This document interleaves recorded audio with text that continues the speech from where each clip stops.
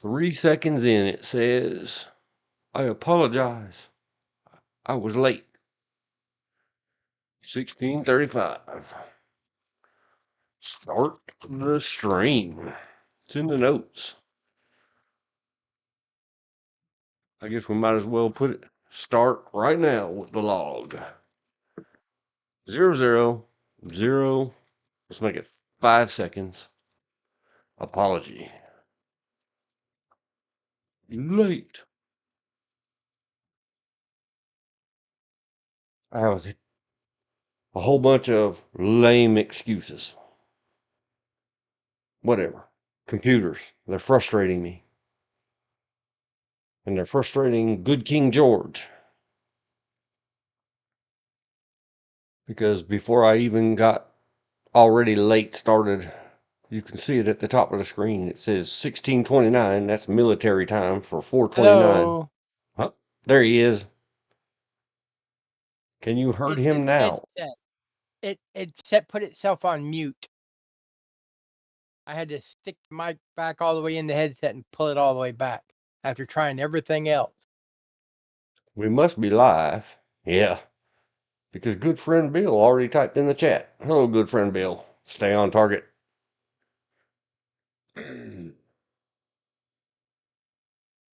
Almost there. Stay on target. And pull it all the way back. Trying everything else. Can barely hear you. No, that was reverberation from the computer. I have to mute the YouTube channel to talk on the, because you know the delay. Yeah. Very good. So did you find all the settings now? It wasn't a matter of settings. I had to push my mic all the way in the headset and pulled it back out, and then it, because when the light's on the little mic, it means it's muted. I tried switching ports, going into Windows, going, okay, everything's set up. Yep. Going into Discord, yeah, it's supposed to be my headset. One of these days, we might be able to afford new equipment. It doesn't matter. I've watched some of the most well-rewarded streamers with most of the well-rewarded money with tens of thousands of dollars of stuff wrapped all around them to try to stream. And somewhere a setting got wonky, or I haven't tried to use it yet. Supposedly an easier, faster, better. I don't know. I haven't tried to use it. Free for some, called Streamlabs. Streamlabs is a simplified version of what you're already using. That's what I'm guessing, because a lot of people who do a lot of streaming use it Yes. and have a lot of problems. One of the more how-to streamers says, once you get comfortable with Streamlabs, delete it and move everything over to OCS. OBS. Yeah. Hold on. Technology failures.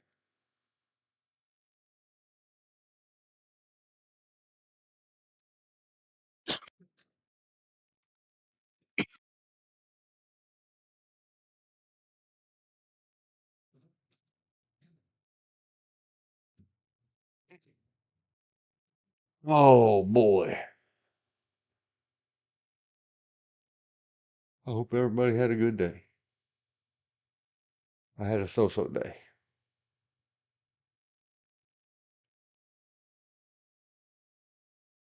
The take the pain stuff is still ongoing.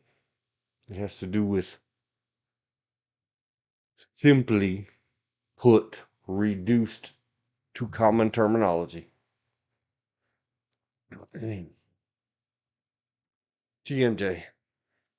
Blah, blah, blah. It's a joint where your mandible meets your skull bones directly in front of your ear bone. For about a week now, at least 6.5 days. Could it possibly be your inner ear? Nope. Okay. I have been suffering this madness, and when the joint is out of joint and the inflammation is the inflammation, it starts at that bad joint and works its way along. It's what they call phantom pains and all this other garbage, because it's a problem with a compressed or stressed or inflamed nerve. And when it's misguided signals, there's nothing you can do about it. Take the pain. But right now, this afternoon, it has reduced itself to, let's say, 6 on the smiling face to crybaby double faces chart that they use in all modern hospitals instead of 10. It's been cycling between 9 and 10 all day, and then for no good reason at all, decided to calm down. TMJ. And the art of take the pain. You'll have to go back and check the description of the last stream, I think. Let's check over there. Leroy Jenkins. I don't even know where it's at. Yes. Last stream. Streamed 1 day ago. I thought it was 2 days ago. I don't think I streamed yesterday. You didn't. This is another sort of annoying thing about the tube. That you just got to take it. So the 2 day ago stream, number 14, has all the links and information about shut up, take the pain. It's from Platoon, 1986. It's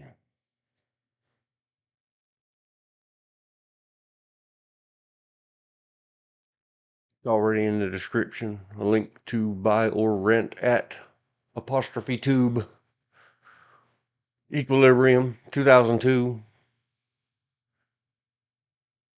No matter how many times I've looked it up, and I've probably seen it a dozen times. There's very few movies that I have to see more than once. And some I can just watch a lot. Equilibrium 2002. Stars that Bean guy that dies in all the movies he's in. Or unalives, however you say it. I put a warning. I'm still trying to learn the lingos. Yeah, he has one of the highest records of death in film. And then it also stars, he was Batman. He was John Connor. Most memorable to me is he was the American Psycho. And in one of his earliest, he was a very young boy slash man. Empire of the Sun, maybe? I can't think of his name. Brain is frozen. Empire of the Sun at the IMDb, not a sponsor. From 1987. It's a very good movie. I'd give it far more than 7.7, but I don't do decimals if I can help it. And it is Christian Bale. It has John Malkovich, who's also a fantastic actor. He's the real star of In the Line of Fire with Clint Eastwood. John Malkovich rocks, including that movie called Being John Malkovich. Very strange. Yeah, I liked him in The Man in the Iron Mask. But Mr. Christian Bale, It doesn't matter what else he does. And these are all very good movies he's in. He helps Yeah. bad movies become not good, not bad, just a movie. He's a fine actor thespian. He made American Psycho happen. That is a fantastic. It deserves 9 out of 10. In my humble, probably wrong, blah blah blah qualifiers and disclaimer statements. Opinion. Good enough, tube tube.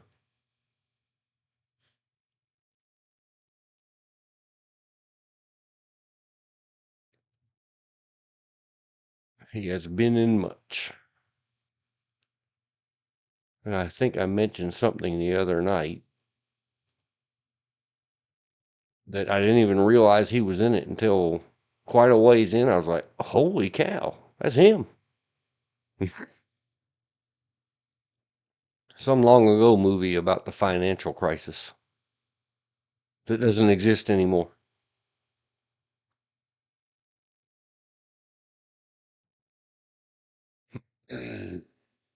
The Big Short, 2015. It was free the other night on the tube, so I let it play. I think 7.8, but I will round it up to 8. It's very fair for that movie. It was a very good movie. Yeah, I did talk about it on another stream, so I'm not going to talk about it on this one. It's got everybody in it, everybody that ever was. Steve Carroll. Some people likes him. Some people don't likes him so much. It has some famous singers, some famous magicians, some famous comedians. Look it up at your favorite lookup spot, even if that's just Google. Not a sponsor. Somewhere it should have. There it is at IMDb. You go to all cast and crew. You'll be amazed. Or you can just go watch it free on YouTube. I made a note somewhere that we haven't plussed up any subscribers in the last few days. But we haven't minus any subscribers in the last few days. So I'm very happy. Thank you, all 385 of you. Please stick with it. Share it with a friend.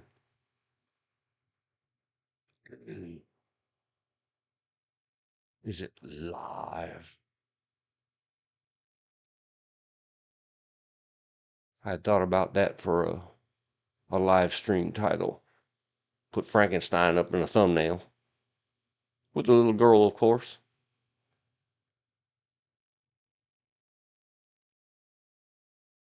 The only thing color on it would be the color of the flower, even though it really was a white flower. I don't know why. Color it yellow. Because why not? And then, of course, I mean the original, the one and only. I've seen the later ones, the 90s ones, the 2000s ones, all of them's. None of them do the book justice.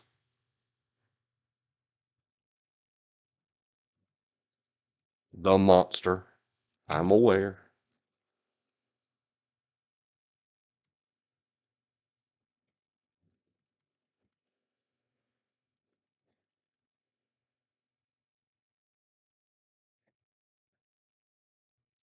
That picture right there, which is soon coming, where they're sitting at the edge of the lake.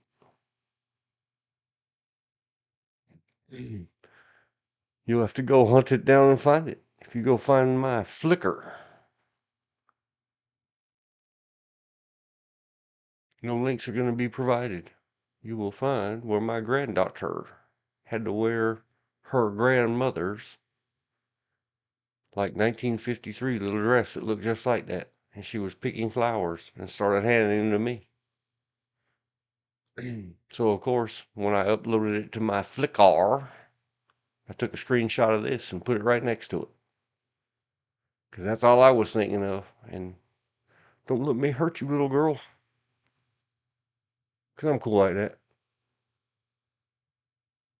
Frankenstein.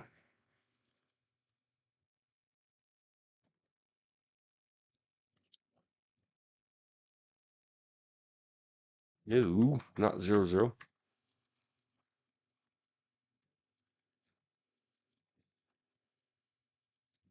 Frankenstein and the girl. And I know she has a name. And I just saw it the other day when I was looking up and thinking about putting as a title for a show.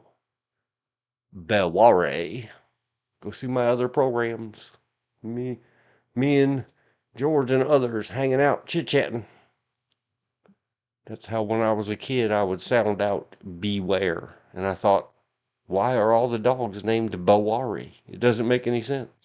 Bowari the dog.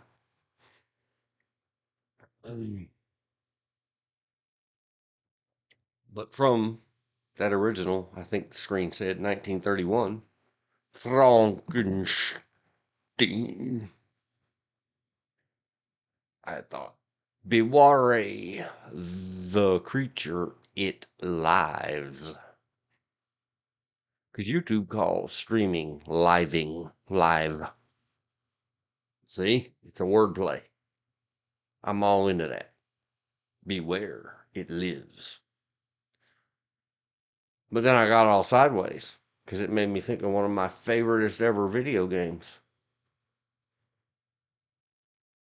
that you could play stand up or tabletop. I can't think of the name of it right now. Video game. What's that for? Google bar. Video game. It's got to be like early 80s.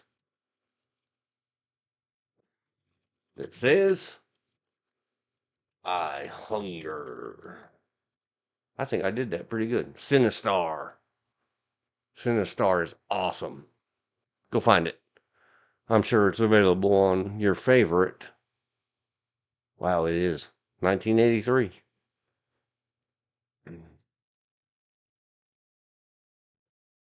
See, he says, beware, I live. And he says, I hunger.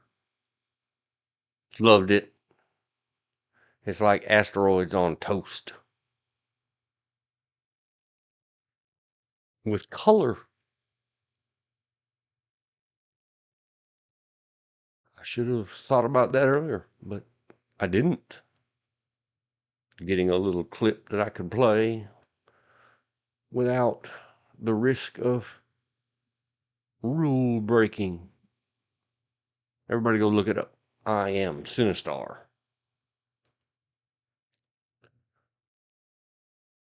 I like that whole I am thing. You can tell. It says so right there.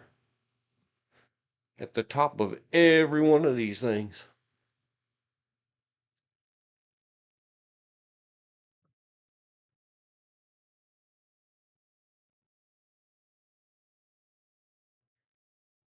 I can't tell if your green circle's blinking, Mr. George.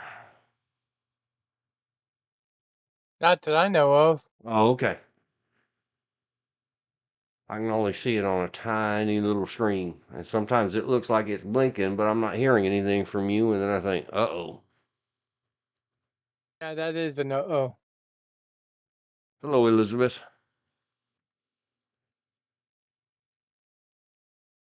Yeah. 19. We'll say 19. It was probably earlier than that. I am Sinistar. 1983 video game. Even though I want to spell it the way all the cool young people do, I'm not. I'll say video game today. Maybe today only.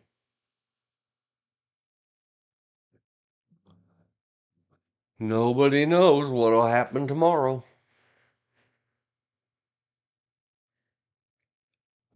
hopefully the same thing on the same bat channel. Same bat time. Same bat channel. Fantastic show from was that the 60s or the 70s? 60s. Well, probably 67, still in syndication. 78, I believe. Oh, let's see what happens. Bonnet in the back. Autoplay was blocked.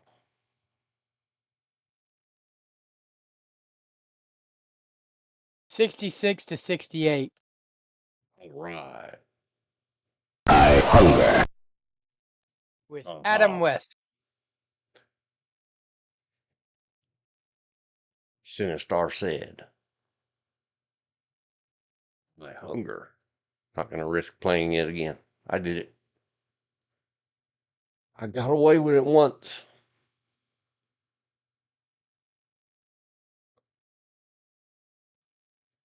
Next on the list. What do we got next on the list? I put in there a thing. It. I still haven't decided whether or not I should try to copy paste. My favorite is red balloon next to it in all caps. Probably doesn't need to be in the warning section, but in case another programmer happens to come across this. Besides just the frustrations of normal life, George, of technology. Yep. And I have discussed up on these streameries before.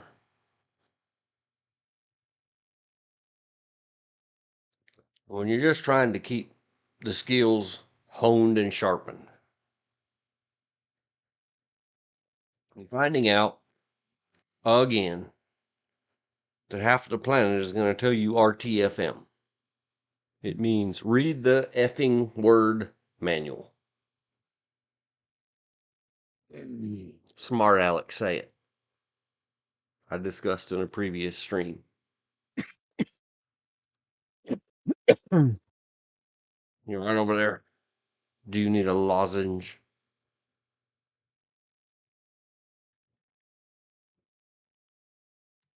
Heads up. Before you tell anyone to RTFM, write the FM, not the radio. You nerds know what it means.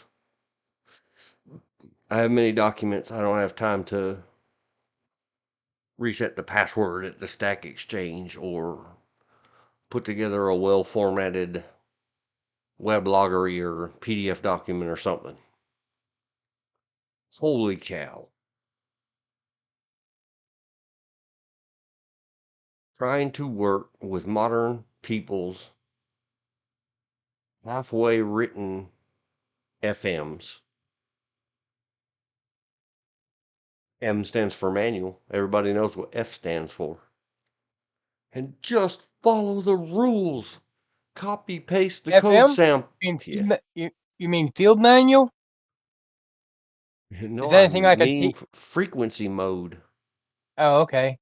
Well, F. FM also means framing.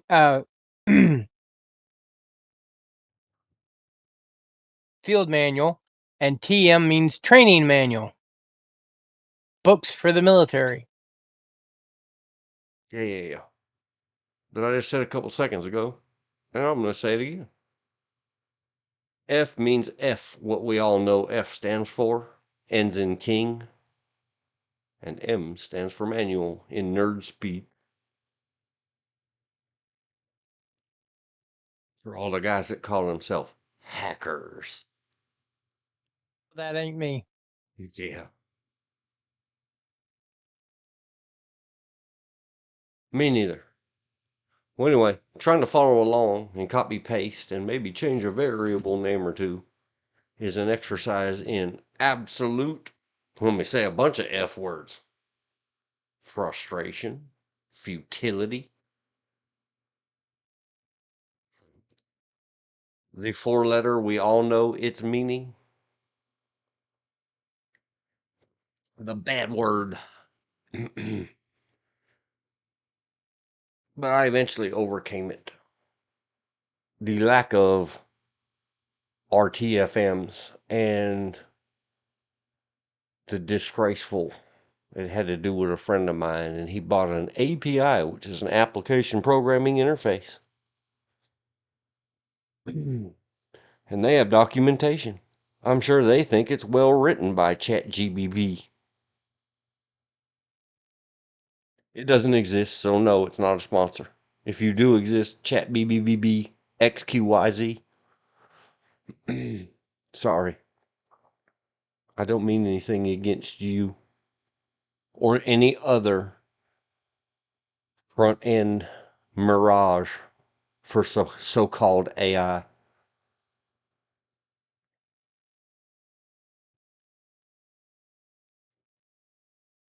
Yeah, but I got past it. Maybe one day I'll just publish the code the way it is. One place that you can cuss and swear and act like a little child in all caps and say all the cussies you want to is in the comments of your own source codes.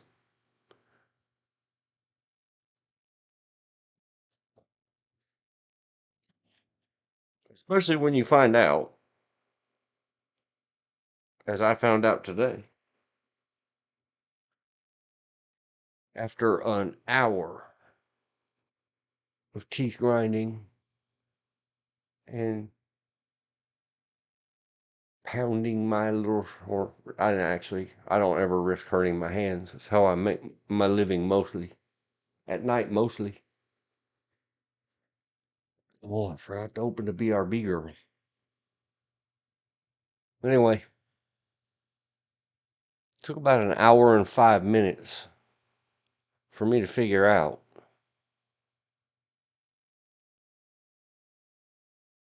Let me just put it up here in the notes. Programmers will understand this.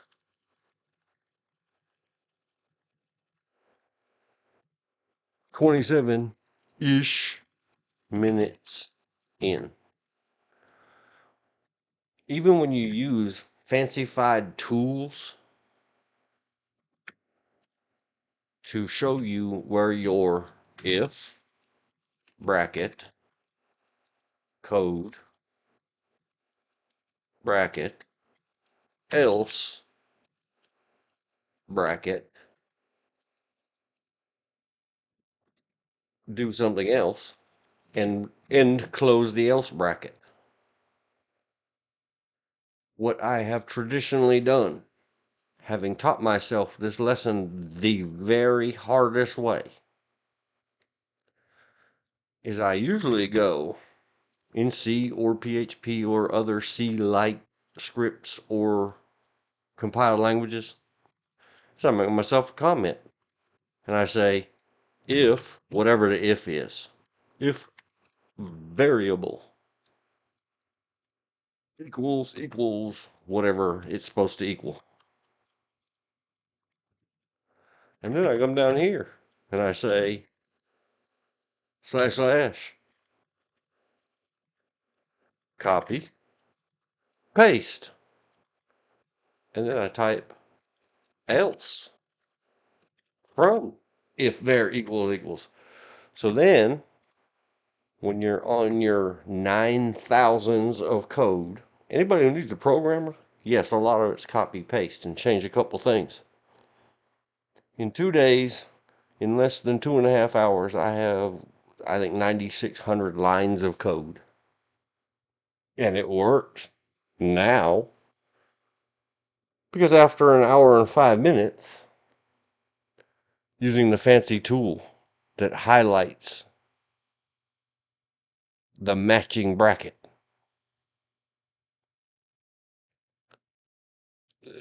it doesn't matter.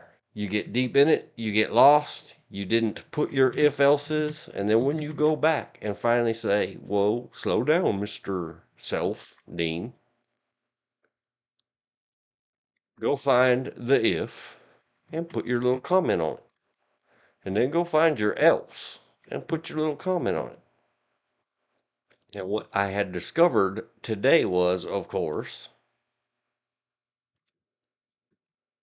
is that here under else, I had today code that needs done below outside of the else, regardless of what variable equals. I needed something to run every single time the code ran.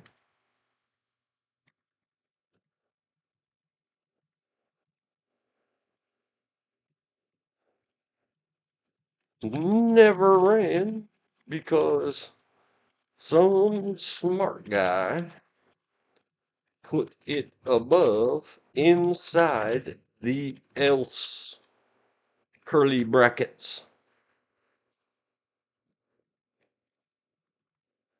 Yep, I did that. Cost me an hour and 5 minutes. Programmers know.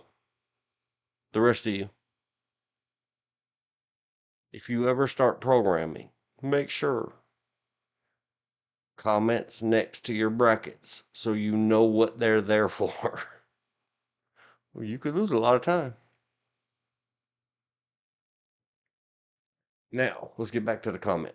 The comment says, what I love is when I got my newest laptop because the keys fell off the old one.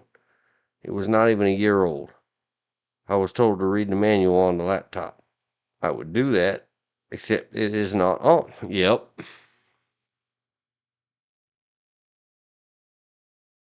Oh, computer people. All people. It's all good.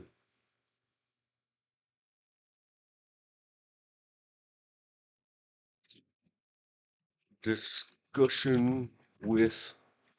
I think we need to delineate that somewhere.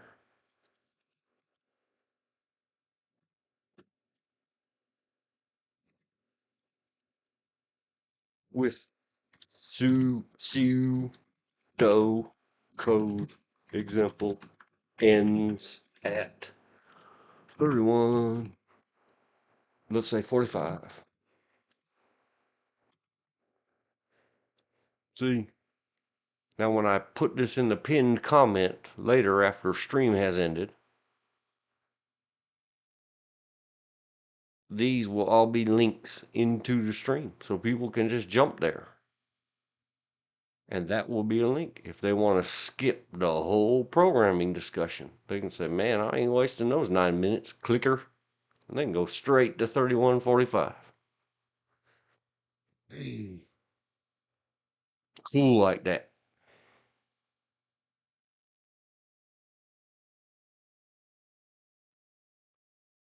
And then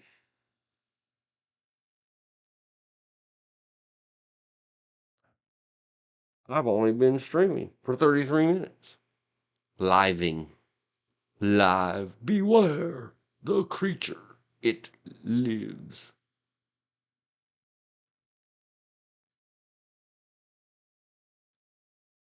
I have to pee. So do you want to tell a story, George? Or do you want me to put the BRB girl up on screen? Put the BRB girl up. So you're going to force me to go find musics? No, All right, I'm let's having see. to Search do some for stuff. BRB girl. Skirty. So I will say, we'll be right back. And then I will say, be right back in the chat. Starts at 5:09 p.m. Eastern U.S. time. I shall return.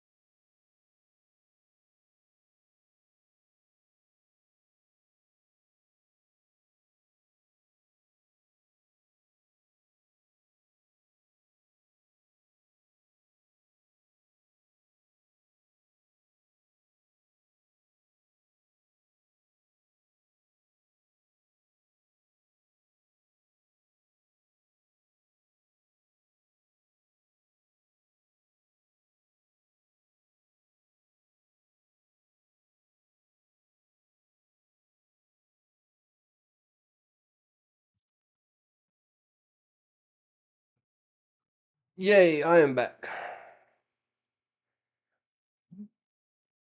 No more tingly feeling.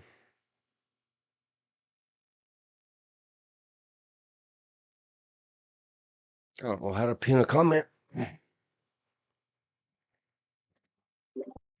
One of these days I'm gonna smarten up about this stuff.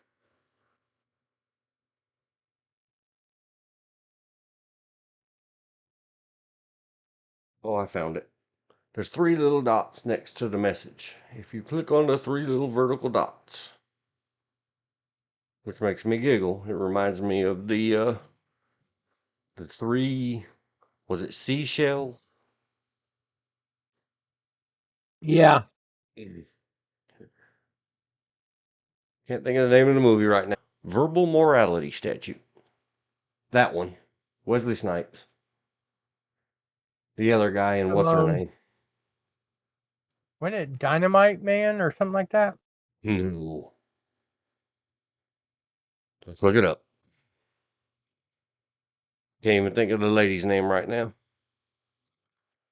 Wesley Snipes, Sandra Bullock. Demolition Man, 1993. Had that other guy we talked about the other day, the Italian Stallion. I forgot it had Dennis Leary in it. He's in that movie where he keeps calling somebody's shark boots fish boots. And a saying was born. I don't recognize all the others. Very good movie. Lots of you kids today would call it meme stuff in it. I just call it sayings that you can say later and prove your movie nerdery. 6.7. It's underrated. I'd give that one an 8 out of 10. 4 out of 5. Yep.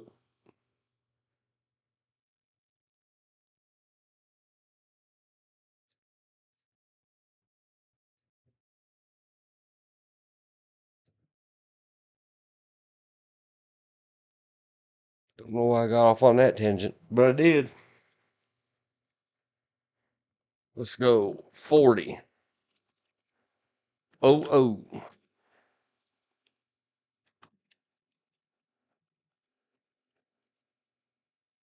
Warnings, warning. Number one.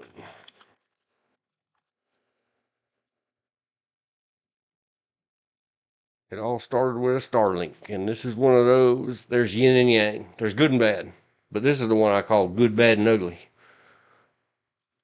Clint Eastwood movie. Go look it up yourself.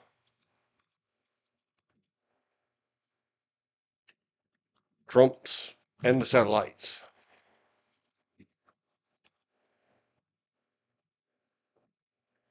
After we discussed it the other day, including how do you spell satellites? I had gone. I had researched. I had found out much. Uh,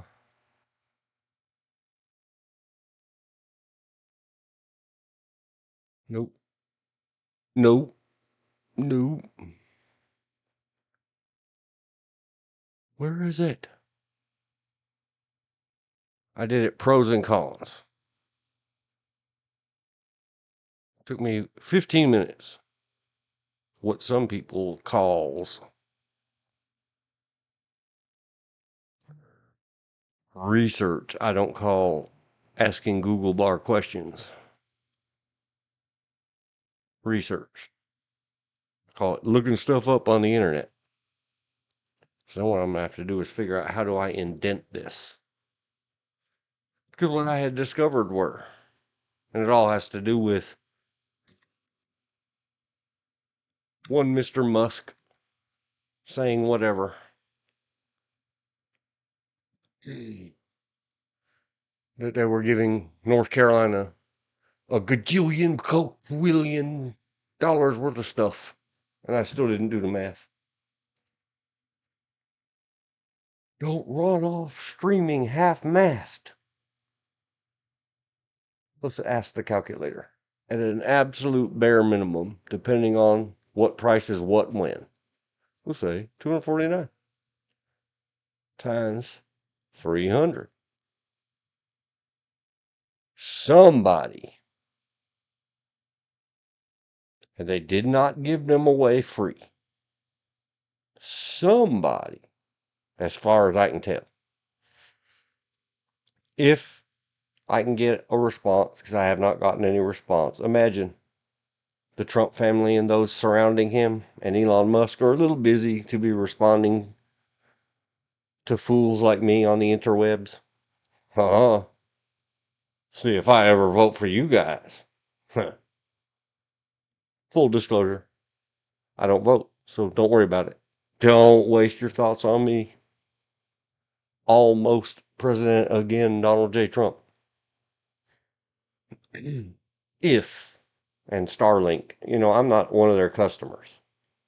I don't blame them for not responding to my inquiry about, did somebody actually give away that stuff, or did you just shift inventory into the neighborhood? At a bare minimum, they gave away 74,700 USD dollars in verifiable, at least, Her Royal Majesty. She should be Supreme Court judge, whatever they call them.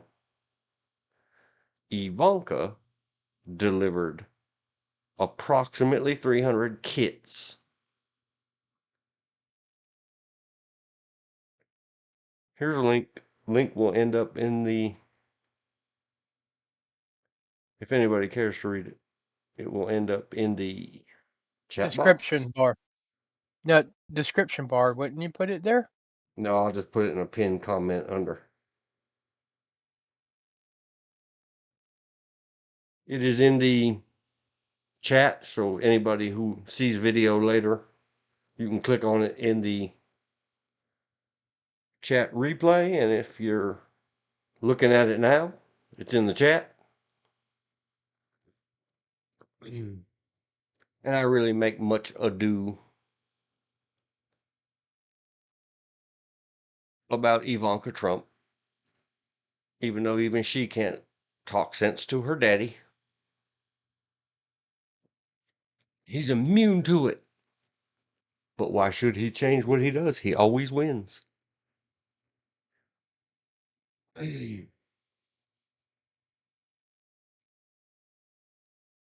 But I have said before on these live things, and I'll say it again real quick. A good thing became of the lunatic ranting, like this is lunatic rambling. Back in the day, once upon a time, when we still couldn't speak the 5-letter T word ends in ump name, because he was the president. And she was one of those highly paid, highly skilled advisors in our White House to the POTUS.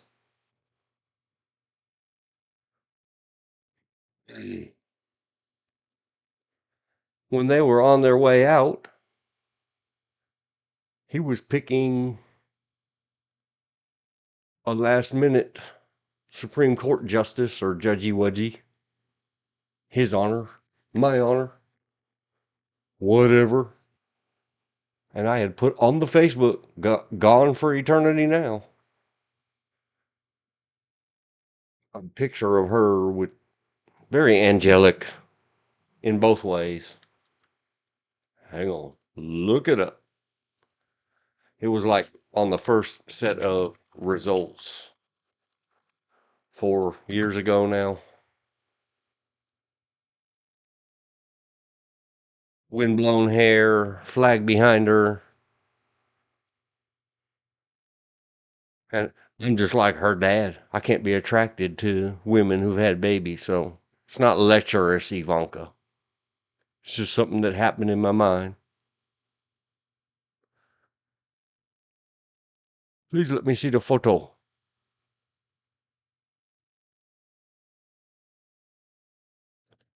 Damn you, Mark Zuckerberg. I mean, Ding dangerly. Give me my backup of my space base.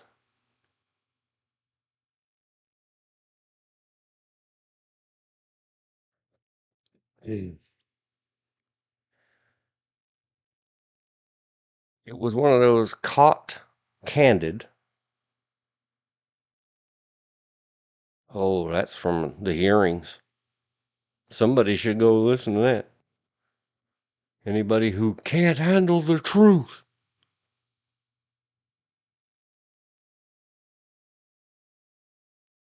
It's along these kind of lines where that's just a background at some kind of stage she's on. Big fancy screen. It was that kind of thing. I guess I'll never find it again. I hate you, Mark Zuckerberg. In a loving way. You are the lunatic who thinks you're in charge of an asylum.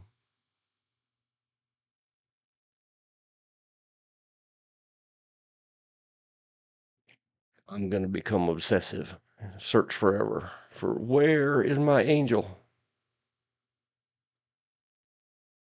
AKA the I can't remember her name daughter of former and future and current President-elect Donald J. Trump. Ha!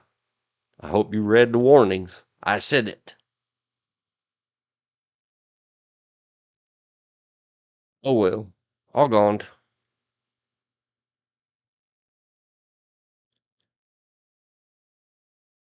Because it was an image from the internet and I took a screenshot of it. I can find the image somewhere in my backups. Put myself a to-do list.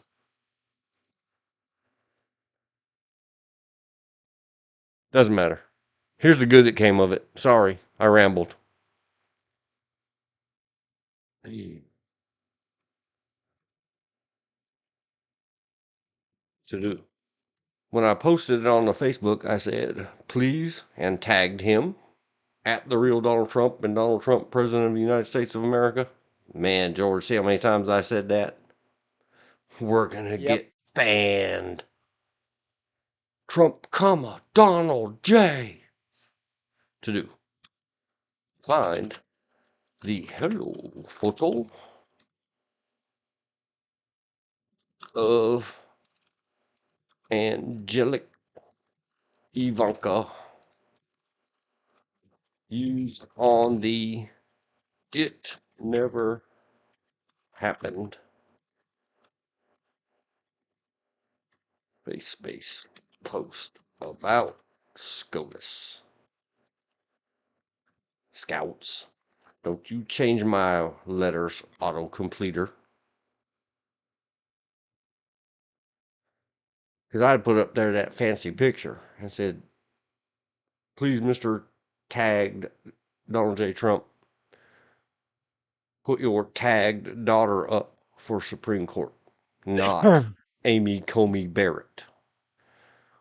And all the know-it-all friends I have that know it all, even the Trump lovers, jumped all over my case on the face space about how you got to be a lawyer, you got to be this, you got to be that. And I told them all, well, you go find me where it says that in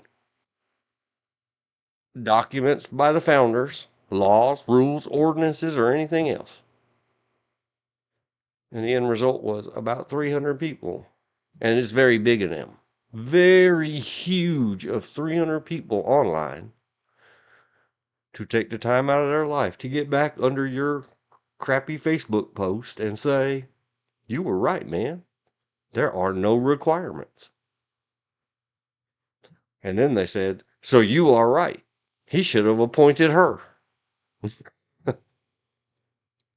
He probably asked her and she said, oh, H, no.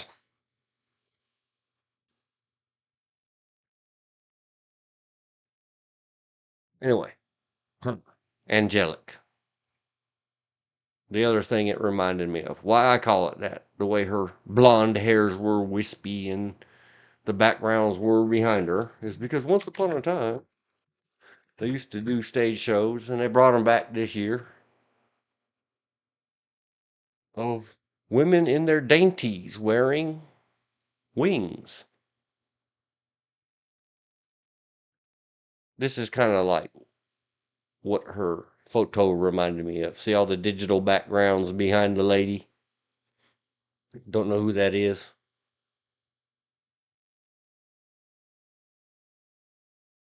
And that might be is that the famous T-girl Victoria's Secret? Oh, I don't care. It's all about the braziers. I mean the angel wings. But that's what I thought of in an entirely platonic way. And no,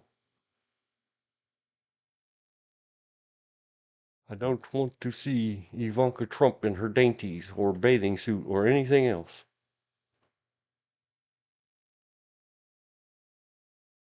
So that's why I said, Yeah, for height, you might want to rephrase that. huh? You basically said you wanted to see her naked. No, I said I don't want to see her in her dainties or bathing suit or anything else. If it needs clarification, and good King George says it does, let me be clear about this. I don't want to see her in anything less than a good, proper, Suit. uh, a good and proper hides all of her figures and any might be deemed attractive facial features, like a burqa or whatever the other name for a burqa is. I don't remember. Or one of those ancient old American words are escaping me. Let me get back on target. Puritanicals, tater sack dress that has a neck frill all the way up to her chin.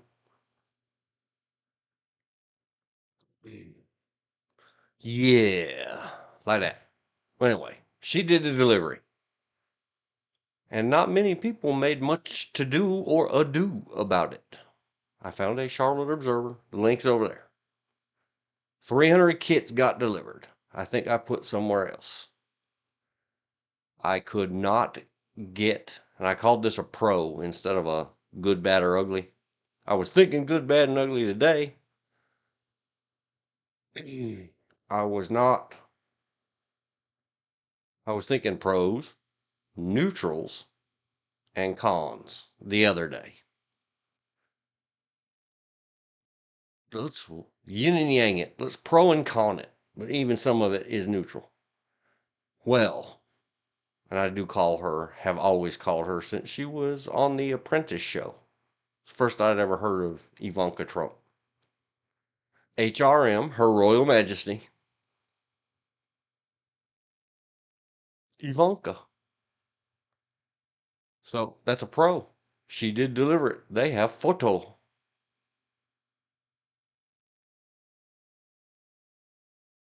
Another pro.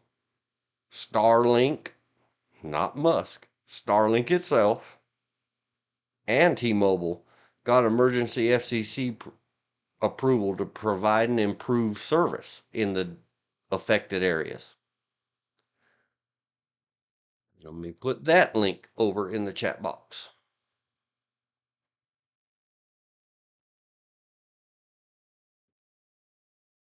As far as I can tell, I don't know if I put any of the other links up here, because this was all about them, not anybody else. Verizon and someone else offered all kinds of free stuff as well. I don't even remember who the other one is. None of these are sponsors or product placements or anything, and I make no claims for or against anybody's service. As far as I could find, going off on this emergency FCC approval to provide new and to improve existing service in the affected area. Many searches provided nobody else trying. No one else submitted applications. Utterly neutral. And this goes back to these topics swirl in and over each other. Clinton's may be plural. That's something else that was on the list. Build up a better list. Haha, that never gets done. Let me say neutral. And then I'll tell you. The White House / FEMA on September 30 announced dozens. Then they changed their words to up to 40 on September 30th. Starlink dishes. They didn't call them kits, just dishes. Starlink dish without the rest of it, the router and everything else, is not a kit. But what do we expect from our current commander-in-chief? For use in quotes, I added this, I should have used hard brackets. For use in NC. They didn't say whose use. So that's why I called it neutral.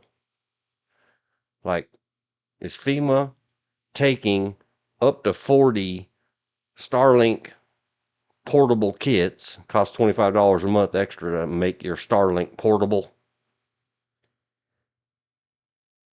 for them, for their own use, and then they're bragging about it like they did something, and how that neutral can almost, I thought hard about moving this White House, and because the White House has never said anything else since.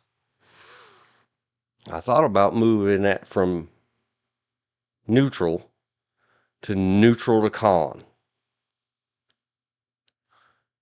Because as soon as they said that the White House was going to send dozens, and I don't mean to say so many evil, awful things about the Clintons. I really do apologize, Bill and Hillary. But it is another thing that is a constant saying between me and my lovely missus, that every time a bad thing happens, we ask, oh Lord, is Hillary going to throw satellite phones on those starving people's heads?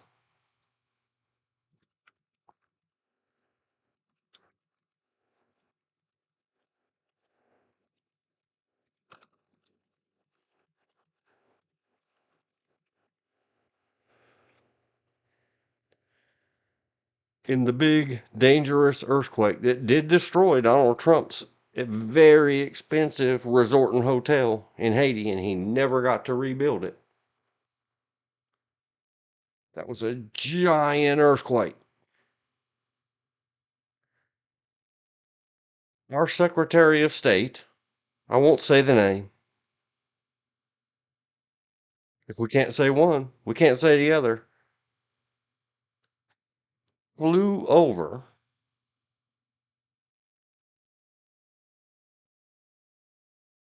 as many as 25 satellite phones, and they dumped them out of a helicopter.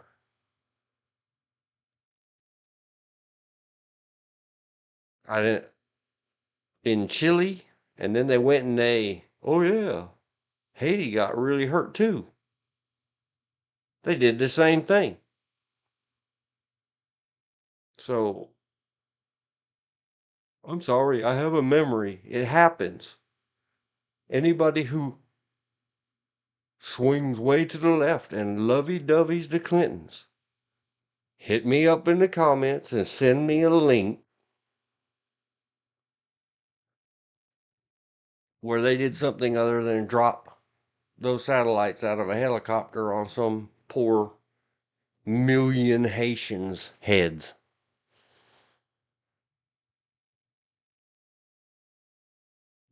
Because that's how me and the wife and everybody else remembers, well, they need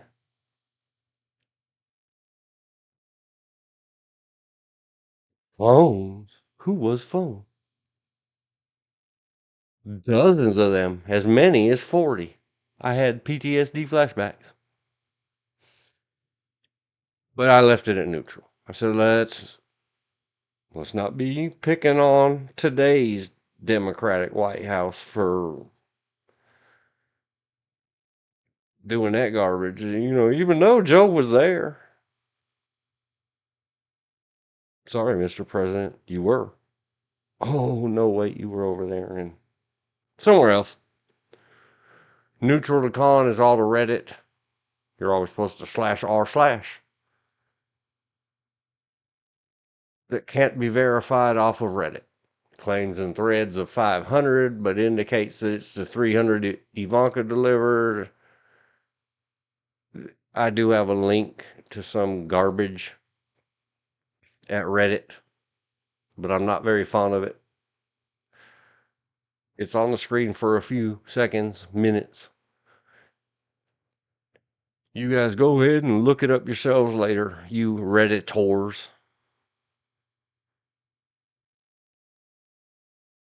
Now we get the negatives, the cons, the yang.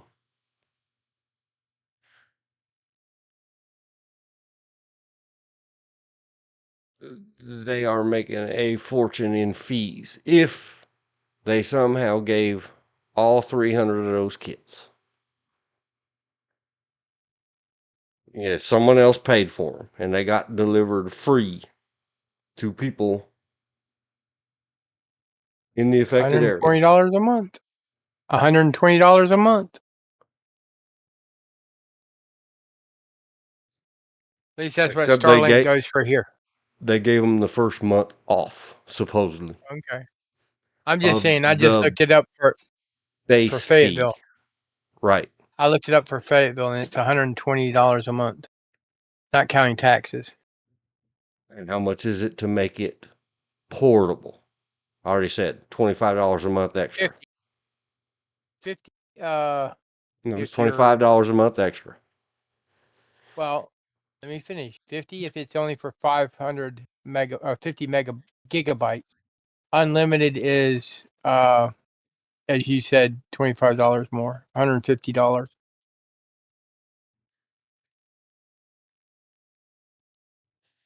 To take it out of the GPS coordinates of the address at all,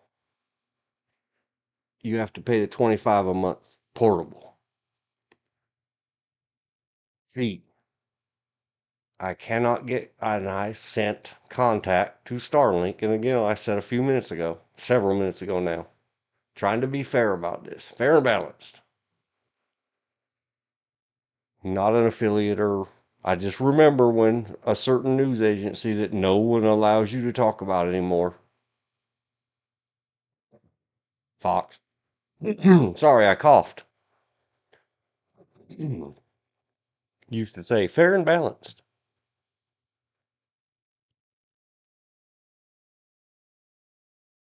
So best case scenario, if they really did deliver all 300 and didn't charge people for the kits. Because otherwise, if they just made the delivery free and made that on her, shame on you, all of you. That's filthy and disgusting that you made almost $100,000 or almost 80.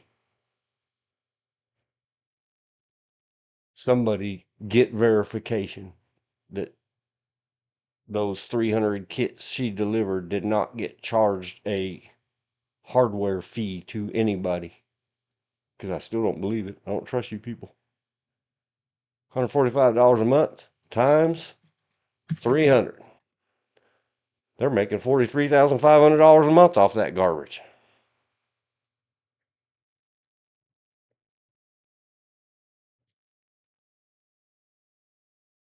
Per month.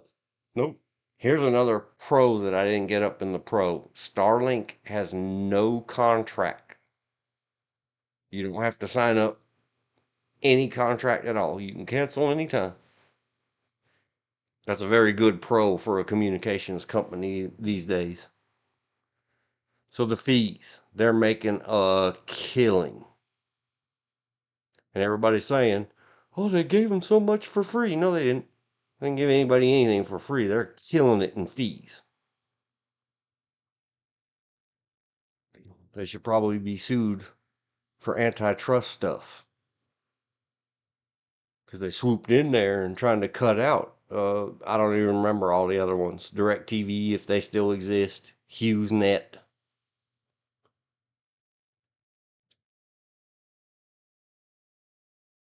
Well, we discussed it the other day, straight from the Starlink website, how they ain't giving away nothing.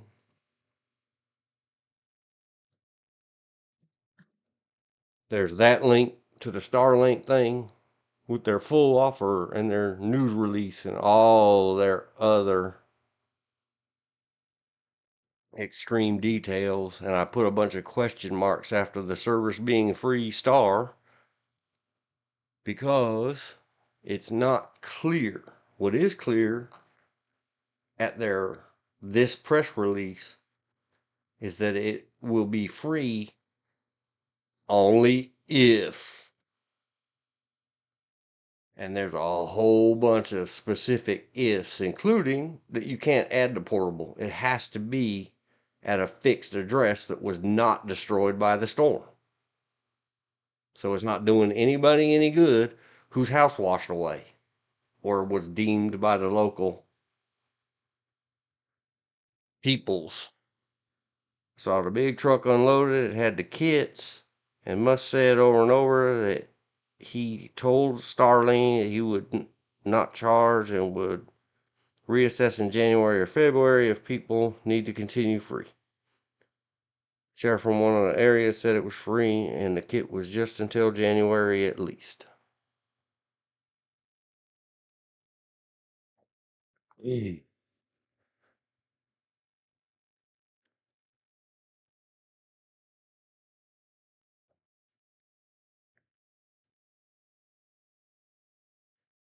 The equipment is absolutely not free. They're going to bill the government of North Carolina for it. The local agencies are going to be fully reimbursed plus some management expenses by the executive order from Roy Cooper. They're getting theirs. That equipment is not free. And that's really spelled out clearly at these two Yahoo links that I am not putting in my Chit-Chat. I didn't really want to leave them up there because every article I can seem to find from Yahoo about Mr. Elon Musk is utterly negative and biased, and it's just, he's bad enough as he is. He didn't become the richest guy in Earth because he gives away everything. But they always find a way to include their opinions or biases on how he may or may not have treated and interacted with the trans kid and all this other junk that has nothing to do with nothing. Sorry, Yahoo. Do you Yahoo? Not a sponsor, not a supporter. I still have a yahoo.com email address. But it is what it is. You guys need an editor? Holla. Put away some of that bias. The PC Magazine article, they're very nice. They call it improves the deal.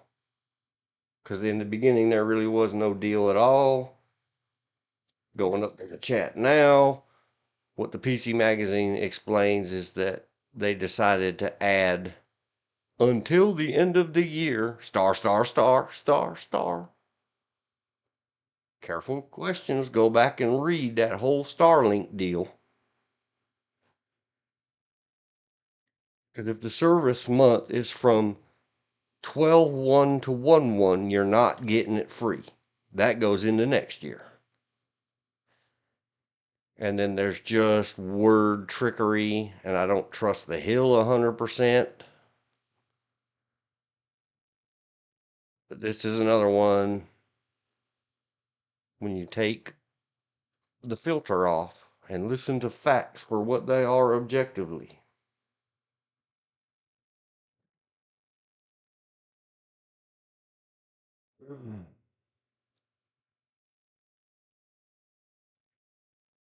They explain in conversation and some quotes from Elon Musk that the word free is never used.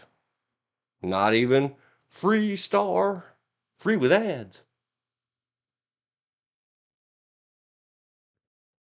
Because like I said, they've got much better things to do, like rule the whole damn world. Or hopefully Starlink's out there taking care of their paying customers.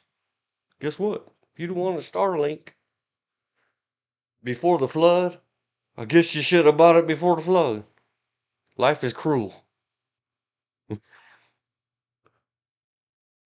And there's still confusion on, because I do have screenshots somewhere back before the flood, and I didn't put, maybe they fixed it by now. Let's go back to the search bar. Before that storm and them supposedly giving away everything for free,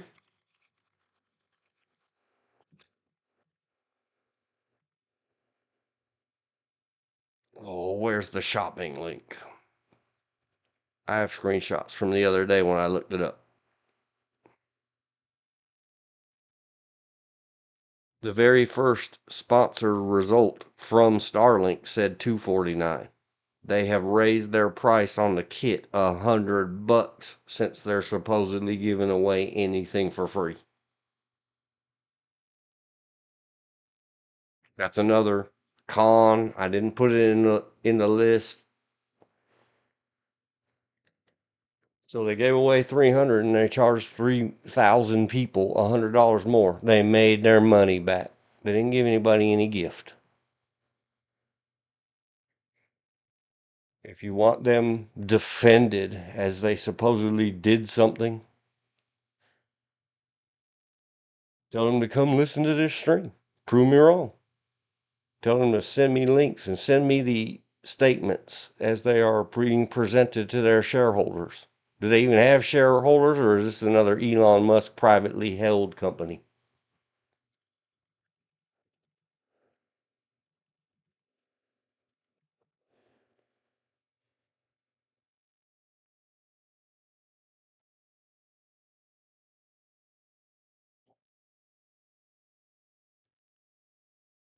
I don't understand. It's not listed on. It's penny stock, sub penny. I don't know. If they have shareholder meetings, how do they explain giving away gifts to the shareholders? Someone send me a link to that.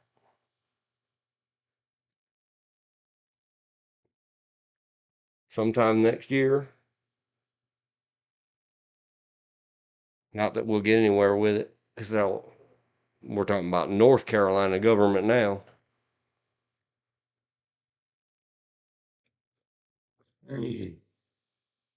And they already are an utter black hole of us versus them, tyrants versus peasants, not the government. I can speak about you any way I want, North Carolina government, at every political subdivision thereof. You're disgusting.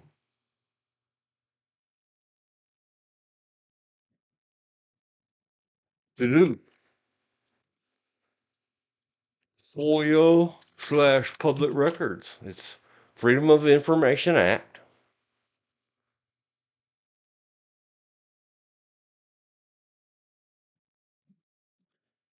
I put the timestamp.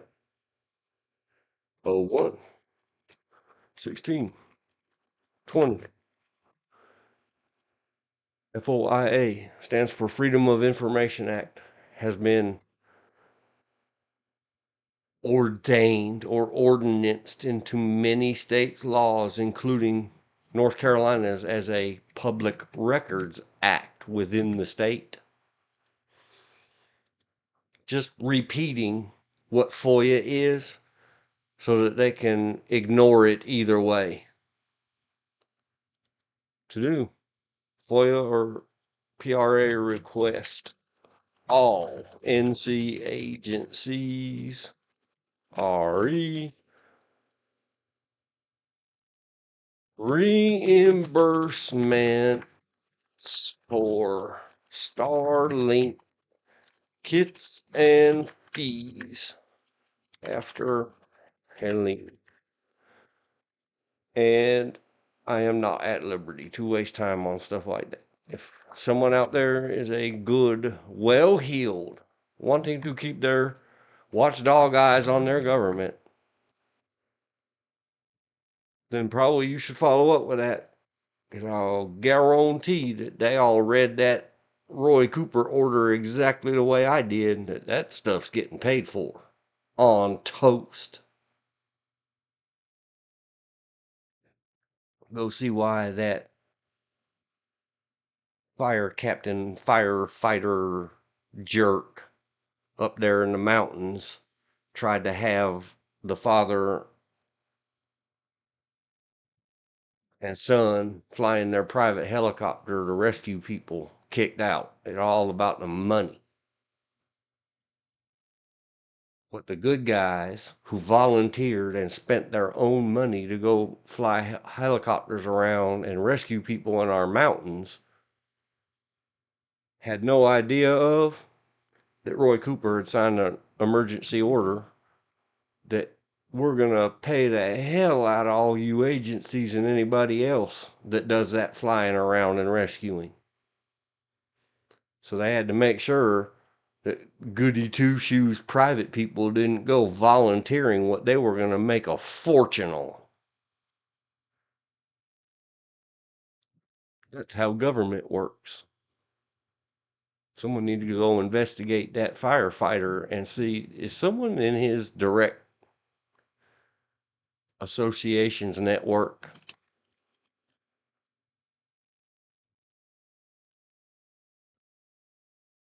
own a local helicopter service, making some of that flying into water bottles money?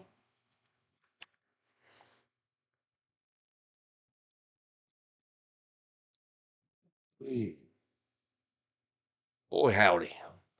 Takes a lot of ground to cover, but trying to keep things on the equilibriums, on the fair and balanced. That's what you got to go through. Be careful what you say or allowed to be said online. If we take it at the only verifiable face, Ivanka Trump delivered the 300 kits.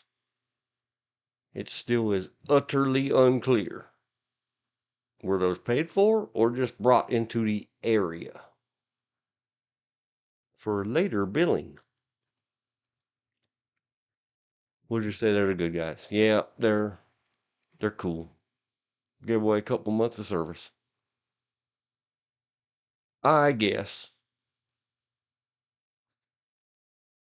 And then we'll go back to the Clintons, maybe plural. And the Apprentice-ship I had to. Life gives Dean puns, he accepts. We already talked about her as Secretary of State and the silly satellite phones.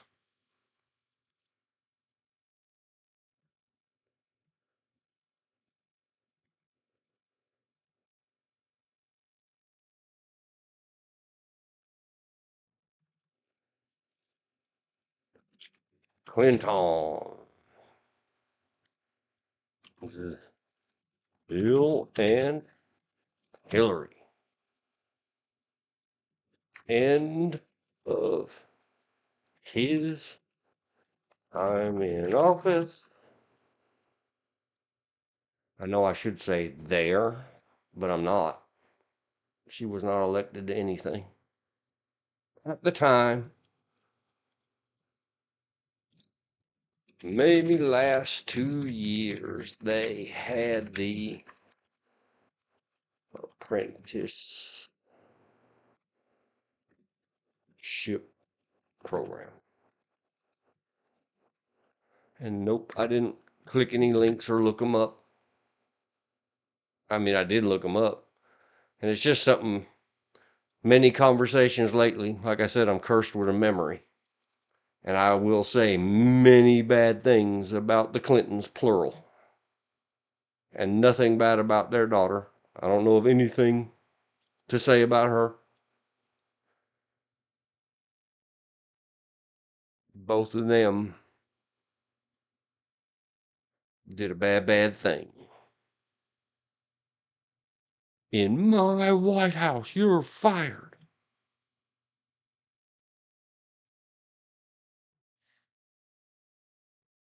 Clinton, Apprentice-ship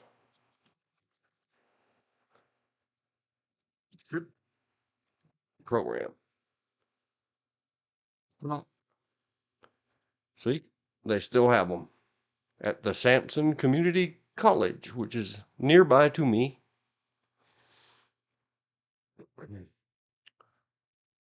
It started 1,000,000 years ago. Let's find it.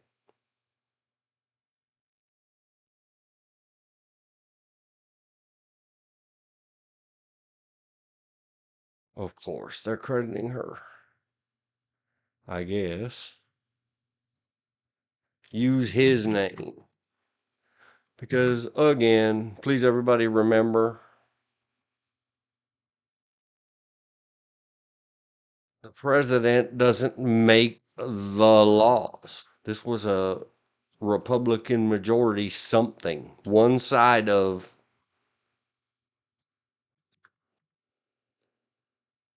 it's in the chat, the LA Times article. Let's get it into the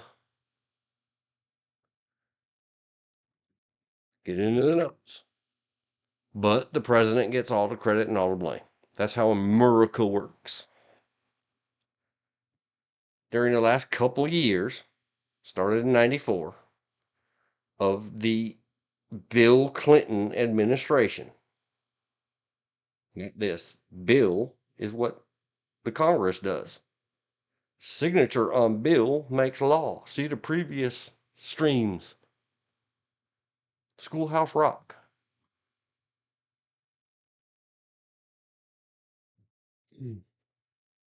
At the time, and they made much ado and to do about it at the time. And the president gets the credit, even though the only one I remember right now is Newt Gingrich. Sorry if I mangled your name, sir. And I understand he's a talking head on one of the paid talking head channels these days. The Congress pushed hard for they're very careful to say school to work system.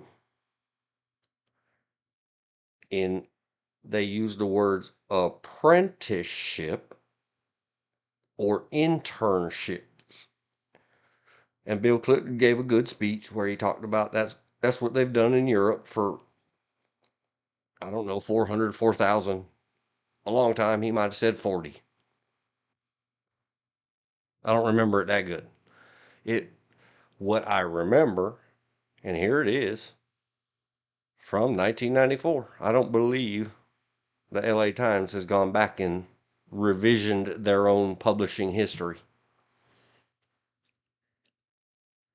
What it was what everybody not the president and worse, the dash R majority of one of or both of the houses of Congress were Republicans.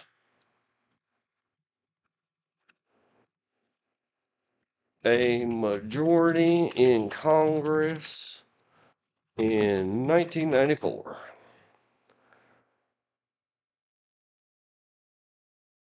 The Republican Revolution, a 54-seat swing in membership from the Democratic Party to the Republican Party, resulted in the latter gaining a majority of seats in the House of Representatives for the first time since 1952. That was the midterm, I think. Yes. It was a big deal.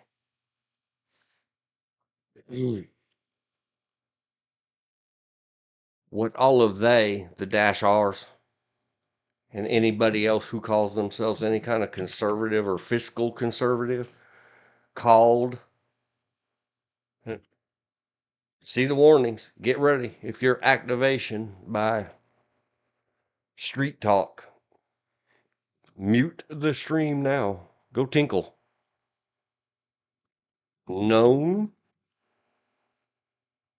I can't spell colloquialism. Locally and lovingly as welfare to work. They used a lot of language, and they used a lot of Bill Clinton's popularity to get that done, to try to use federal government dollars, loans, grants. I don't know, it's from a movie. The government didn't do this that I know of. Beg, borrow, or steal it.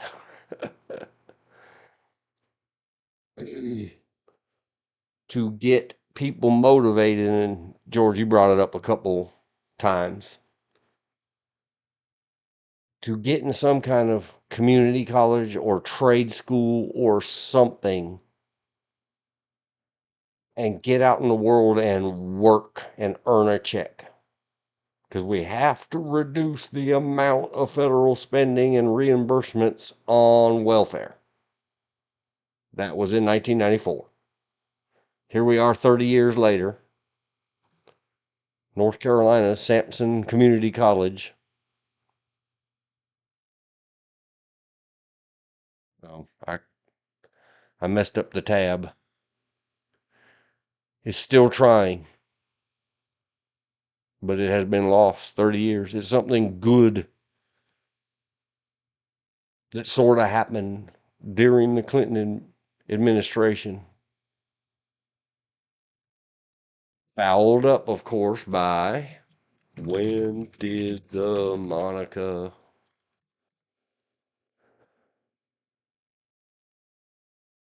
Oh, 94 was his first term, wasn't it? Yes. He served all the way until. There is nothing good he could have done. It was hopeless. It didn't matter how much good he, they, anybody, the Republican Congress, give them all the credit. It's all lost in this. The sex scandal. Yup.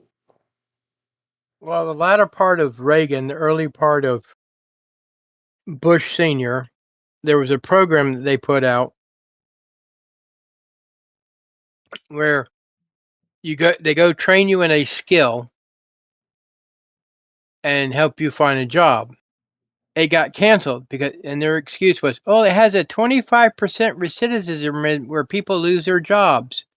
Yeah, but that means there's 75% that actually got a job and kept it.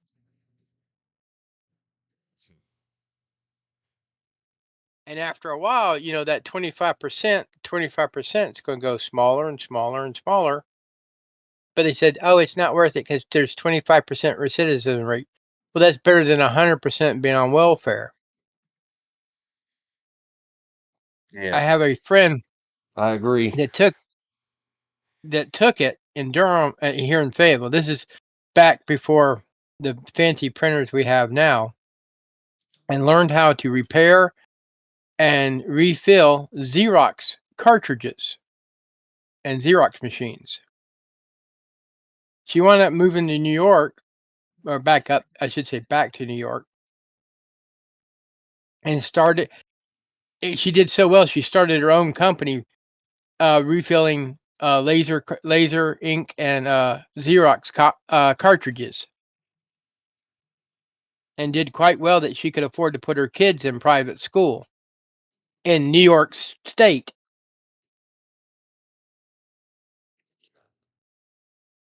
Do you want to keep telling sort of that tangent, or you want me to put the girl up on the screen again? You might want to put the girl up on the screen. I got to deal with an angry rabbit. Angry Rabbit. Remind me to put that in the notes. All right. Oh, I don't have to look her up. I don't think. I'm going to be right back. Hey, Mammy, if anybody types in the chat, tell them I'll be right back.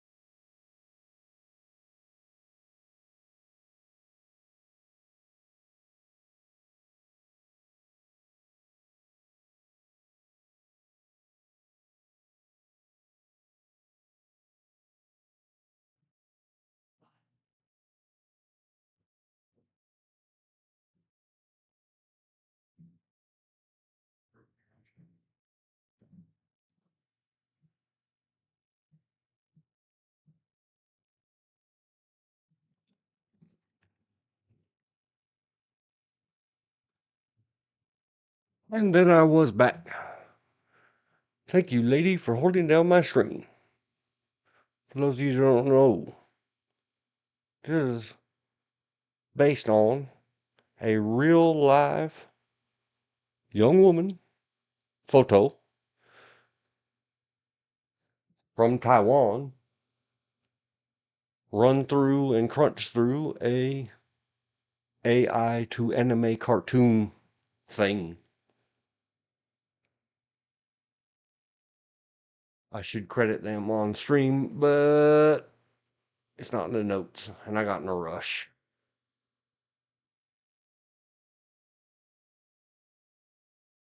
Always in a rush. Everybody got in a great big hurry. So we'll say 01, 34, 20. Everyone got themselves in a great big hurry.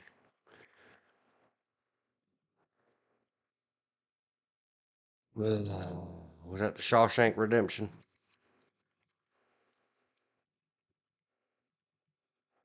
There's so many. There's another one. I will. I put it in the description. Pay attention. Great chit-chat about a bunch of stuff. Let's mark off the Clintons while we're here. We got them done. Catch them doing something right. There you go. And let me remind you, Clintons, nothing you could have possibly done counts against the evil, the vile, the filth you did in my White House.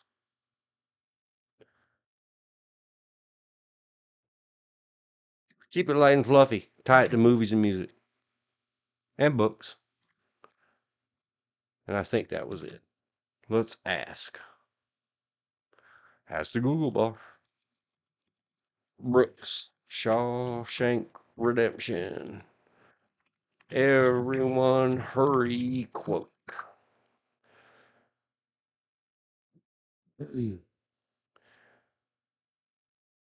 Thank you, Reddit. See, I talked junk about Reddit earlier. Now I have to eat my own food. Because Reddit came up first and it has the exact quote I was looking for. Thank you, Reddit. I don't remember if this is his self-unaliving note or if it's just a letter he wrote to the guys back in the Shawshank Penitentiary. I saw an automobile once when I was a kid, but now they're everywhere. The world went and got itself in a big damn hurry. I misquoted it. Let me fix it. I apologize. I have too many quotes to remember. DW, Said it wrong. It is.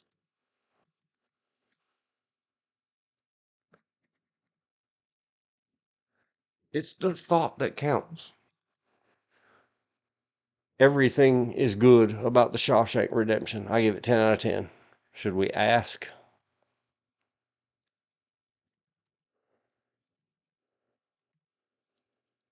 Coincidentally, from the year 1994.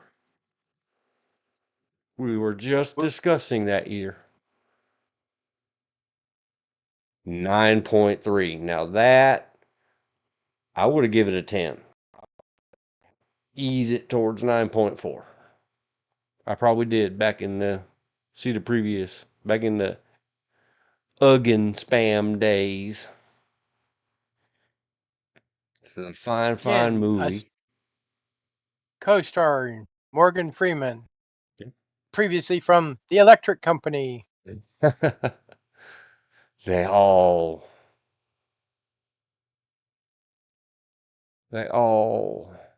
tie back together. It's funny to see the guy Clancy Brown. He's in a lot of good stuff. The original Bad Boys I mentioned the other day with Sean Penn. So many other things. Tim Robbins. He was in, even though I really didn't like it, his role or direction or the writing for his part. He was in Tom Cruise and the little blonde girl who's all grown up now. Top Gun? Dakota Fanning, War of the Worlds. And he Oh, was the narrator. Morgan Freeman was the narrator. he's also in Top Gun, if I remember correctly, the one that took over for Tom Cruise's character's dead partner. First Top Gun. We'll go down that rabbit hole. I don't know because I've never seen it. And I sure didn't watch the sequel. Sacrilege. Sacrilege. No, no, no. Sequel. Sequel's like, the first one's. And long before 1986, I liked both Tom Cruise and, yep, Tim Robbins got second billing at the IMDb. Good memory, George. Good memory. All I knew is that it had Val Kilmer in it and Tom Cruise in it. And other than that, Yeah. I don't care. And I've never seen it. Man, it has And Tom Skerritt. And one of the original nerds from Revenge of the Nerds. Who, Anthony The Edwards? the person that played Goose. Goose. Yeah, Anthony Edwards. Nerds. He's I one like of the Booger. original, the first two nerds.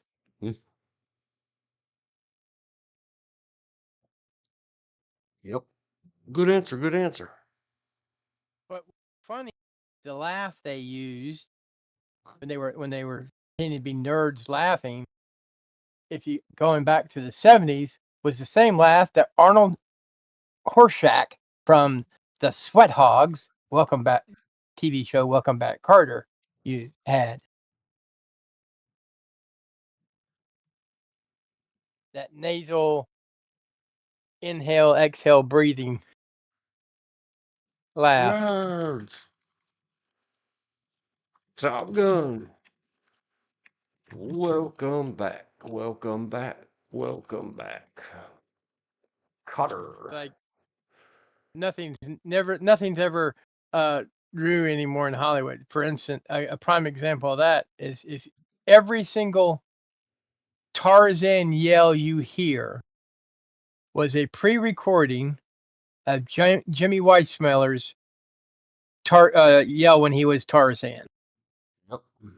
which is a combination of a yodel yell, because he used to yodel. Johnny Weissmuller, that is.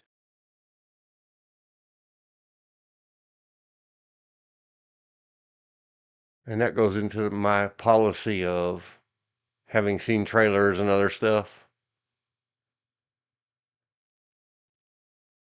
In spite of me liking Val Kilmer and Tom Cruise And no, not for his undie pants sliding across the floor movie. I don't even know what that was or when it was.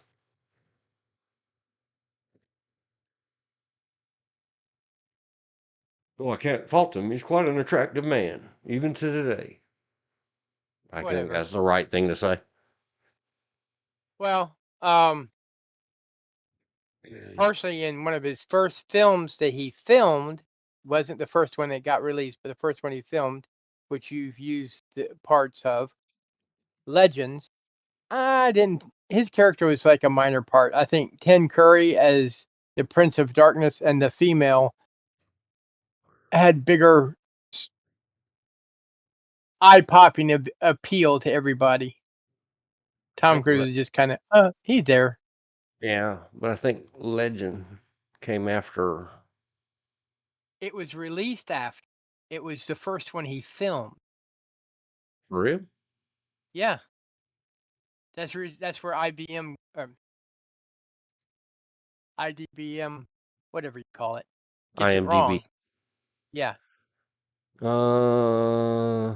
What is TAPS? Military cadets take extreme measures to ensure the future of their academy. See, The you see how year it has 1981. This has a lot of people that were not all that at the time. All the young people. right. Legend was filmed first. Kept Your audio's cutting out again. by. I got Byra. Yeah, it's a huge who's of stars today. I mean, Sean Penn, Tom Cruise, Timothy Hutton. Not all of them.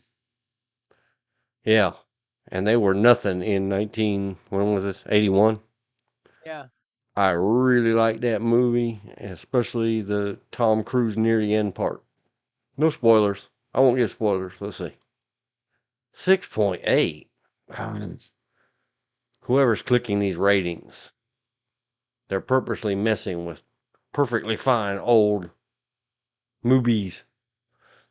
That's got to be 8 to 9. This is a well-did movie. Remember you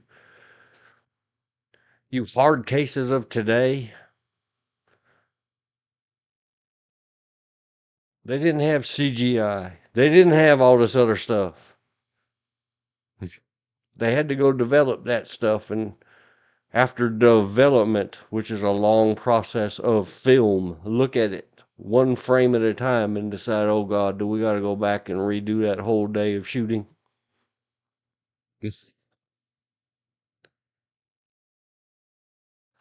Caps was fantastic. Risky Business. Is that the one where he slides across the floor in his BVDs or sorry jockey? Not neither one of these sponsors and his tidy His whities. tidy whitey. So we'll call him tidy whitey. Yes, that is the one where he slides across the floor in his socks and wearing his tidy whitey. And he winds up hiring a prostitute, which winds up bringing him more money by leasing it out to his friends. And he writes a business plan according to Lee. But he lost all his money because her pimp came in and stole all his stuff, his parents' stuff. Well, anyway, and he had to buy it back. later on in life, I like Rebecca De Mornay in movies. If I said it wrong, I apologize. Miss Rebecca. There's another nerd, Christopher Armstrong. Or Curtis Armstrong. By 1983, I had well established my own things of that looks, and I know it's rude and derogatory. I should bleep myself or quack myself. Rip Godfried, we discussed it last time.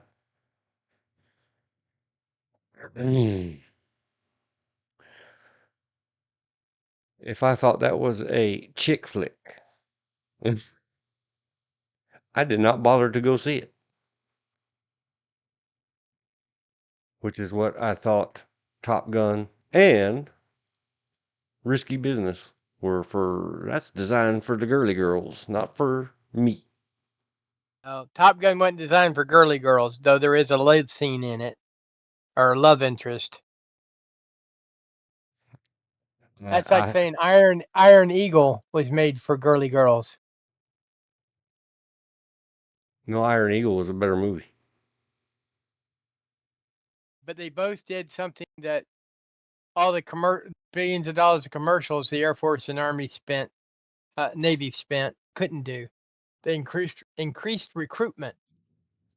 Everybody wanted to join the Navy for a couple years after Top Gun to become a Navy aviator. Tom Cruise Not was realizing 18 when he appeared in the 1985 fantasy film Legend.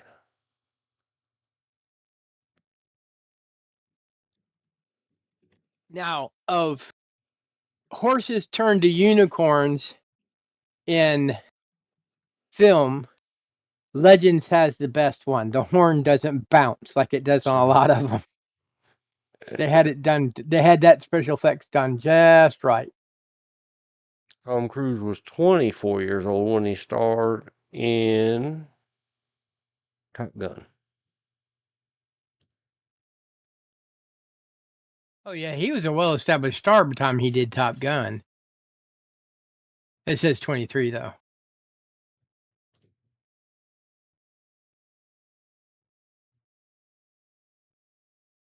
He was 24.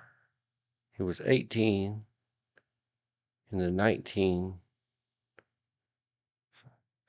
So I guess they did hold that for a while, didn't they? Yep.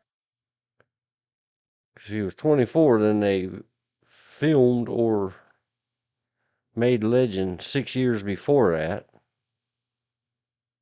but held it till 1 year before. Odd.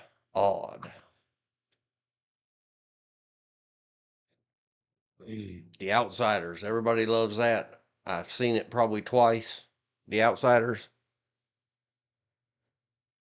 Not good, not bad, just a movie. Tout moi. I'll be back. Yep. Mammy does know that Tom Cruise starred as Ron Kovic. Many people pronounce it Kovac. It's not like Kojak. Born on the 4th of July.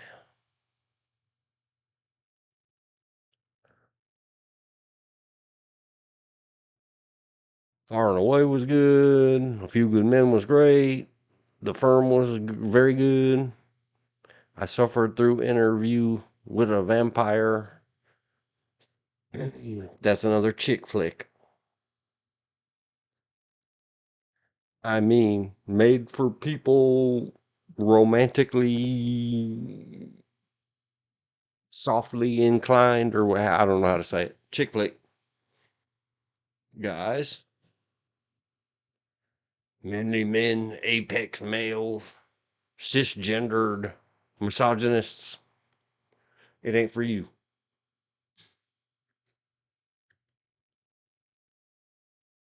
Unless your fairer half says it is for you, then you better loved it.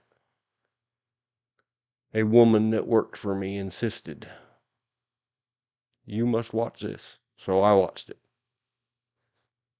It has the Brad Pitt in it.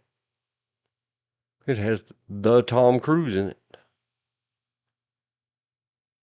Mission Impossible was good. Jerry Maguire is good. Eyes Wide Shut is good. Magnolia is good. He's been in a lot of good movies. Vanilla Sky was okay. Minority Report was very good. I like it a lot. Precogs. See, I remember stuff about it.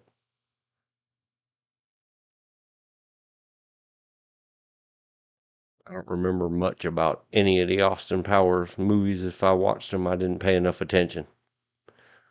Collateral is a 10 out of 10. Whoever's review bombing them up in here, go fix yourself. IMDb. Anything less than 9 needs to be removed from the reviews. Collateral is a 10 out of 10. This War of the Worlds is very poorly rated. I had mentioned it earlier. It is a fantastic 2005 War of the Worlds. Dakota Fanning, Tom Cruise, the Robbins guy that George knew of a while ago. Even though I didn't, maybe it's me, maybe I can't appreciate Tim Robbins' efforts in this War of the Worlds.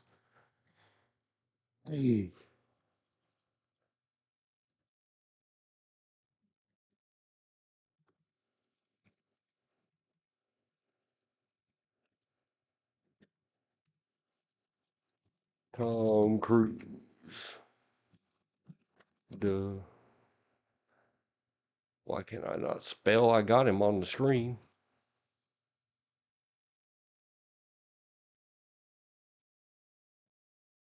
Copy. Oh, I see. I put a Z in it. Paste. Dakota Fanning. Greasy Bear. She's been in a lot of really good movies too.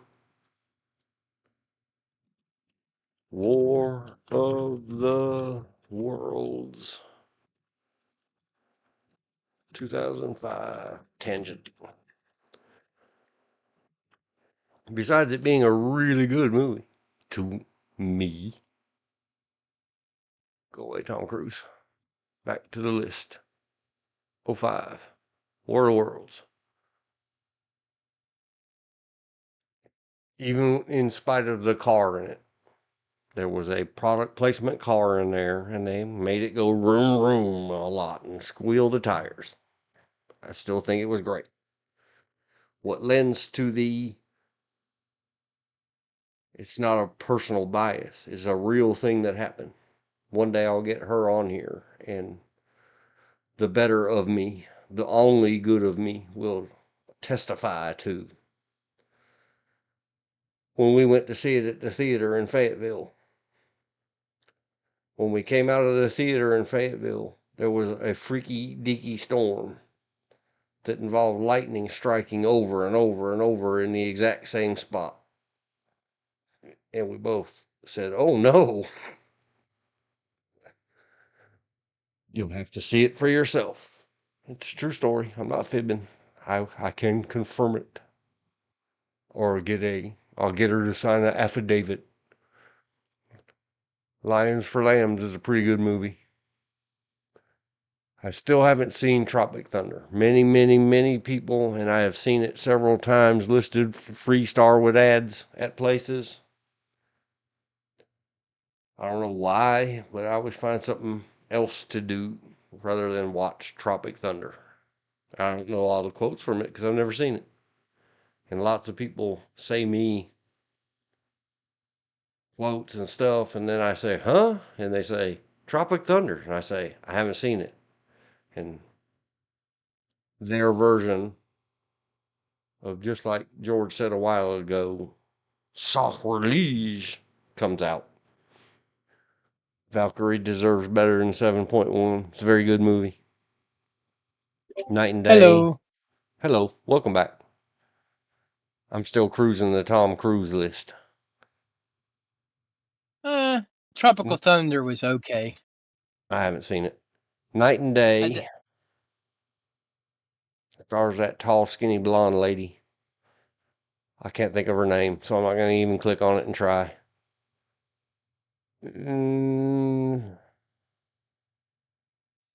6 or 7 is fair. How many Mission Impossibles are they up to? I don't know, 10, 1,000. I have no clue. I've seen some of them sporadically. I don't know which ones, other than the first one. And I like it. It's good fun. I think I've seen Jack Reacher, but I don't remember it at all. I did. I've seen both of them. He did pretty good job, even though physically he doesn't match the character. But as far as his range of his acting ability, he more than makes up for it. A lot of stuff, he's being him. He's not. Whether he's just a really good actor, etc., etc. Yeah. But you can tell. I can't think of like maybe I just don't remember right now. Can you think of any movie he's done where he tried to put on some kind of accent that came off as why is he doing that? No. I As can't far as either. I know, far as I know, he's never done an accent. Yeah, and so many others like they did some of it I mentioned earlier. I think it's underrated. Valkyrie,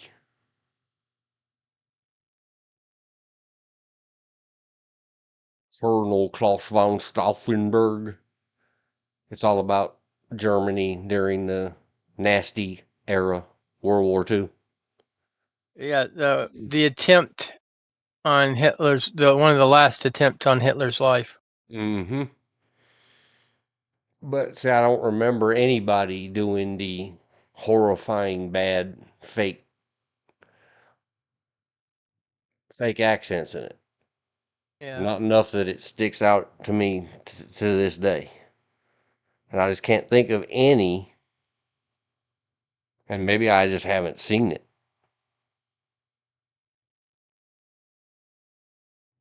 Top Gun Maverick was just a couple years ago. All the sequels to Mission They're in the Impossible. they're in the process of putting another one in the can, so Yeah. Mission Impossible, that is.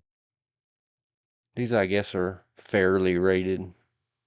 I liked Oblivion and Edge of Tomorrow.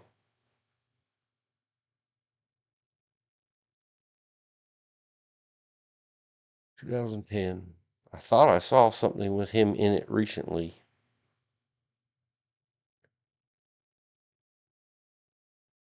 But just like the other day.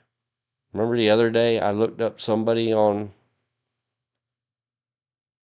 IMDb and it wasn't showing the movie that I remembered them being in? And then when I went and Yeah. searched from the movie page on IMDb, there it No, was.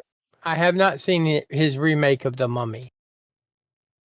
I didn't know they remade The Mummy. Is it a Yes, remake of. a remake. So it's a remake of the one that didn't the original have The Rock in it? Nope, that was Scorpion. Oh, okay. The Mummy had the other guy. He was in Crash. We'll look it up.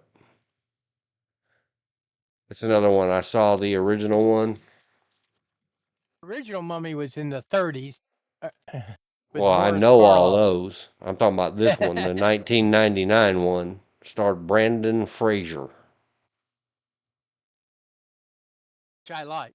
I really like Brandon Fraser. He's a very much so an underrated actor. Yeah, I wouldn't even probably remember his name except he was. Encino Man. No, that Encino. did make me giggle.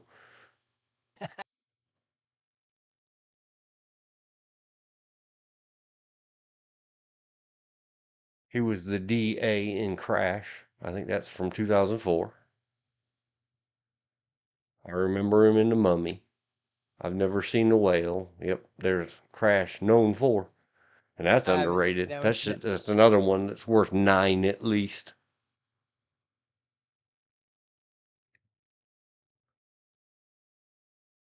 If you don't love Crash, you're wrong.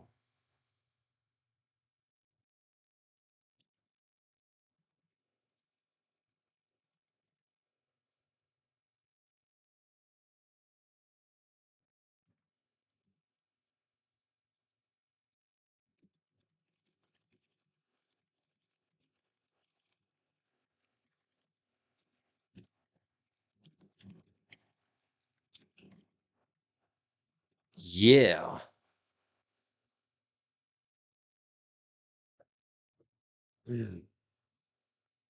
What else has he been in? Oh, quite a bit. Some of his movies are what some people call sleepers, very underrated, Yeah. but they're And I like very good. There was one that was a few years back. Let me find it. Where he's grown up in a bomb shelter, and then everything he knows of is from like the 60s.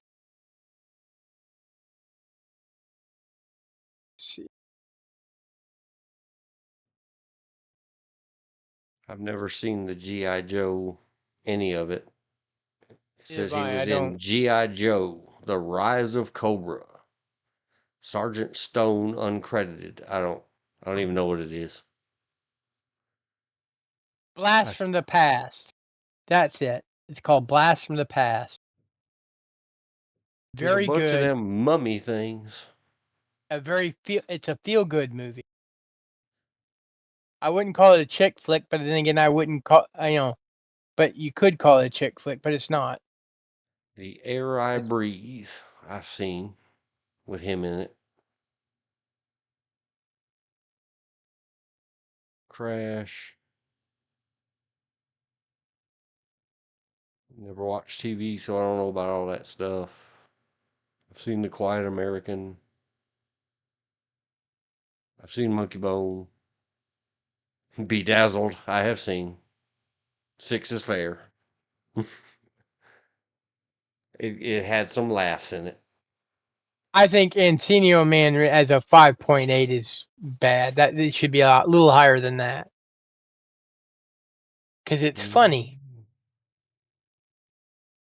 I've seen Gods and Monsters, but don't remember anything about it. I never did watch the live action redux of George of the Jungle. Didn't want my childhood wrecked. You know why I hate George of the Jungle? Not It's Brendan Fraser. It's just the character in general. Yep. I've seen Still Breathing. Dudley Do Right, pretty funny.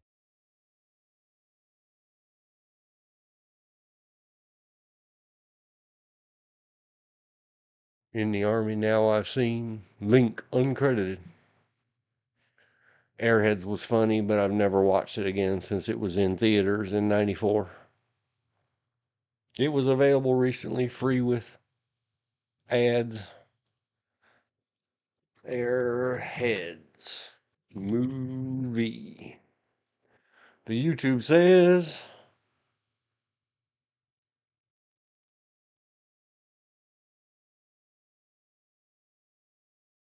the YouTube isn't giving a good response. Let's try Airheads. 1994. Apparently, YouTube doesn't have it to watch in any way on YouTube. Somebody tell marketing and distribution of YouTube they're missing out. Airheads was kind of popular once upon a time. It's one of them cult ones. The kids these days, one of my grandkids asked me in the last few years, have you seen Airheads? Yes. Gotta get on that money. Them clicks, Mr. YouTube. Oh well.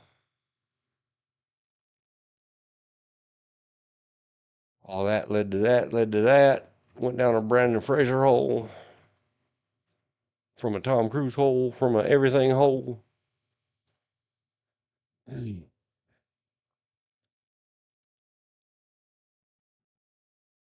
I have anything else important on the list?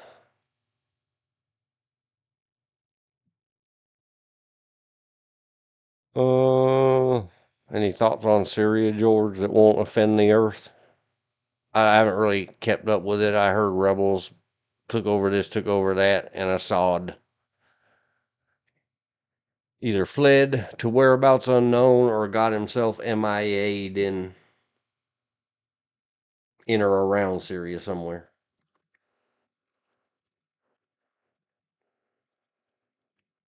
Did I get a loan? What? I said, did I get a loan? A loan from who? Well, I asked you questions and you didn't answer. Oh no. I was Shit. having to communicate with somebody, Oh, and I figured I'd mute the mic. lawsuit incoming. New vidya from Audit the Audits. Oh, there she is, Dido, live in concert, 2019. She's another one. Super beautiful angel woman in every way. And a songstress. She sings like the angels.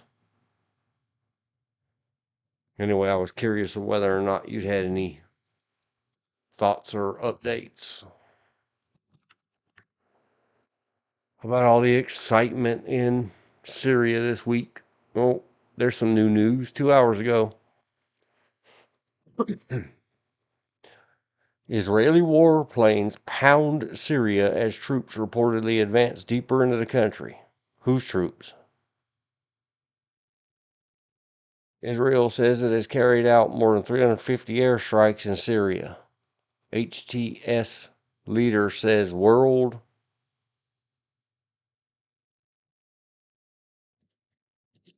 What is HTS? A harmonized tariff schedule.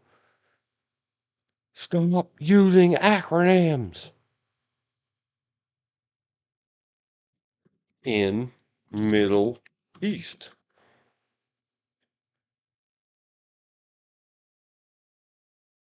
Oh, and I can't say that. It's more, I think it's less offensive for me to just zoom it on the screen than for me to mispronounce their words.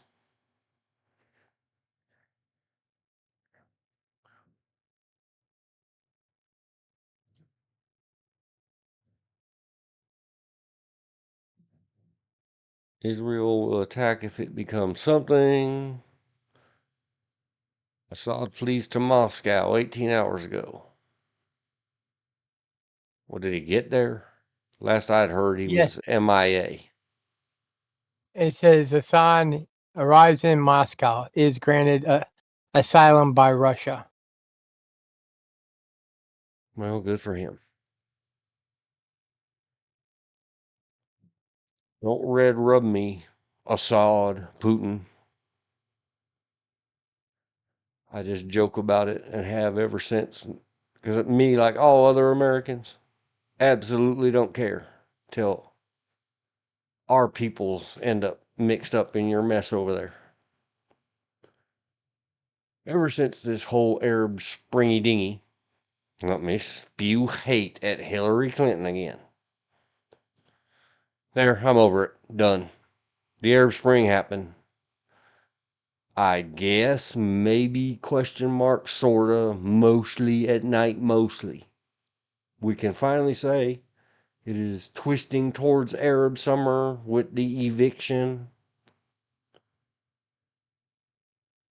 of whoever, since somebody else said it to me this way, and I said, who? How the heck is there a leader of a country on this earth? If I have to bleep this out later, YouTube, send me a notification and I'll figure out something.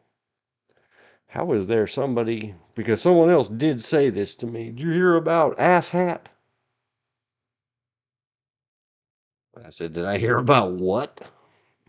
And it stuck.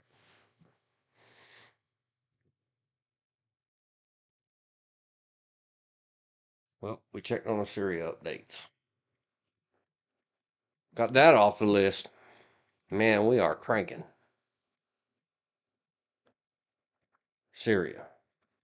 We discovered Assad in Rus, Israel drops the bomb buzz.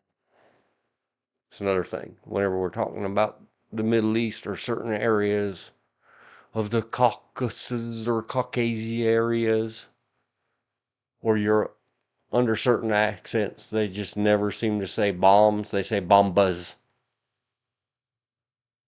And it's a me thing. I say it that way.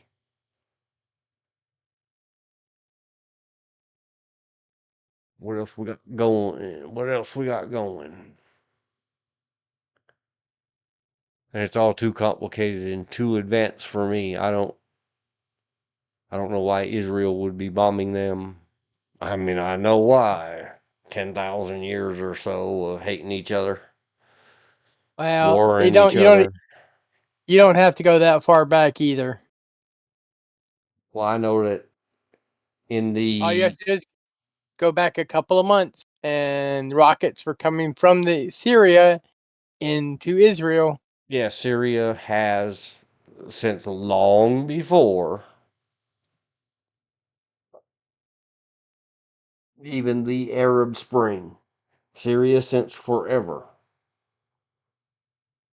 has harbored, housed, whatever you want to call it, assisted accidentally, maybe, allegedly.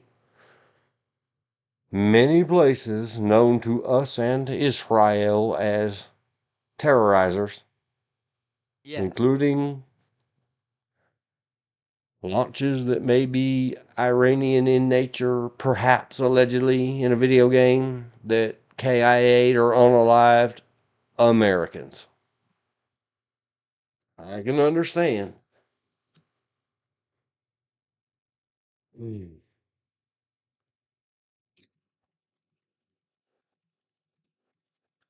Sorry for the word on screen. I won't say it out loud. Unalived.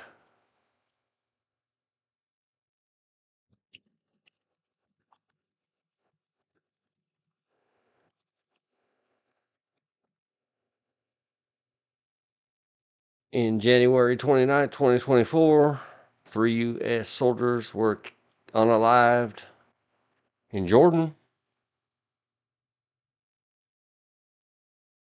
25 injured from an attack that came out of Syria. All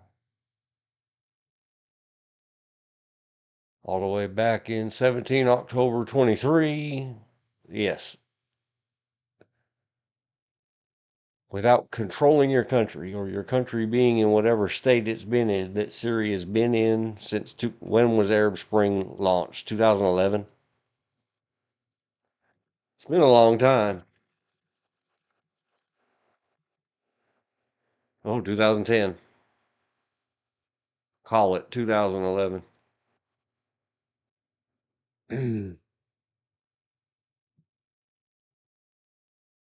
It's basically a leaderless country. Half the population now lives out of the country. Maybe. It is some of the serious then 16, again 2020, and right now 2024. I'm not sure of his words, so I don't want to misquote him, but some of the over there people that former, currently elect, and future President Trump says don't need to be coming here. He's not calling them terrorizers and criminals and red rummers and every other daggone thing. He's just saying, especially now, we have our own messes. Go back to your place. Enjoy it there. Assad is no mas.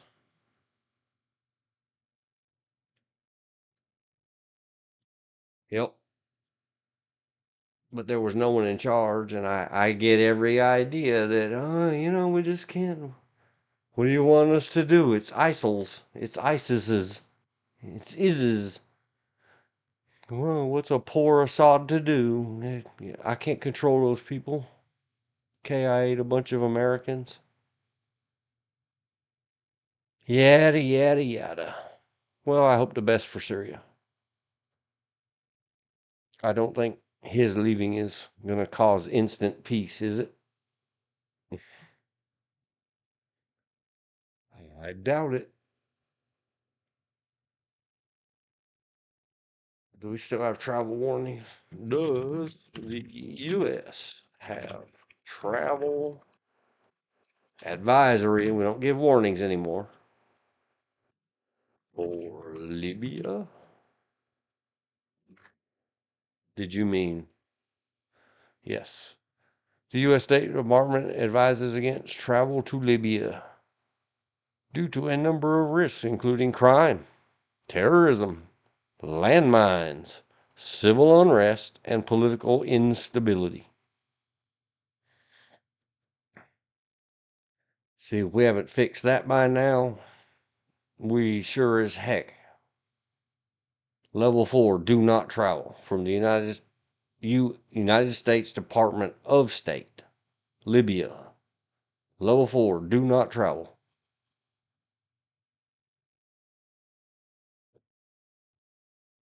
I can't imagine it being any better for Syria. We continue to advise do not travel. Department of State strongly warns private U.S. citizens against traveling to Syria to engage in armed conflict. Please, U.S. people, don't be running around Use a U.S. engaging in. person. You're a U.S. person. I'm a U.S. person. Yeah, don't be running around to other. If it's a conventional warfare, as us and our soldiers think of it, even if that's guerrilla or psyops or all the other unconventional kind of warfares that we call our proper British line up and hurt each other warfares, then whatever, go hire yourself out to the French Foreign Legion, not an endorsement or a sponsor, or the artist formerly known as Bear Paw.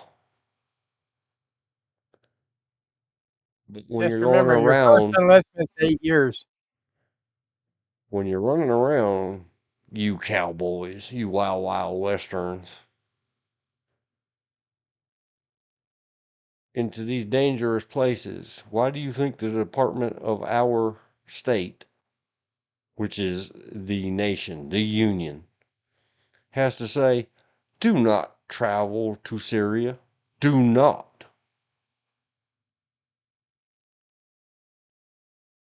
And there'll Syria be has people that experienced ignore it. active armed conflict since 2011, and all the cowboys. Hostage taking by armed groups, wrongful detentions, the use of chemical warfare, shelling, and aerial bombardment.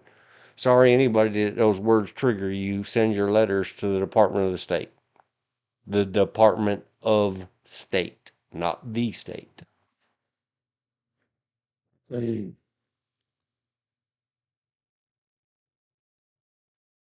Yep. I say in many of my classes, the good King George will attest to it. As much as I pick on the books written by government agents and government employees and good enough for government workers, there's some things in there, 'cause some giant structure that holds water, dam, fool did a thing. The reason that the U period S period government strongly warns private U period S period citizens against traveling to Syria to engage in armed conflict is because U.S. citizens keep doing it. Don't. The U.S. government does not support this activity. U.S. citizens who undertake such activity face extreme personal risks, including hostage taking by armed groups, wrongful detentions, injury, or death. It's not a wrongful detention if you can be credibly accused of doing terror or red rum in somebody else's ungoverned foreign land. This ain't 1670, and those ain't a bunch of Injuns you're going out there to prove your godliness with your musket against their cheap bows and arrows. They're back by Russia. You better get far away from there. Yes, many foolishnesses, especially former militaries, think they're going to go over and make a big pack of cash war fighting. Stay away. Do not travel. Let's grab that travel advisory and put it in our chat log. Dear Americans. Americans. Yep. Go get you a long wooden stick with a spike on the end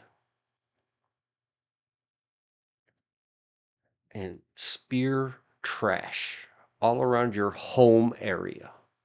Pretend you are an ancient aboriginal of something, spear fighter of the Roman Empire. They had them in the legions, and spear the heck out of all the litter in your town and properly sort it for recycling and trash, and you'll have done something that doesn't leave your poor mammies at home going, I should have got rid of them. Or your wives and children and everything else. Behave. Be good. Do something productive.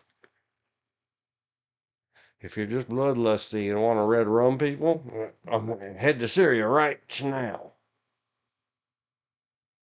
I hear it's up for grabs. You better learn the language.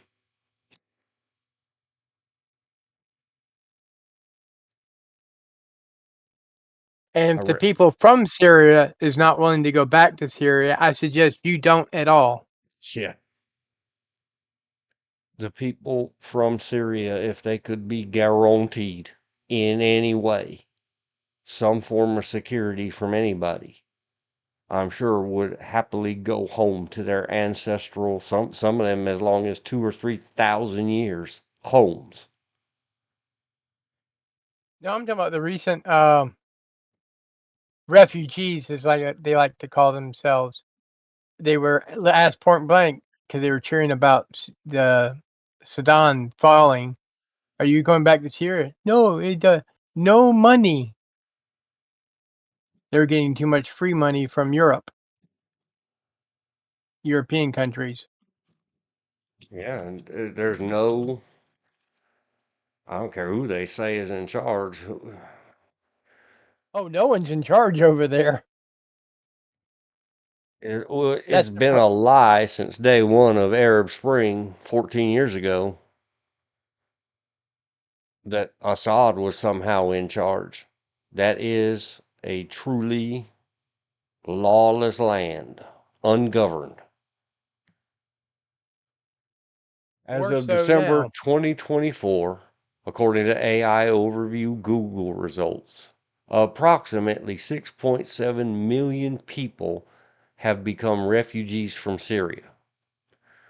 The Syrian refugee crisis is the world's largest displacement crisis, with over half of Syria's population displaced.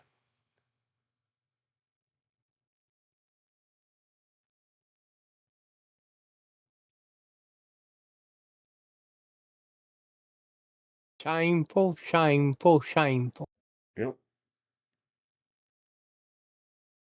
I'm just wondering, because early numbers, if I remember correctly, were about that level. How many people have become refugees from UK? RAINE. 6.8 million.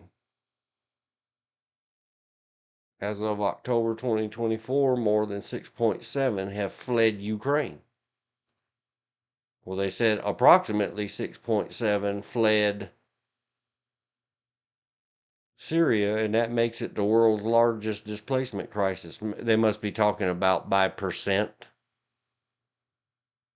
That's a higher percent of Syria's Yep. total population, but it's the exact same number of millions of people on the run from conflict. Why can't we call it W4R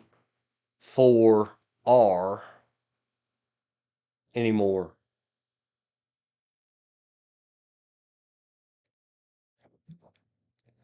Craziness. Give us back our languages. Because that happened to Syria since December 2010 or mid 2011.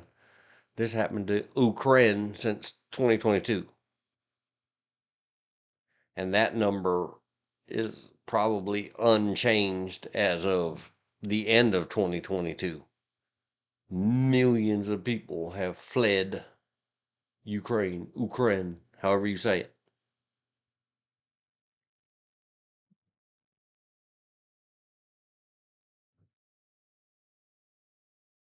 Now I want to go back and scroll and troll the images and find that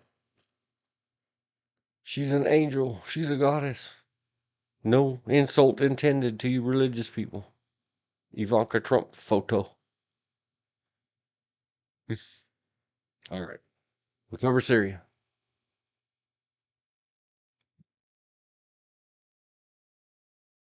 We got the travel.state advisory.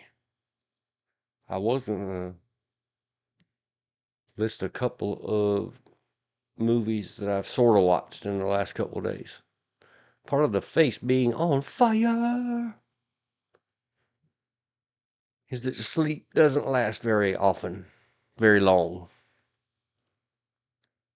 I want to go to my history. I hunger.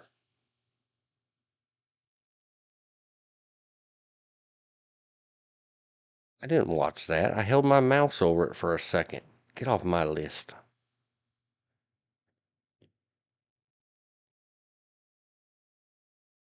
Oh, I did watch Jobs. 2013.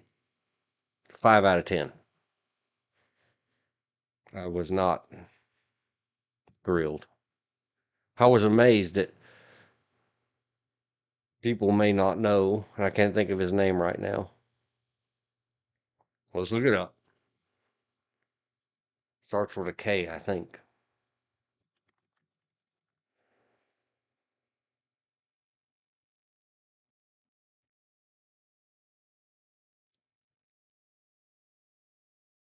Ashton Kutcher. Is he the one that was married to or significant other to? Oh, gosh. I was about to say Private Benjamin, but it's the other one. Private something. Actress lady. Super famous. Was first married to Bruce Willis. I can't think of names. It is rated 6.0. So it's a little higher than I would have rated it. It's okay. Not bad. Not good. Just a movie. But I couldn't figure out what I was mightily impressed with is they seem to balance out a huge height disparity.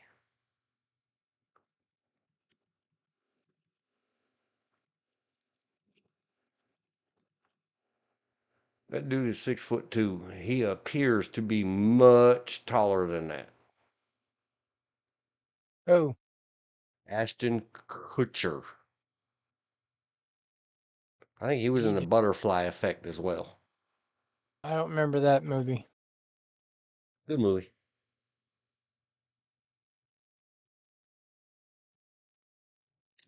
Wives, plural. Yeah, Demi Moore. That's the The lady, I couldn't think of her name. I'm sorry, Miss Moore, Ms. Moore. I didn't know at all that he was married to Mila Kunis. Don't care.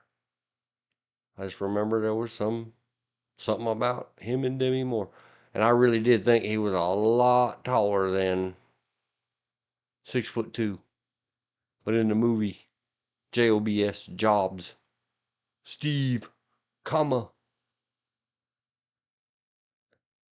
they managed to the match guy from things that up or stand the, people the, on boxes enough the that guy from that '70s show. he didn't appear, yeah, towering over.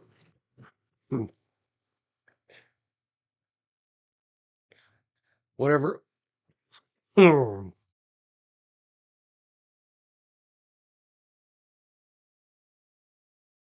Whatever it was, George, it got both of us. Exactly the same time.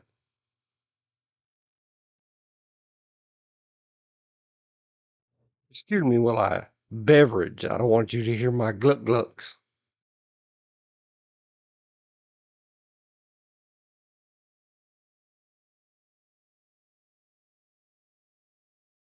All right. All right. All right. Getting back online. I hope. But yes, they did a good job in Jobs, making sure that everybody stood on boxes or whatever, except for Matthew Modine. Private Joker. If you don't know, look it up. He's very tall himself. I think you have to be signed in to IMDb Pro to get all the stats off the height, the weight. No, Yes, you all don't. you dudes out there, you can get the girly girls' chest sizes, band and Well, cup. who are you trying to look up? Matthew Modine. We're just trying to get his height. Google search for him and then ask HEIGHT. 6'3". See, he's taller than Ashton Kutcher. He is a tall dude. I thought they were both much taller than that. When you're looking for the height of somebody on IMDb, Mm-hmm. go to their bio. I just go to their bio. Born, like he was born in '59, Loma Landa, California. You're talking Wherever about Loma. Loma Linda. You're talking about Matthew Yeah. Modine. Yes. Go to Ashton Kutcher. Scroll to. Yeah, the screen keeps hopping. Hang on. Click more on the bio. Oh, yeah, I see it. Height 6'2.5". It's important to count that half because he does appear much taller than that, at least to me. Well, it And doesn't help that every time they put him next to someone, it's someone who's extremely shorter. yeah, it seems like it. Anyway, they did a good job, and I guess we'll call it height balancing in the Steve Jobs movie story that he starred in as Jobs.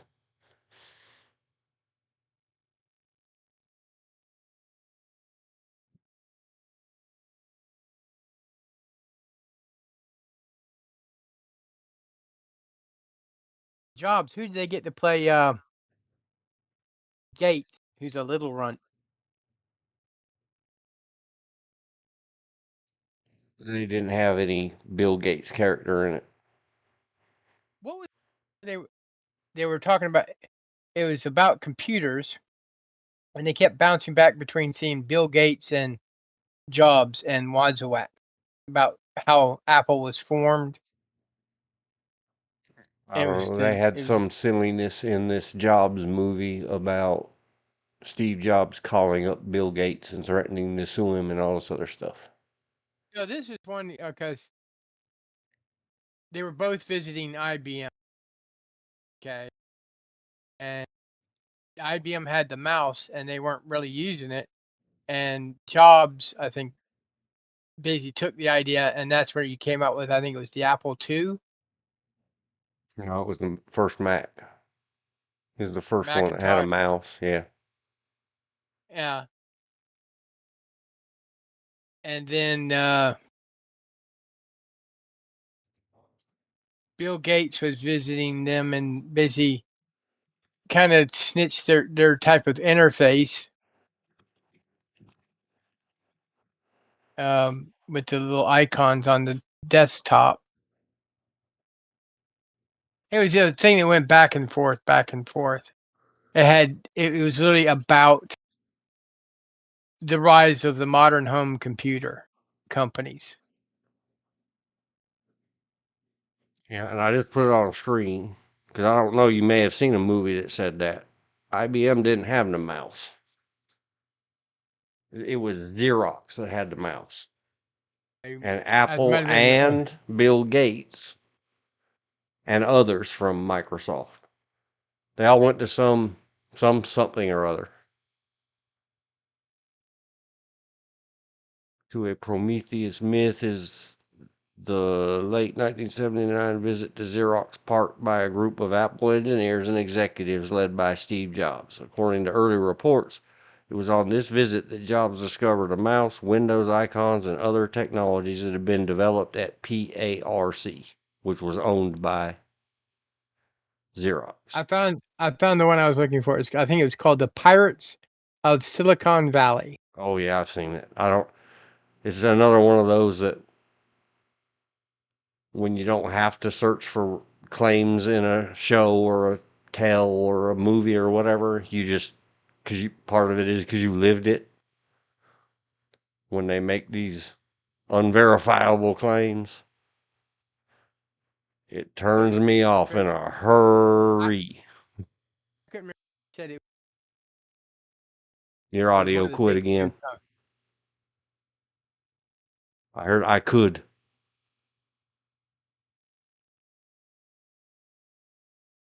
How about now? I heard. How about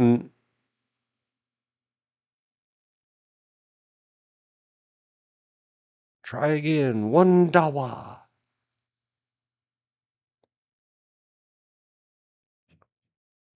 Any better? Yes. Now it's back. I said I could not remember whether it was Xerox or IBM. I just assumed it was IBM because they were both stealing from the two big companies that really didn't give a flying about home personal computers.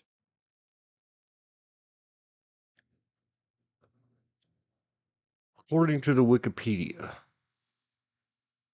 SRI Future Concepts Division, formerly Palo Alto Research Center, which is what the PARC stands for, and Xerox PARC is a R&D company in Palo Alto, California.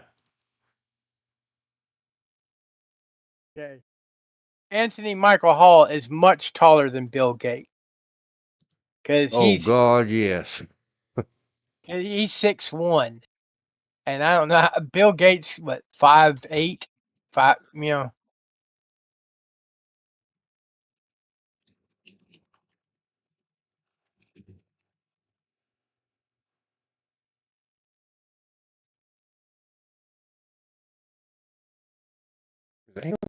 That's that's the reason they had the actors were the two main actors, the one that played Jobs and the one that played Bill Gates are both 6'1".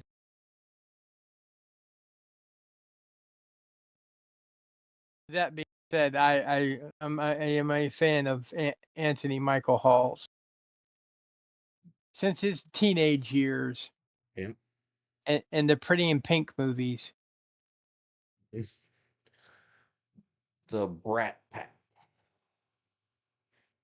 Him and all the rest, Emilio Estevez and all those, they all starred in a cluster of movies together, and everybody called them around Hollyweird. The Brat Yeah, Pack. All I as an know act, is he got Molly as a Ringwald's underpants. That devil yes, in a movie.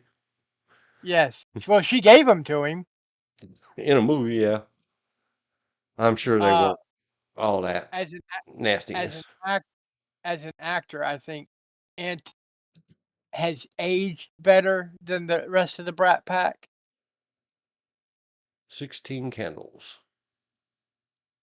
Is that the one he got? Supposedly Yes, nerded her undies and held them up over his head like Revenge of the Nerds. yes, I believe so. Because then he did Weird Science, which is Weird Science is awesome, and Bill Paxton was great in it. now that's one you cannot make today. In Weird Science, the two people she's taking a shower with, how we put it, are underage. One was 14, one was 15, and she was what, 26? Well, whatever a Halloween Kills is, I haven't seen it or heard of it, but he played in it. Talking about Anthony Michael Hall. I forgot to look at his bio. How tall are you, Anthony Michael Hall? 6'1". 6. That's what I said earlier. Because he played Bill Gates, and Bill Gates isn't 6'1". No, Bill Gates is. I don't know how tall Bill Gates is, but not tall by average American standards. But see, he was also the original teen, the male kid in Vacation, National Lampoon's Oh Vacation. yeah. My daddy says I'm the best. The Then Breakfast he did Club is one six. of my favorites. Weird Science, one of my favorites. Out of Bounds was okay. It's well rated at 5.4. Johnny Be Good was funny to me. Yeah. I've never seen a gnome named Norm. A gnome named Gnorm. I don't remember him in Edward Scissorhands, but I've only ever seen Edward Scissorhands once. I've never.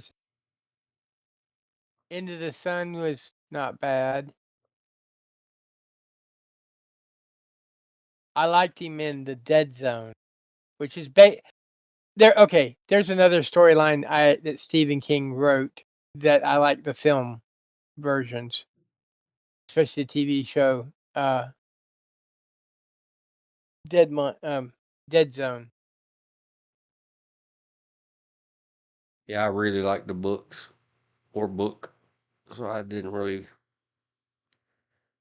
Started to watch on a different streaming network, free with ads, Dead Zone, and I was like, this just ain't for me. Well, he wasn't in the movie. He was the main character in the TV series. That's what I'm talking about. I liked.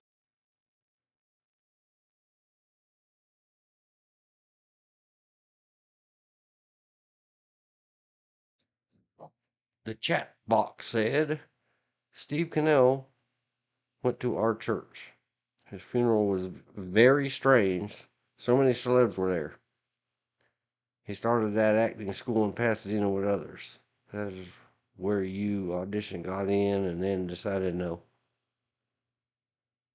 I don't even remember. I did so much joke that they told me, oh, yeah, you could do this or you could do that. And I said, yeah, something else came up. Some now work. Will work for food. Yeah.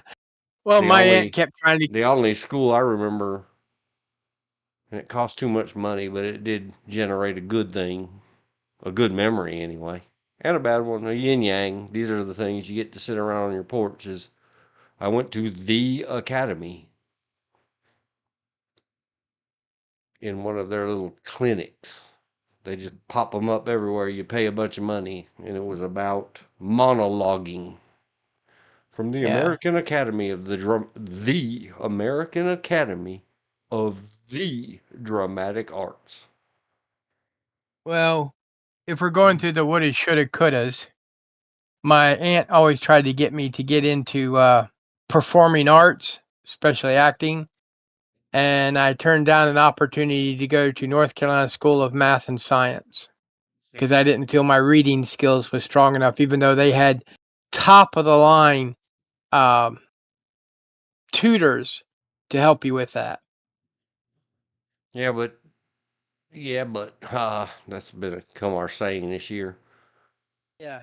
And Yeah, kids but these days would never believe it. They absolutely don't understand, and adults either, that dyslexia is a thing. It's not willful. It's not ignorant or stew, that word we can't say, or that word we can't say. It's the real thing. it's noticeable when I'm writing G's, P's, and Q's, Yep. and D's and B's. So 10 million years I ago, when we were less old than we are now, Yeah. back in the old millennium, it's really, really, oh, you can't read all the words on your own? Fail. Out. Go sweep gutters and shovel turds for a living. Slow They class, have my no math. use for you. They started putting me to slow reading class. They started learning my math ability because I could see numbers. Numbers I'm okay with. I have a hearing deficiency when it comes to certain phonic sounds, Mm-hmm. and I've been known to accidentally you type in on the computer spell my own name wrong. Just type along. All of a sudden, I put Gregoe. No, Yeah. that's not how you spell George. What you giving it as a known? It's another one of those. Here, let me pat myself on the back a little bit and have some pride and ego. Even though my eyesight's gotten weaker, I still have perfect color vision. Yeah, and the fact that you have an occasional difficulty in the reader writer category meant that a certain little dude that we both worked for once upon a time Uh-huh. said a bunch of F words and other stupid words about why would you possibly hire someone like that to supposedly correct our excellent officers' reports. I said, Huh? because even with that problem, he's 95% better than all of your excellent idiots. Thank And turned out it was true, wasn't it? you. Yeah. I did not lie. But I also did something that we talked about is I write the reports in one thing that can check grammar and spelling, and then I attempted to move it over. Yep. So, I use the tool. Use the tools. Don't make them be a crutch, but use the tools that society, culture, and technology has given you. yes. Technology has Grammarly, it's free, not a sponsor. No endorsement for it. There's probably if you own any of the big products, they all have built in for your either free download or purchase grammar checkers. The famous Microsoft Office in its Word program. You don't have to add others, but it just proves how much harder you're willing to try if you do. Well, For grammar checkers, yes. with the difficulties and a little assistance, I did manage to get a college degree. Yep. And if you want to talk about that for a couple of seconds, I'm going to get rid of some old drink and get some new drink. You cool with that? Okay, that's fine. All right. Um, Be right back. for those that really want a college degree, you can get it. I'm just saying it's not necessary. Went back to college and took my second attempt. Got my associate degree in 1 year, my bachelor's degree in a year and a half after that, because the job that I had to get work towards a more permanent license, it was easier to get the hours required for PPSB, Public Protective Service Board of North Carolina, for a private investigator by getting a degree. Being a PI, Magnum PI, makes it sound more glamorous than it really is. It is not glamorous. It's a lot of wait for a job, and then wait to get paid by your clients. And the state that we're in, you are required by PPSB to give them the report of what you found, even if they have not paid you. Get that, people. They haven't paid you, but you still have to give them the report. And once they have the report, they have no reason to pay you. A little catch-22 there. And you just, whereas in the security guard film, oh, you don't want to pay us? Fine, I pull my security guards. You don't have to leave your guards there. Also, the most expensive license to get in the state of North Carolina, professional license to get, even more than doctors and lawyers have to pay, is a private investigator's license. Oh, just go be a bounty hunter. You can own, in North Carolina, you can be a bounty hunter, but you can only work for one bail bondsman. There is no freelancing. You must be registered under a bail bondsman, and that is handled by the Department of Insurance. And most of these jobs, Hollywood makes them far more glamorous than they really are. Because being a PI, it's a lot of boredom. Waiting for the person that you're investigating or surveilling to do something.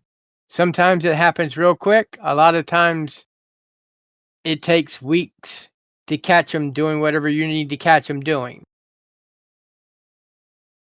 And if you like hemorrhoids or piles, go be a private investigator, because you're going to be doing a lot of sitting on your butt. And you also have to keep up with technology. When I started it, photography was on its way out, and everybody was about videotape. Nowadays, videotape's not enough, or video is not enough, because video is too easily altered, and that they're going to accuse you of altering video. And I still remember asking my boss at the time, when do I get my red Ferrari? He goes, the week after he gets his. Because, Hollywood makes him seem like even in Rockford File he drove around in a cool car. But Magnum PI drove around in a red Ferrari. Technically it wasn't his, but still.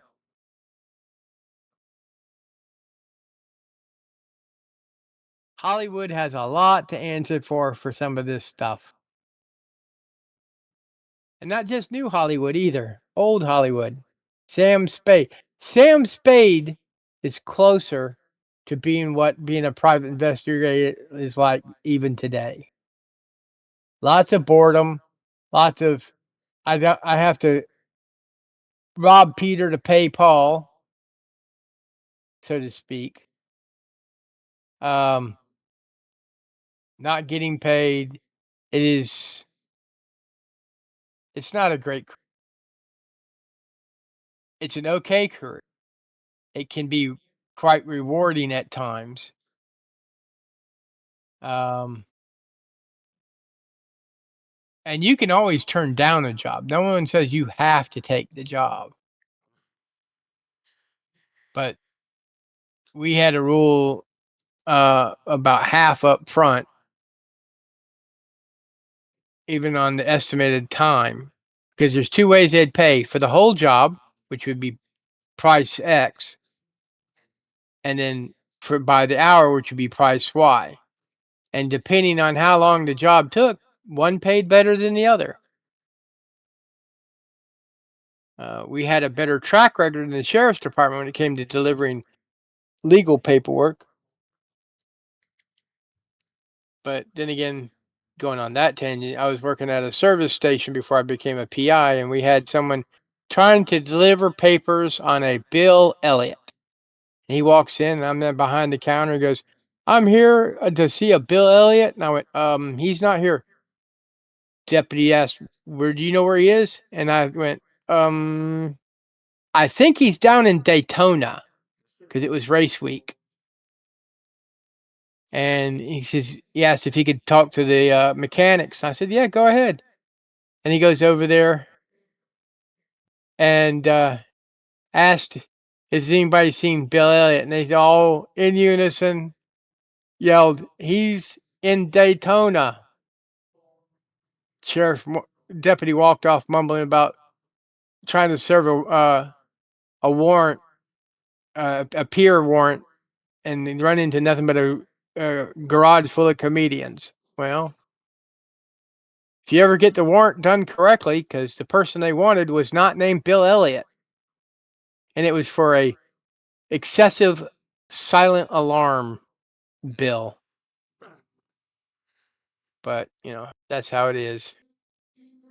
Well, they've come a long way, baby. No, they haven't. They still can't serve one. No, I mean the internet. Oh, yeah.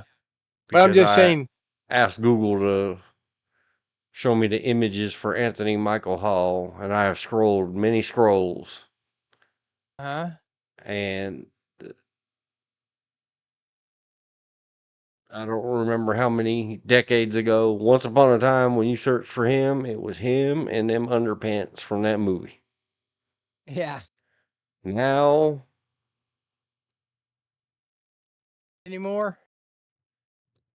many No scrolls underpants for Dean. later, there they got the the bra on the head from that other movie. Was that from Weird Science? Yes. That poor guy. But the part is when he got bonked the head, if you watch it, you could tell it was a rubber shotgun barrel. Mm-hmm. Shotgun barrel. Because it bounced and bent. Like, that's rubber. That's not real. Yep, all the way to the bottom of the images without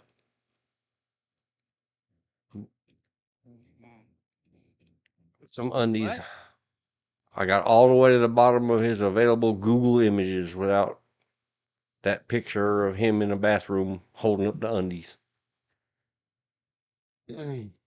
He's come a long way. Oh yeah.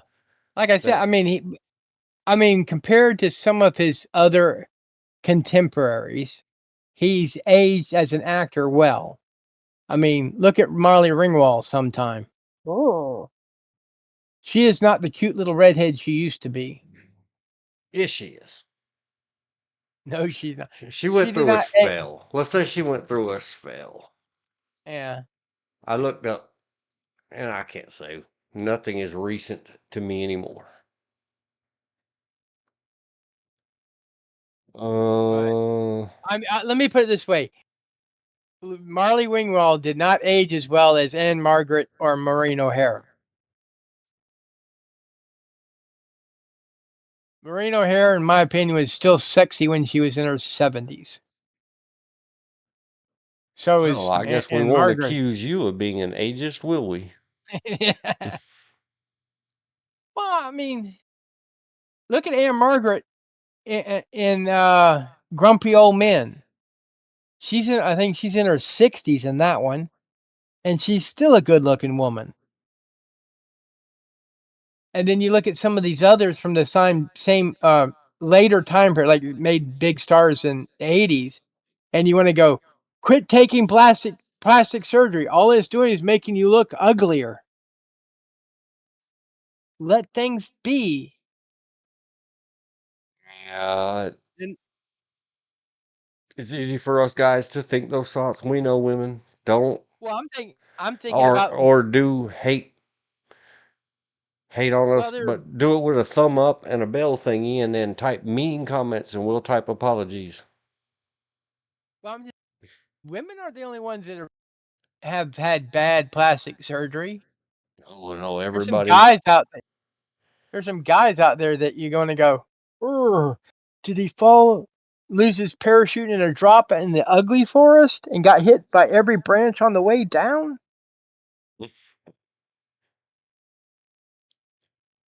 I mean, I'm no looker, but far from being. That's the only looker in my family is my wife. That's the reason I keep practicing with my sidearms.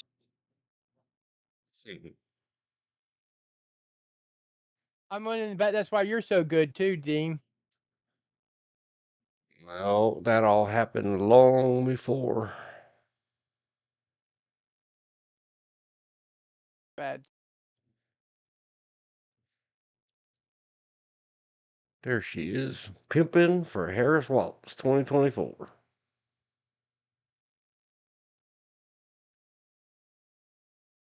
I don't know. Compared to a while back, it might have been a long while, and she may have been on vacation from the Hollywood Oh images yeah. for a couple of years or something like that. Oh yeah. She left Hollywood in the 90s. Well, I mean, maintaining the proper Hollywood image. She in 2024, Molly Ringwald looks a lot more like every other actress her age. Look up now, Anne Margaret.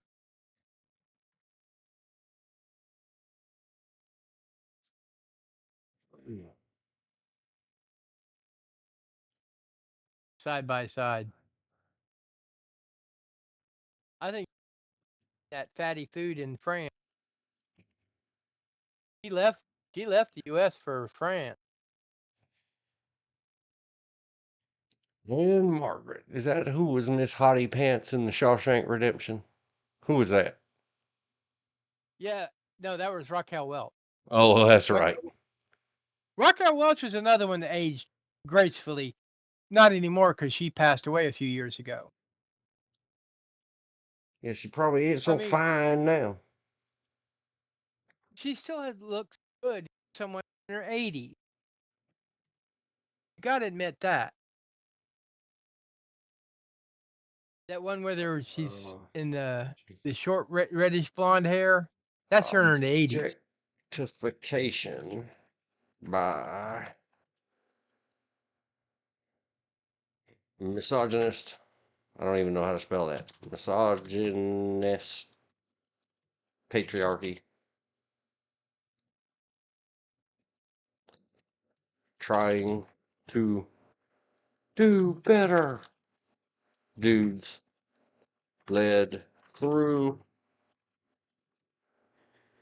M. Ringwald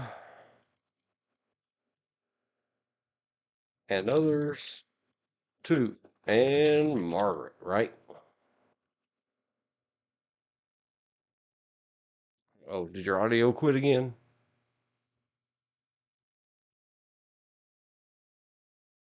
Are you there? Is somebody home? And Margaret and Miss Hottie Pants from Shawshank Redemption.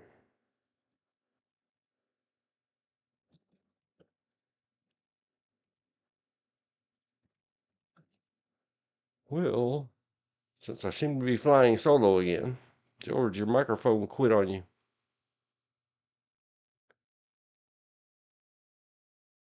Woman on. Hello to Mammy. I mean, No, Ms. I muted Wiley. myself. Oh, woman on poster from Shawshank Redemption And I can't remember her name is. was 2000 BC, I think was the name of the movie that picture comes from. The women on the posters in the Shawshank Redemption are Rita Hayworth, Marilyn Monroe, and Raquel Welch. Show me the images. Yes, it's the Raquel Welch poster. Let's go down a piece of history. Tangent. Leads to. And somebody, because I'm kicked off of my own Facebook, and it's my fault, Mark Zuckerberg.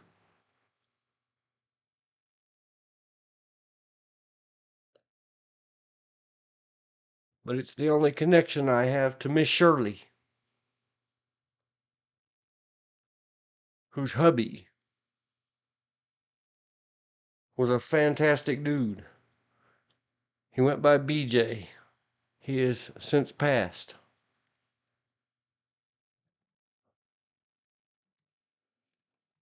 Not BJ McKay and his friend Bear. True story. His full name is Great Billy TV show. Bob. Billy Bob Thornton. Yeah, nope. That's all I'm going to say about that. Everybody around here knows who in the world, and by around here, I mean all up and down the East Coast and around the world. I tell you how long I've been doing this, George. He used to run a little outfit here in Dunn, Norfolk, Kakalaki called BJ's Communications.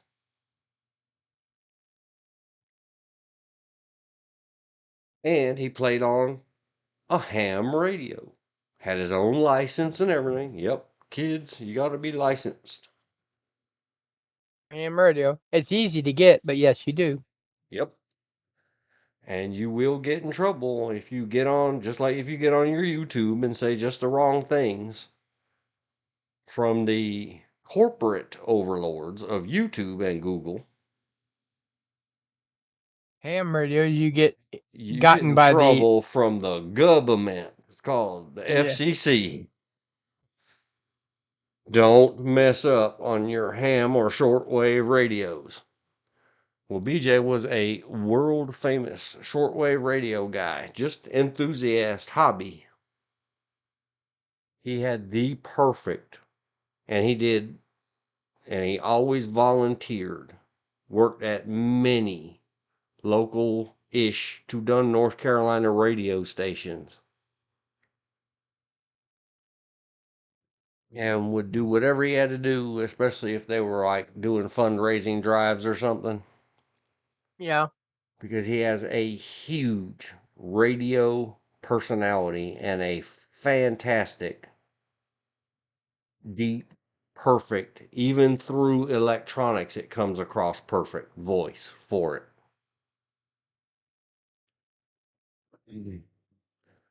Well, when he moved out of his place, he had a little house that he ran his business out of to keep that stuff away from his home and his beautiful wife, Shirley.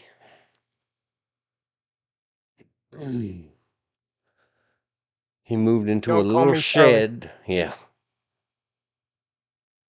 He moved into a little shed behind his house and did all his soldering and radio fixing and radio tuning stuff. And it's out of that little shed, all with egg crates and other such proper professional soundproofing and soundboarding, stapled loosely to the walls, that he ran his NC4BJ ham radio stuff. Well, one day finally,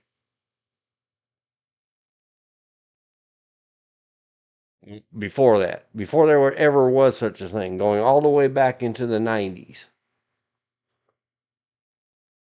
before I just saw the movie the other night that started with the amazing iPod, before there was any such thing as podcasting or streaming or anything else having to do with the internet,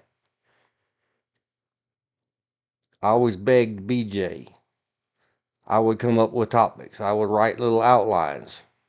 Do you people see what is happening right here, right now? We get a little tiny checklist of things to cover in a show. And everybody for bearing with me during these things, helping me grow. I know. If I lean in and put my throat over the microphone instead of my mouth and slow down and open my mouth, the voice sounds slightly better. I'm too impatient for all that. Got things to do. Mumbles to make.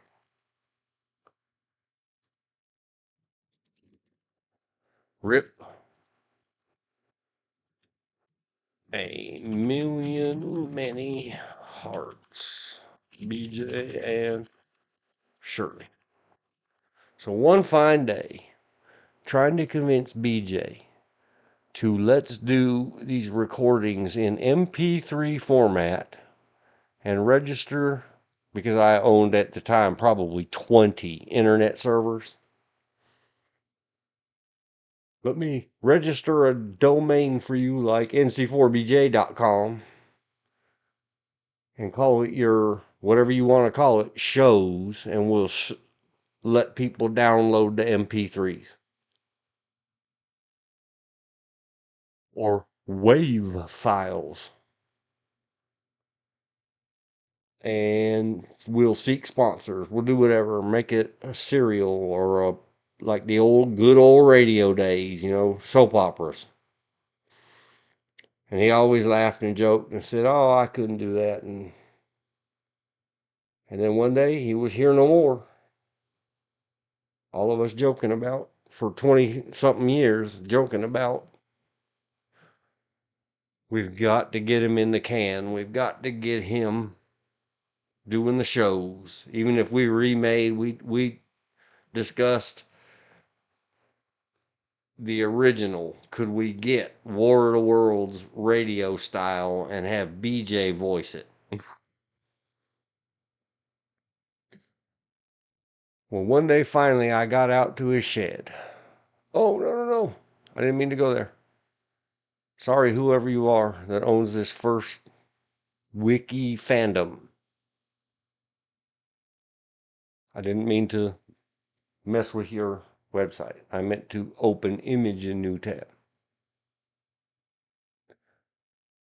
So anyway, I go out to BJ's shed. We're doing something, fixing something. I think it had got hit by lightning, so I was helping him rewire it because by then he was legally blind. Another reason he had to shut down his business. His eyes failed him long before the rest of his body. Macular degeneration and some other form of eyeball problems that they say, blah, blah, blah, elderly. He wasn't that old. And Miss Hottie Pants is up on the screen, the one that the guy threw the thing through and found the tunnel in Shawshank Redemption. I think we decided that's Raquel Welch. That is. There's no deciding. That's Raquel Welch. Well, In her bunny furs. Carefully. So there weren't even pinholes in the thing. Framed and hung on his door was that exact picture that's on the screen now. Giant, almost life size. That thing had to be 4 feet tall. Now, for your average height woman, being a little over 5 feet with all of her half of her legs cut off, it's almost life size if it's 4 feet tall. An exact this, what is on the screen. And so, of course, BJ, no matter how bad his eyes were, he said, "You keep looking at that poster, don't you?" He had it carefully framed. Nice, matted, bordered, all that stuff. I said, "Yeah, man. Of course I am." I couldn't remember actress names then. I don't now. So that's the famous actress. He said, "Take a closer look." I was like, BJ, what's the trick? What's the gag? No, look close. Look at the face. Stop looking at the chest area. Dean, put your hand over that, sorta, but don't touch my poster and look close at that face. So I did. And I said, no, man, it's the actress. He let me go for several guesses wrong. And he says, that's my Shirley. She did that for me. We got her the outfit. We went out, found us somewhere out west, Arizona or somewhere that they have mesas and stuff like that. That was his wife. And because he wanted a Miss Hottie Pants poster, he was such a smart guy that he talked his wife into making a Miss Hottie Pants poster for him. Well, one of these days I might tell you about the saber-toothed tiger rabbit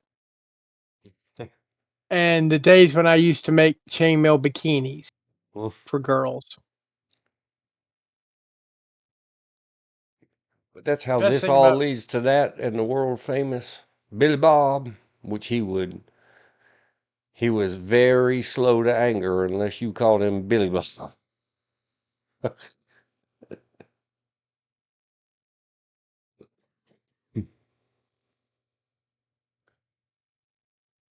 And all that went around. And the Margaret. fond memories. Miss Hottie Pants. And before there was ever a name for it, let's just record this stuff, even if we just put it on CDs. Because he sat and watched in absolute wonderment that we could record some stuff on my computer, run it through, I don't remember the name of the program, to reduce the electronic noises and stuff, filters, Yeah. and then stuff a blank CD into my computer, click a couple clicks, wait a few minutes, and he could go shove it in the dashboard of his car and listen to it. Well, I It hate to boggled say it, his you weren't mind. back starting in we didn't get it done till the 90s. But Bill had a friend who was a British, then Canadian paratrooper. He collected retirement checks from both the UK and Canada. Would send him these recordings on reel-to-reel tape of him standing in his den drinking whiskey and reading Kipling.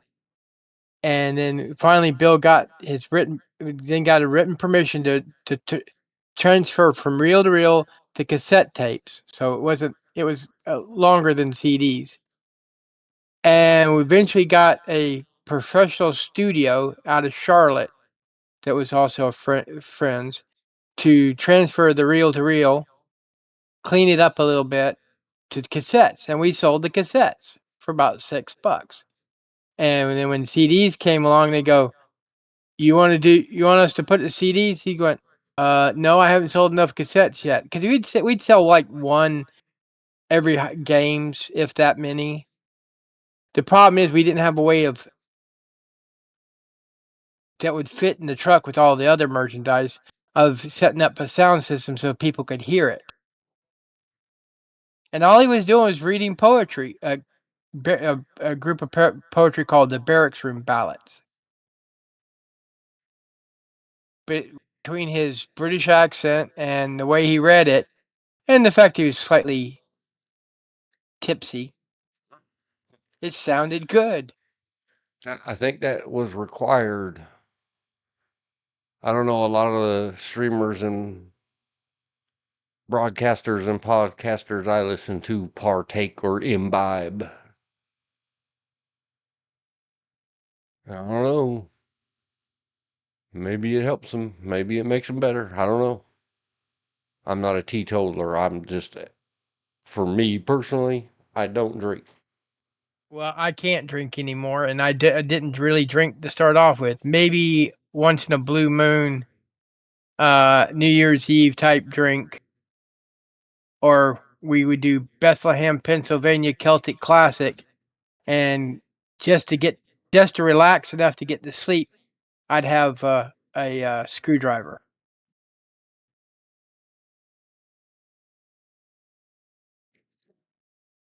What is this? That was a hard working day from 7 o'clock in the morning till after midnight. When was this? Scrolling Google over Anne Margaret images, it says Lindsay Lohan confirms she's playing Anne Margaret in new biopic, but it doesn't have a date on it. Lucy, if she'd have stayed, Lindsay Lindsay, whatever, Lohan. would have been a hell of an actress if she just stay away from the narcotic. I don't know anything about her. It says from People magazine, not a sponsor. I don't endorse it. They don't endorse me. They don't know I exist. I'm just reading Some the are first good. Google result. Says Lindsay Lohan updates on Anne Margaret biopic. Lindsay Lohan gave an update about her Anne Margaret biopic on Watch What Happens Live with Andy Cohen, saying she's working on the story. Extra, extra. Read all about it at May 8th this year. But Lindsay According Lohan's to already aged out of playing most of Anne Margaret's life. according to Is she a going to write it, direct? source, IMDb says that a source told us that Lohan feels she's the only one who can play the part of Anne Margaret. Half Uh-huh. of this wrapped in quotes, half of this other, and a source told us. And I'm the one who always says, bring the receipts or don't be putting that garbage on your stuff. Get the source to confirm it in writing in some way that if it splashes back on you, you don't get sued. But yeah, all since about May or earlier of this year.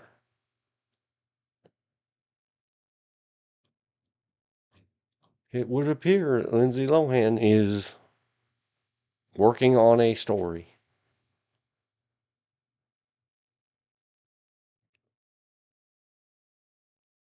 I don't remember half of anything that Lindsay Lohan is in. Is she the one that I mentioned the other day? I saw something with her in it. She's not the one from the Transformers, is she? No. I didn't think so.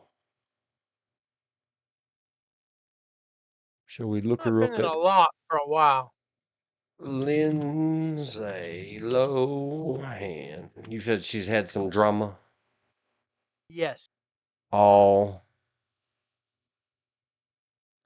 Lindsay D. Lohan. She's a D. You always gotta throw that way up high in the air. Like B. Lindsay Lohan. Makeup. Face. Freaky Friday. She was a youngster in the remake of The Parrot Trap.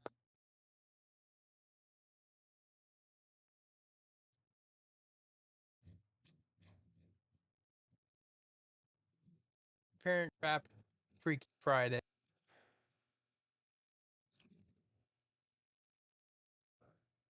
In March 2023, Lohan and other celebrities were charged by the SEC for violating investor protection laws by promoting a cryptocurrency on social media without proper disclosing that they were compensated for doing so.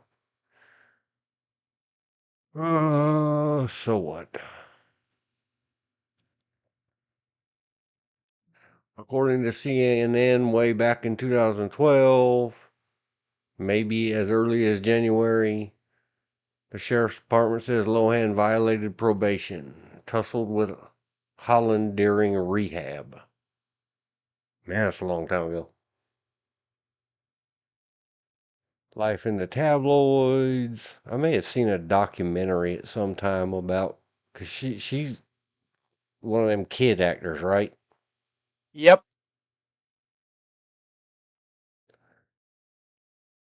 On November 30th from Fandom Wire. Don't know who that is.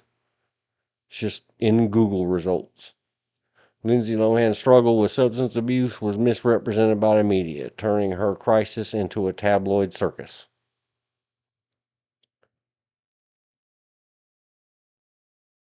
Yep. Unfortunately, it seems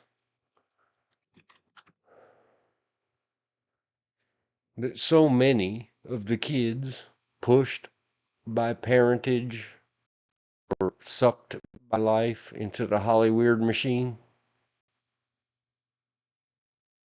Yeah, I remember Mean Girls. That was a funny movie 20 years ago.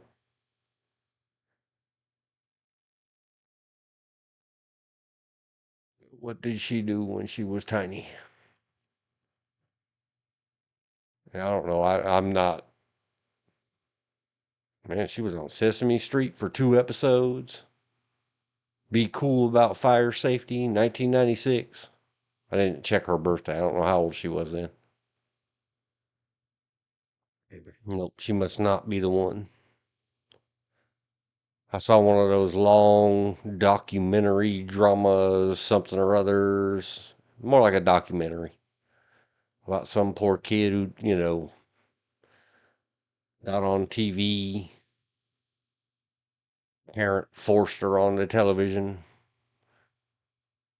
Got stuck into life. Got addicted to substances that go around with that kind of life. It was not Lindsay Lohan. I apologize. I don't make much ado about lots of people without millions and millions of dollars at their disposal and everyone around them offering, providing, accessing them to substances and chemicals, having, what do you call it? Succumbing to temptations or peer pressures or something else. Or just being fed the narcotics by the Hollywood establishment. Right. Oh, I didn't know she was in Machete. I saw Machete. I liked it. Chit-Chat. Chit-Chat. All I cared about was the fine actor Danny Trejo. I remembered Michelle Rodriguez. She's been in a lot of good stuff too. Danny is a card. That's the only way I know to put it. He makes me laugh. He made the movie Heat. You can't leave me like this, man. You Now, can't leave me like in a this. in a movie, he can be quite scary, but in person, and he's another one that's rode hard, put up wet, served time, and basically showed that just because you serve time doesn't mean that it has to define the rest of your life. I think he now owns uh, a string of taco chains, Yeah, I saw him on and one of the seasons, or maybe 2 seasons, a couple episodes of Gordon Ramsay show, Hell's Kitchen. I've seen that. I've seen some other stuff, but I think he had a T-shirt out called it was either Merry Taco or Happy Taco. It was green and red, sort of like Christmas theme. Or was it Be Merry and Have a Taco?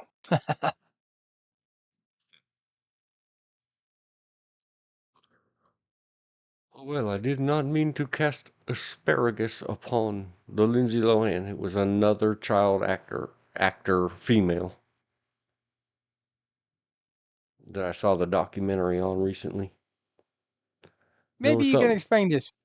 Why is it now actor is for male or female when forever it was actors or actor and actresses? I don't know, man. And regardless of their birth and or circumstance, if you guys don't know what that means, go search Manifest Destiny and Native American tribes. It's a matter of birth and circumstance. Whatever your birth and circumstance, if you say whore to some of them, they will get quite offended and tell you it's actress.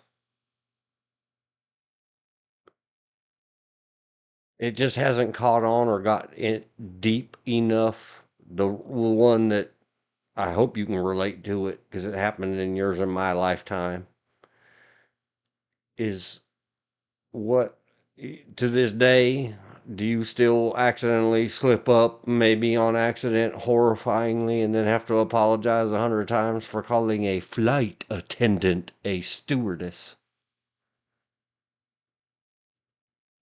Well, concern I have not been on a plane since 1984, 85.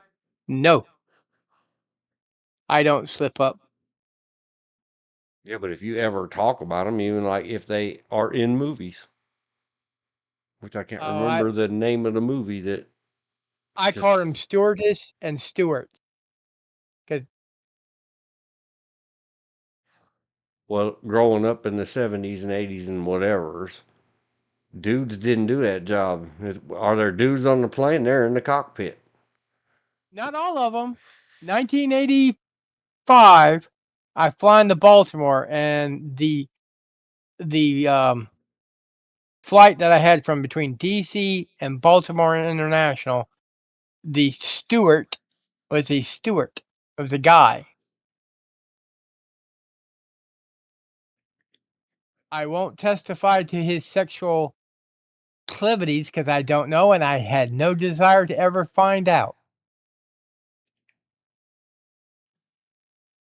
Catch. Yep.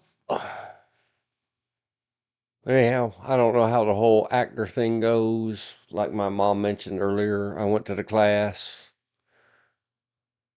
I've been around all that jazz. Grew up in LA. You get around the movie biz people. They're no worse I'm than not starstruck. I'm utterly unimpressed. They're just like working people like theater, everybody else. just like they march to their own drummer. And sometimes that drummer can't carry a beat and is tone deaf. Yep. The big, and there's no reason for them to worry about the outside because inside the Screen Actors Guild, there's so much infighting and hating each other anyway. There's no room for anyone else to step in and hurt their feelings. They're too busy hurting each other's feelings. Ain't that the truth? Because back in my day, living danger close to Hollyweird and all the unionized stuff in the great state of California where they invented all this garbage, stealing your language away from you. The big argument back then, I'm not going to try to Google search it, was whether or not movie stars could even call themselves actors because real actors work only on the stage. Oh, now we're going back to the 30s and 40s. Oh no, this was the 1980s and 90s. They didn't give up that chip on their shoulder, even when working. Al Pacino is not my favorite in any movie, but especially because he carries over into his movies a lot of his traditional stage acting training and experience. Yeah. That's why his deliveries, he seems to shout a lot. Well, all Yeah. stage actors do. That's just how they do. They have to Now send it across the room. you do have some that can do both. But I have been to SAG, Screen Actors Guild, gatherings and things like that, and screen extras. I had a lot of people back then. A pretty good friend of mine did a lot of extra work. But to do extra work, you had to be in the Screen Extras Guild. I don't even know if that still exists. I think they've merged it into the Screen Actors Guild. The Screen Extras Guild was the main union for Hollywood extras until it merged with the SAG in 1992. Okay, well, until it merged, everybody had to throw the money in. And back then, wages were a lot different. Even in Yep. California, you might get paid. He got paid $40 to work some very long days. Like be on set or on at this location where we've closed streets and the police have the streets blocked from 5 o'clock in the morning till about 11 o'clock that same night, and then come back tomorrow. I think he worked 3 days on the Terminator and got paid $40, and never none of his scenes as an extra got put in the movie. But hanging around him and others, I have been at SAG informal meetings where Al Pacino himself came in trying to, would you guys stop arguing about this? How about no one's allowed to be called an actor and let's all go do our acting? Because you guys are all sitting around these coffee shops and restaurants and yelling at each other and nothing's getting in the can. Yeah. These movies don't Well, make us any money till they get out into the theaters. I grew up on the other aspect, the actors and extras, stage people. That's what technical sound, light. We're all from the stage, not the movie. Because that's what my aunt did. She had her PhD in theatrical art.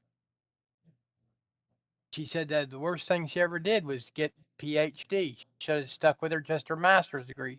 Because when she was in New York trying to get established, directors and producers were intimidated by her because they were afraid she knew more than they did because she had a PhD. Now, she had some famous students while she was working on her PhD. The guy who played Jaws was one of her students. Do you remember Northern Exposure, the TV show? I never saw it, but I remember. Well, the guy who played the astronaut was a buddy of her, a friend of hers from New York when she was working up in New York. He was trying to get established as an actor. And that's the reason I got to see things like, wasn't on Broadway, but the Broadway production of Jesus Christ Superstar, Godspell, Hair. She worked on Phantom of the Opera, Cats. Uh, That was a horrible movie. no, she didn't do the movie. She did the play Yeah, on that was stage. a horrible stage to screen. Well, she got a kick out of it. Let's see. She did also worked on Little Miss Saigon, Annie Get Your Gun, bunch of them, as well as with her lights and sound technology. and her ability to repair older equipment. She worked a lot within the not a Carolina Theater up in Durham. Not a sponsor. That's just one of the people she volunteered work for and worked with. But she worked Bruce when he came to North Carolina, David Bowie when he came to North Carolina. I think it was the Spider Glass tour, Fleetwood Mac, Chicago, a bunch of them over the decades. And, so me and my brother used to fuss at her because she had extra backstage passes, VIP passes for the David Bowie's Spider Glass tour, but she didn't invite us because she didn't think we were David Bowie fans. Well, you didn't ask either, St. Clair. Because I'd have almost killed someone for that because I was a big fan of David Bowie. One of my favorite songs he ever did. I do not know if it was ever put on a record, but it was David Bowie and Bing Crosby doing Little Drummer Boy, which has always been one of my favorite Christmas carols or Christmas songs. It's not necessarily a carol.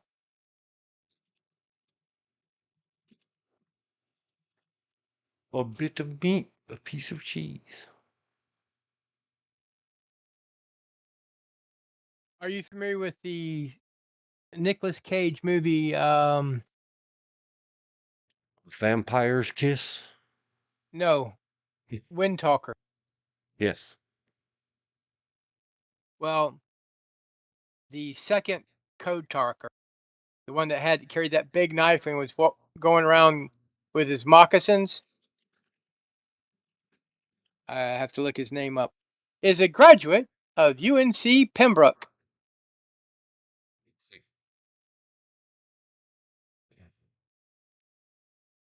Trivia. Or that's where he went to school. I don't know if he graduated, but he did go to school there.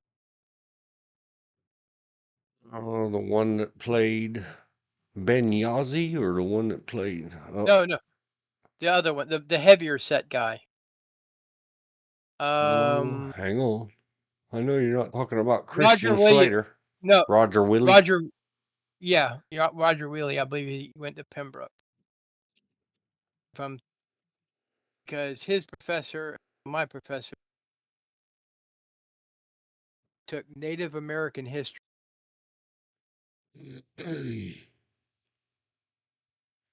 It's a U.S. Army veteran during the Persian Gulf War. That would be See, UNC. Desert Storm or Desert Storm 1 Roman numeral or Gulf War 1 Roman numeral. You little babies that don't believe that anything before 2000 Right happened. there, University of North Carolina at Pembroke. Yep. College. Graduated. Class of 95. There, I didn't go till 1997. Dr. Oxidine. All the Oxendines from down to Pembroke Way.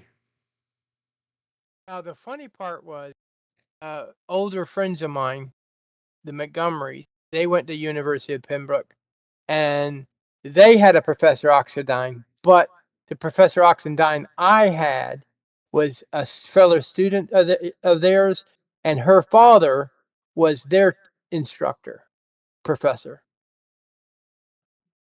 And for those that are interested, University of Pembroke, or used to be called Pembroke State University or State College, was the first state-funded school to teach Indian school to teach Indians on how to become teachers. And in the 50s, I had a cousin to teach there, teach English and religion.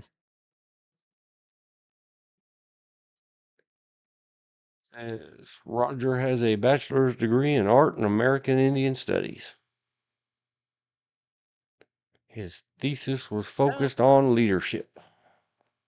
So you mentioned Destiny, and it's a small world. Mm-hmm. He left 2 years before I got there, and we both had the same professors.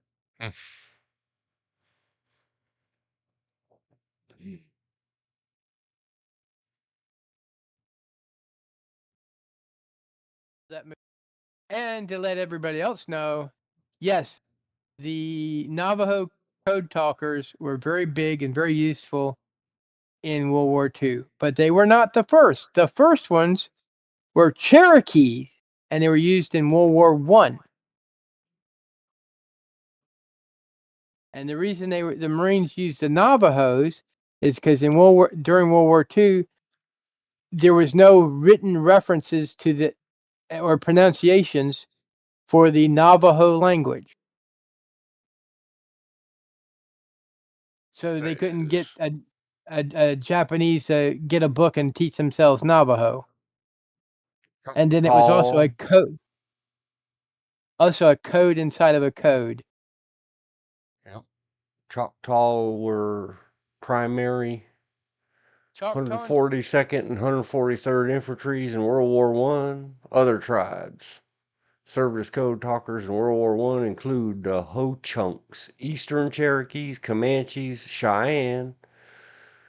Well, the reason I know Eastern Cherokee is my grandfather knew quite a few of them that were there at that time period because he's from Warren County, North Carolina, up in the mountains, as well as he had one or two in his unit. It was the 30th Division, Old Hickory Brigade. He was an engineering officer. And I fact, I scrolled have it. many across the screen. There's plenty of credible sources, including whatever the NC, DNCR.nc.gov is. Don't know what it is. The Army? There's lots of stuff at different Army museums and Army other stuff, but I don't see anything from DOD or whatever. There's plenty of, these are all credible sources, every bit of it. Yep. As well as a program called Family Tree.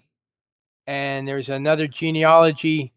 My dad had a paper, and this organization sent out this genealogy newspaper, and they did a big article on the Cherokee code talkers of North Carolina.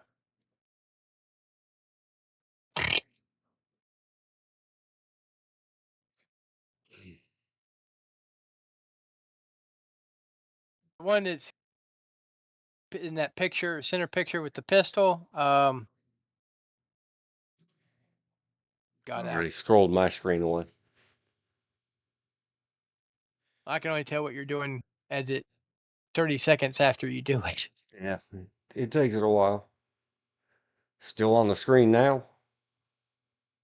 No, you're back to your typing, scrolling, and your texting, your typing stuff. Yeah, But just right wait there, till it. the second row pictures there, middle picture, he's got a 45 and he's got his kind of covering his code talker. Yeah, it's Christian Slater. Yeah, I like him as an actor. I like a lot of movies he's done. I tell you, one that you have got to have your head screwed on very straight or very crooked. Christian Slater. Let me get to it. Let me find it. That's it right there. Yep. Where he's No, being he's not Elvis. holding it right. He's not holding it right, though.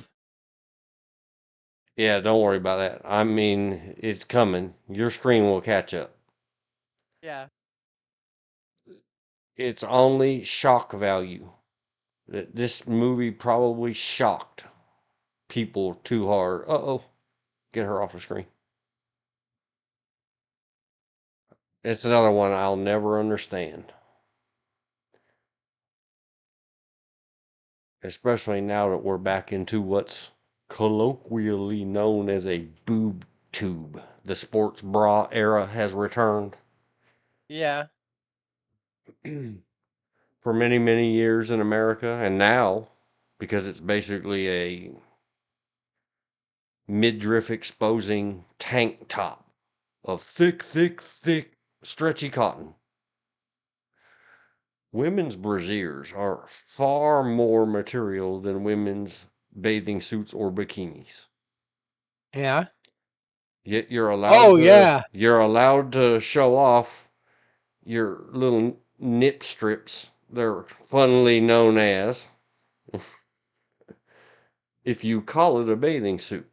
But your ultimately full coverage, double padded Attica brassiere, nope, can't show that.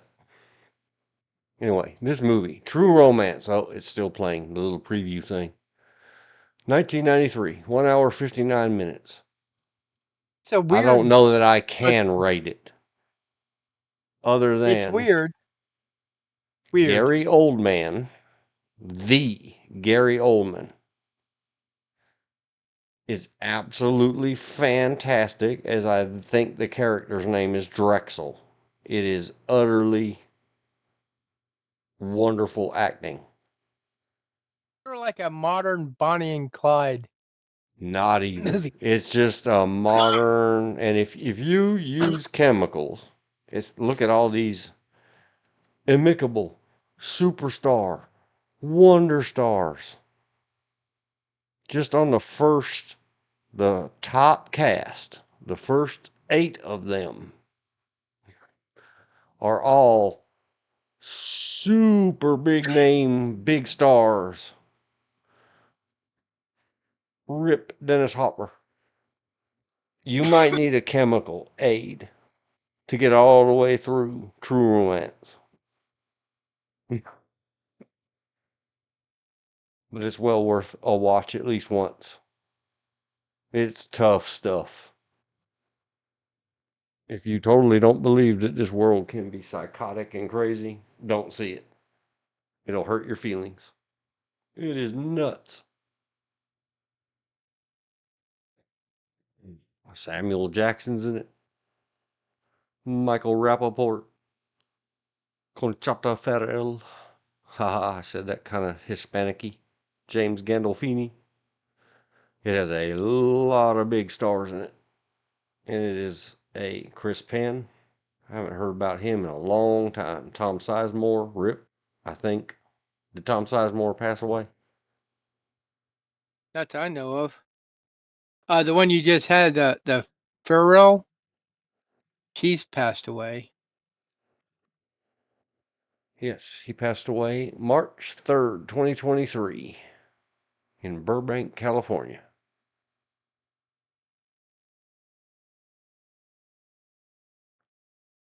Action Played is the juice Virgil, for passed me. away. I liked it. I liked Tough when he did. Lost your audio again. You liked something when he did.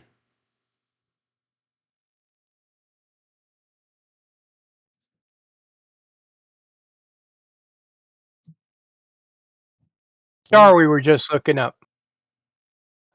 He did a We movie heard called R, we Cuffs. were just looking up. All right, which one? Tom Sizemore?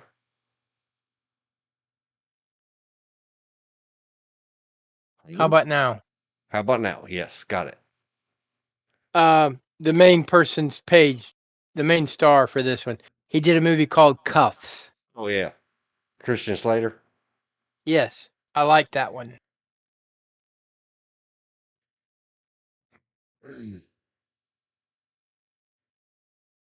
He has been in a lot of movies. Broken Arrow, fairly rated. 3 out of 5 stars. Not bad. It's a fun movie. That's all I can say about that. It's a fun movie. Cuffs? Talking about I got Cuffs or Broken Arrow? Broken Arrow is just a fun movie. Cuffs is fun and funny.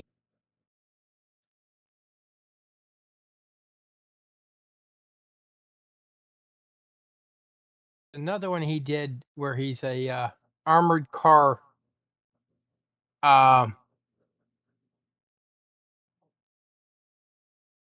guard, and they get caught. I think it was a bad flood or rainstorm,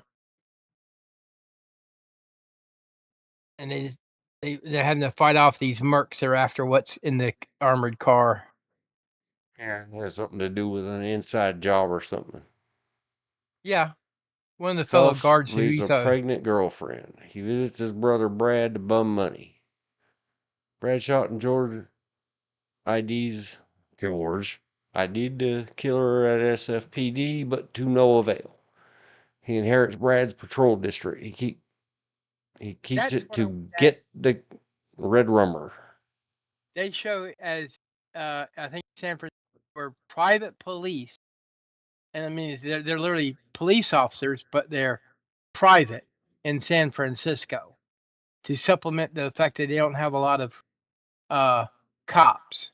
Did they ever really do that in California? Private police? I don't know. We've had all kinds of whatever they might call them, security guards, escort These were security. no. That's what This is a police Pinkerton station. agents are famous for. Yeah, these are police. They're privately paid police officers. They have to go through the police academy. They have to get certified. They have to go through background checks.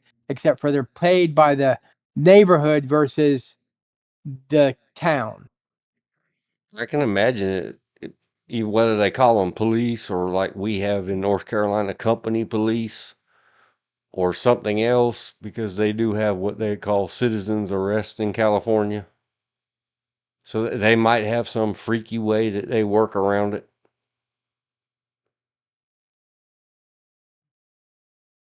I can't think of the name of that movie you were talking about with Christian Slater. Yeah, cuff. No, I already showed that one on the screen. I was looking for the other one about the armored car. Just ask Google bar. Christian Slater armored car movie. Hard Rain, 1998. I had memories. Hard Rain.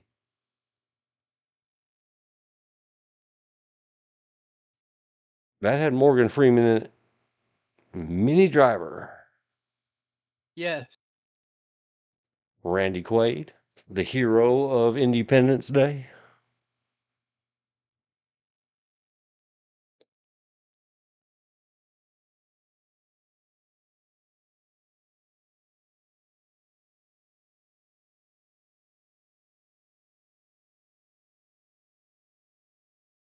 Ed Oh, Asner. Man, I saw Edward Asner. And my mind said, I wonder if he's related to Ed. Duh. Yes. uh, the one that was in Independence Day. I loved his character, Randy Yep. Quaid.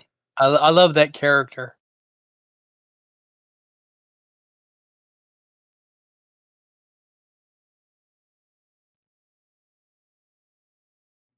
There was a lot of people in that movie too.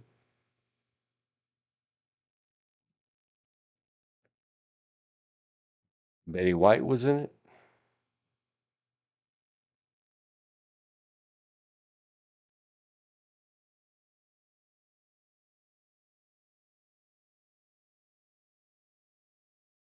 Which Ed Asner would have stuck to acting and stay out of politics. Oh, I just ignore whatever they say off the screen. I don't care.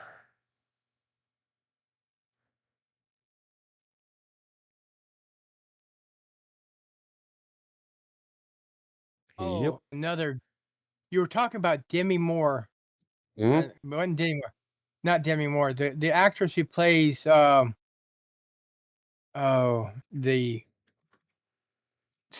shooting archaeologist, the female, based off a video game. Mm-hmm. Married to Brad Pitt.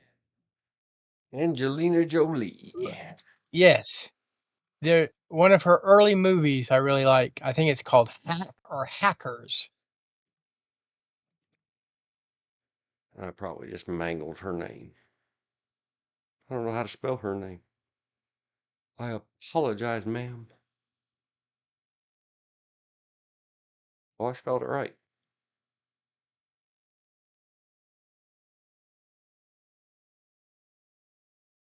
$1995.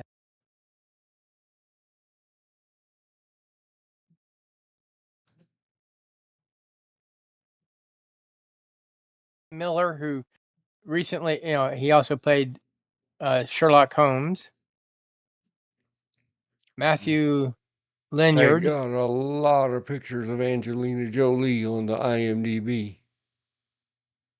I'm not Where you looking can at them. find Girl Interrupted was a fantastic movie. And Hack was a fun movie. It was an exciting movie. And it was really before hackers became super famous. The early days of hacking. And it's semi in the future.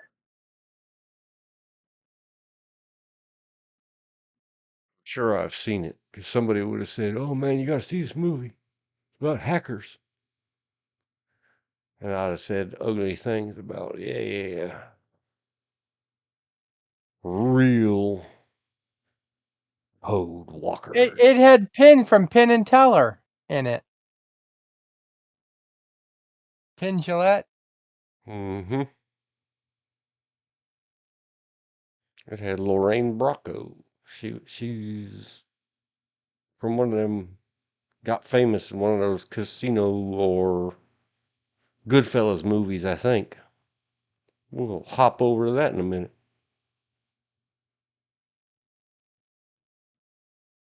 I don't remember anything about hackers, and I know I've seen it. Teenage hackers, crackers.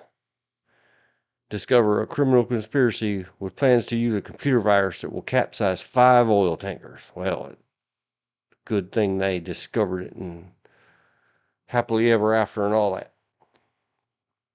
Yeah. But it took a team of hackers to do it. Lorraine Bracco is known for, and if I'm saying that wrong, I apologize, Madame Goodfellas. Yeah, I knew that was her. The Sopranos. I started to watch the first season of The Sopranos once, and then life happened, and I don't think I ever got back to it. Oh, she was in Crime Story. Oh, the I can never Basketball get past. Diaries. Here's one I that can't people get don't past remember. season 2.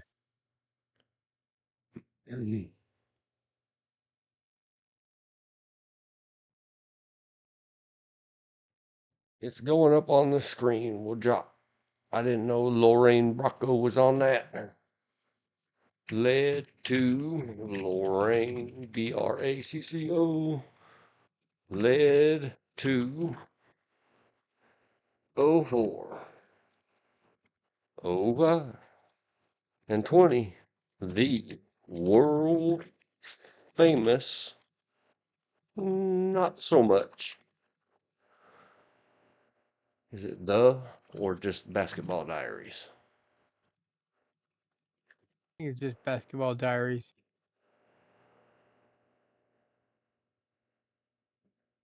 It has the word the from 1995. Another.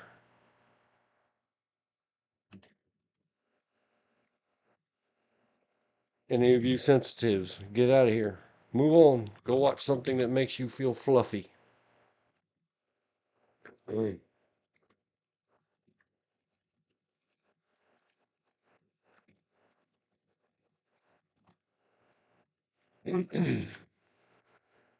The Basketball Diaries, about a very disturbing Leonardo DiCaprio again. We discussed him the other day. He's a fantabulous, fine young actor.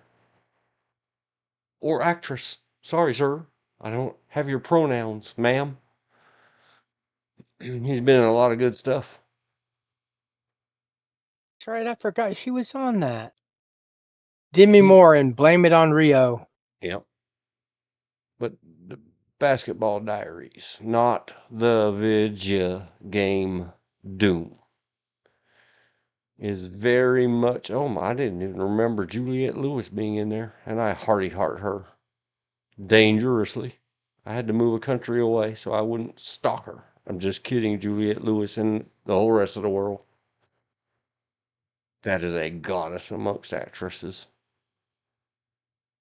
and Boy, she singers come in along. punk and roll bands.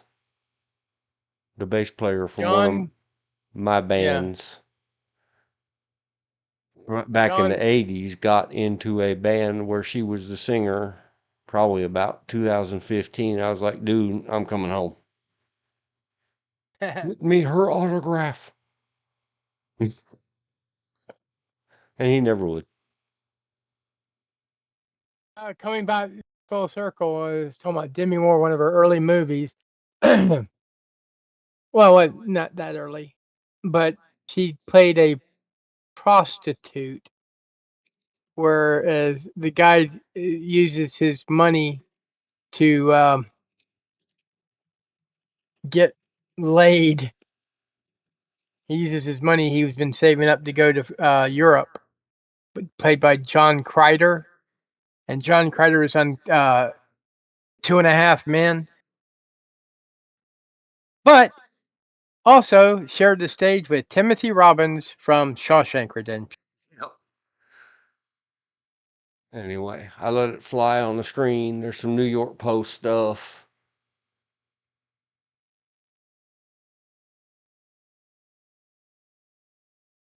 And I put everybody can search it themselves. It'll be in the pinned comment later.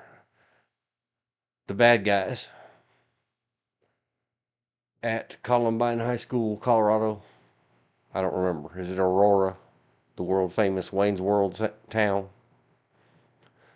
Anyway, they were more so influenced by the movie The Basketball Diaries than any video games.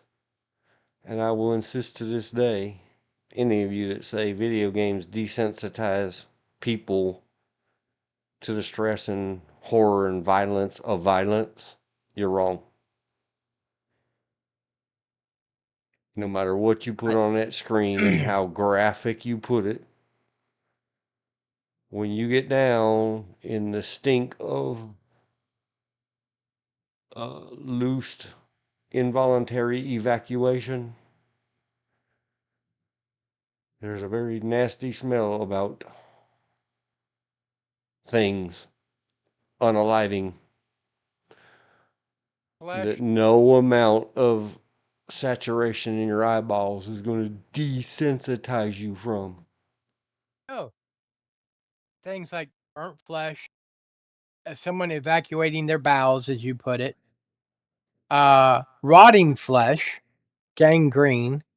Oh my God, that first time I smelled gangrene, I almost puked, but I couldn't because I was working as a volunteer at the VA hospital cleaning out whirlpools, in the physical therapy department.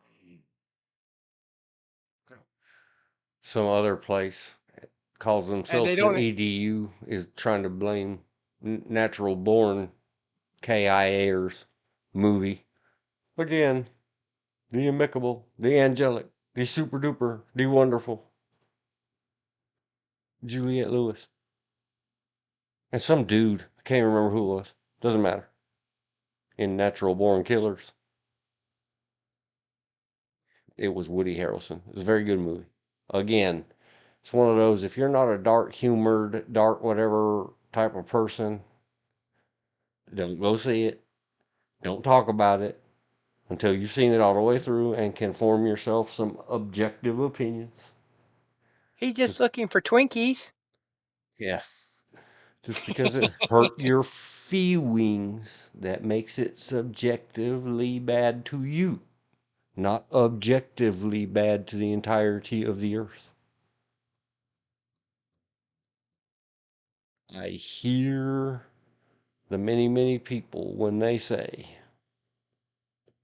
did that movie have as much violence, war, R words, um, sexism as the Bible? I mean, that was like when George Clooney tried to play blame the violence in the world on Charlton Heston for his westerns and army movies, and Charlton Heston pointed out, at least in my days, you weren't allowed to show blood. If it was just a little trickle that came between your fingers. Well, apparently Angelina Jolie has been at it a whole Oh heck wow! of a lot longer than I thought. Man, how old was she? Didn't she star as that famous model Gia, 1998? Wow.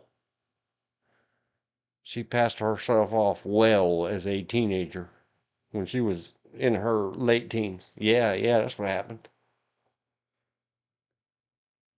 Playing God, Drew women.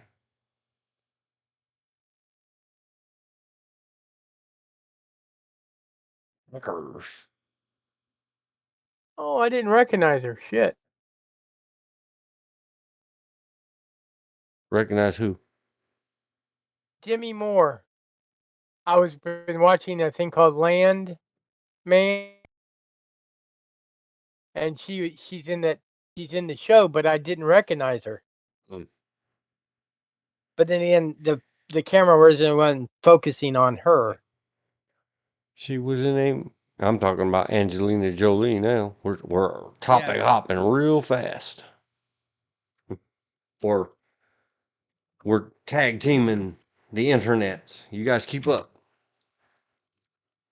00 GH. she's not that old. She was born in 1975. Who? She's a youngster. Who is? Angie Jolene, born in Los Angeles, California, June 4th, 1975. Oh, I'd have never thought that. Then she really was only in her very early 20s when she did Gia, if that at all. She's not that tall because she's only 5'6.5".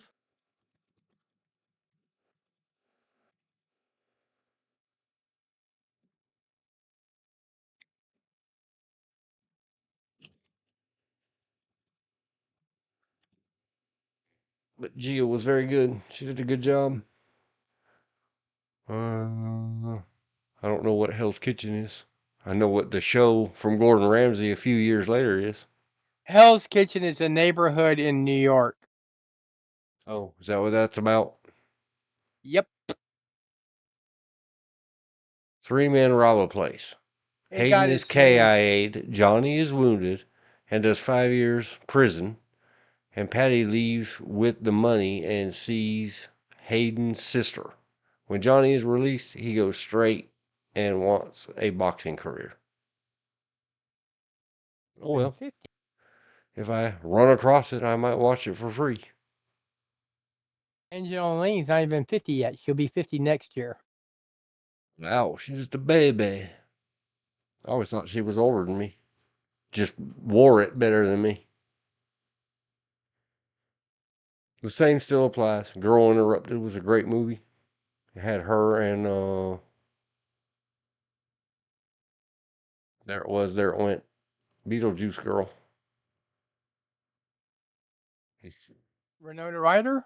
Yes. It has many, many other big stars. It had Vanessa Redgrave in it. For us older folks, for all you bebes. Oh, Yeah. I forgot. Brittany Murphy, RIP. That's a very sad tale too. Brittany Murphy's. But it was a good movie. Girl Interrupted. Whoopi Goldberg. Pushing 10, I think, is the one she made just after she had got with her. Now, Demi Moore is older than both of us. Yeah. She's born in 60. She's born in 62 in Pushing Roswell, New 10 Mexico. is when they were running around with those vials of each other's sangria around their necks. Billy Bob Thornton and Angelina Jolie. But Pushing 10 made me laugh a lot of times. It was a very funny movie. To me. I just looked at it on the screen and I didn't bother to note. Was that a comedy? Let's find out. Are you called a comedy?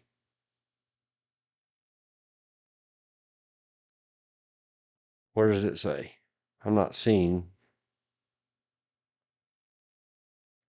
Always say. How do they categorize it?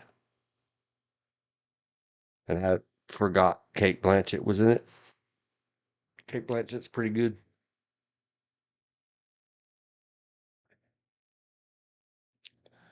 According to user reviews, it is a comedy.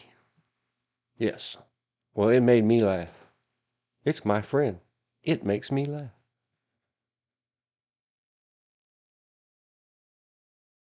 Fact. I know I've seen Laura Croft Tomb Raider and I haven't. probably took employees from my computer store to go see it because they were in love with the original Tomb Raider video game.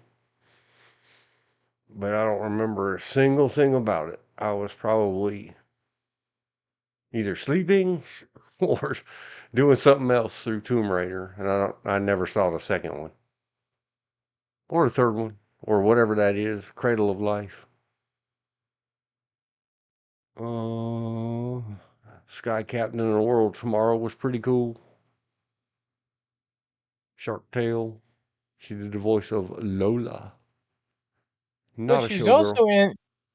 She was also in the video Meatloaf's "Bad Outta Hell 2." Yep. I did not know that.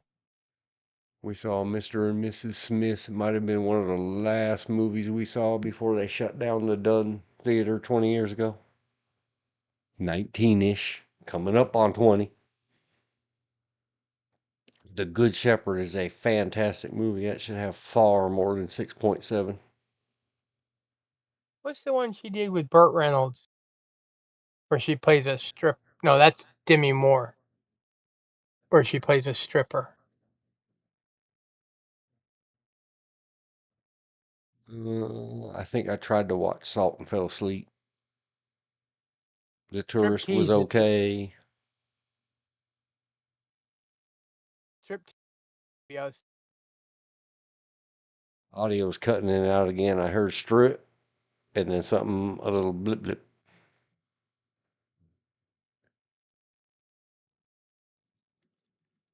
Striptease was the movie I was thinking of with Burt Reynolds and Demi Moore. Did you get that? Yeah. Okay. 1996. Does it really have Ving Rhames in it? Apparently so. He played Shad. Burt Reynolds played the congressman, Armand Assante. One of his last movies. Robert Patrick, the Terminator #2. There's a lot of people in Striptease. Big names then She, and she became did big a names good later. job. She did a good job portraying a stripper.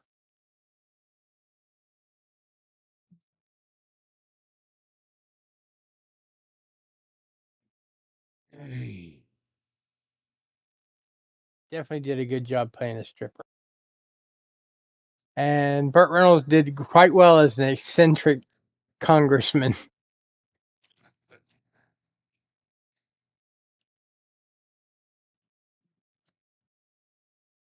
I've probably seen it, but I just don't remember anything about it. Sorry. You got the extent of what I remember.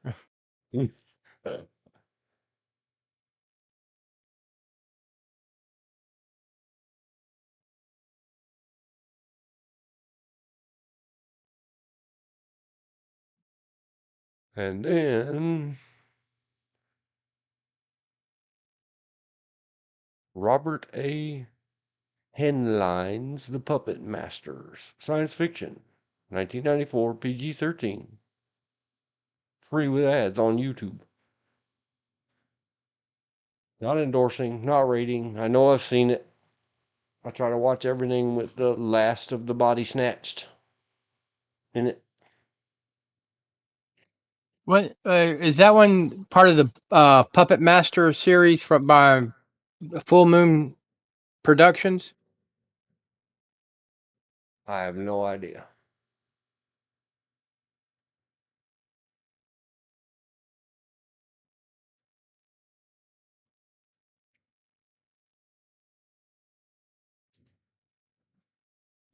The Puppet Masters. IMDb.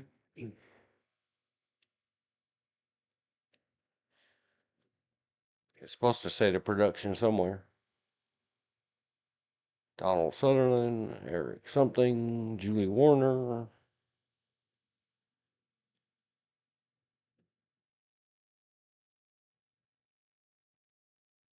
Production notes at the Pro. Horror sci-fi thriller.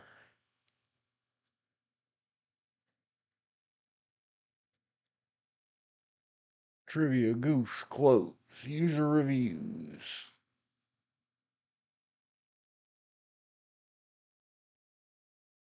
I don't know. I don't see anything about it.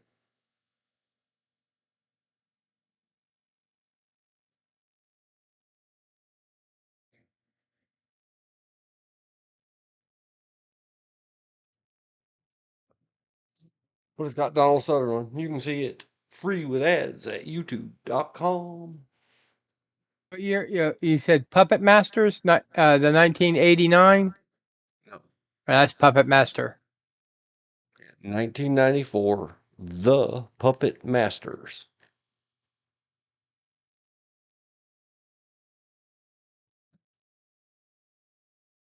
No, they did Puppet Master 5, the final chapter, in 1994.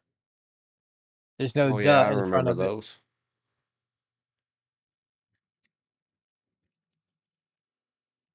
Yeah, those were done by the Puppet Master series was done by Full Moon Productions. Yep. Straight to Transfers video. Transfers was done by Full Moon Productions. Doll Man, which is the same character that's in Transfers.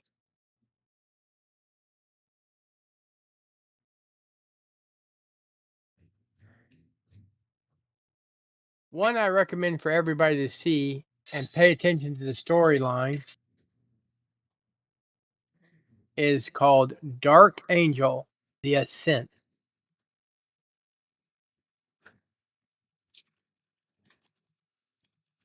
Did another one because Full Moonbeam Entertainment was one of their other names, and the Moonbeam was more of their kid-friendly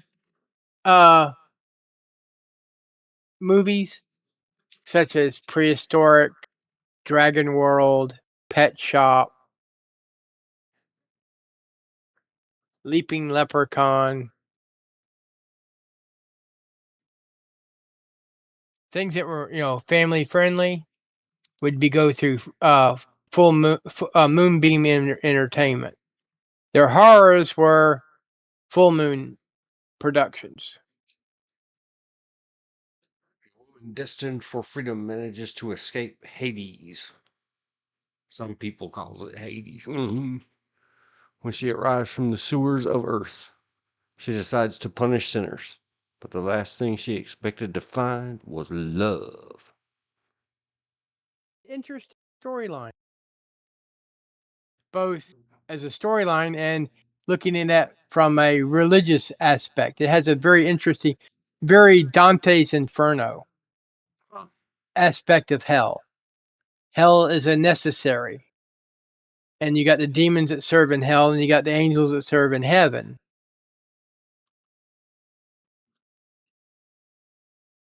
Because even in hell, in the movie, the demons worship the person who was on the crucifix?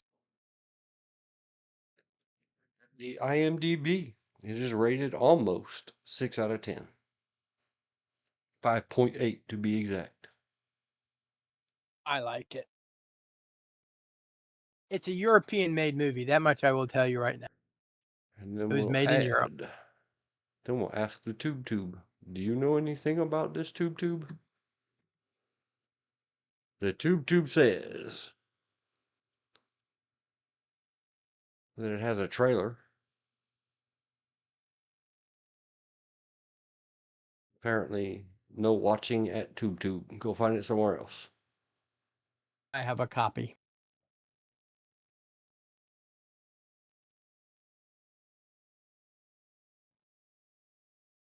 Lots of trailers, lots of what claim to be,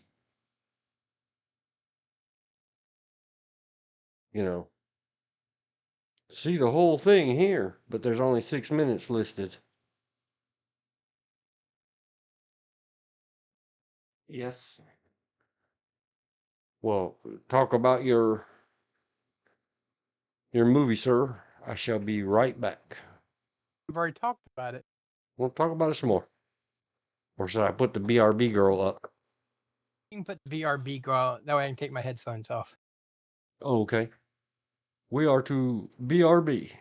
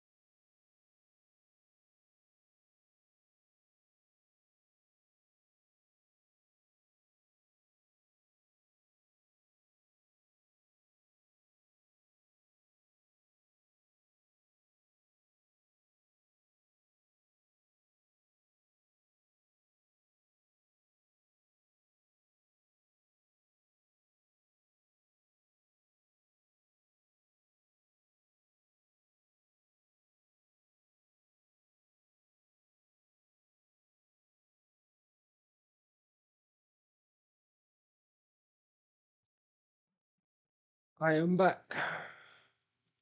Welcome back. Oh, thank you, sir.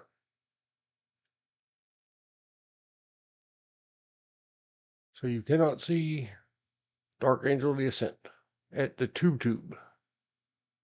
Let's ask. BD. Search in Google.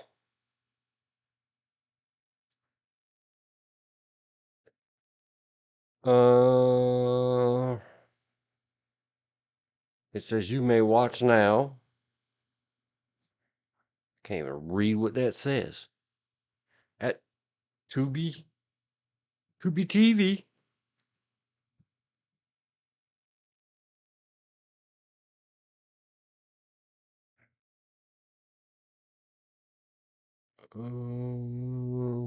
You can You can watch it for free on Falsum, Falsum, FAWESOME.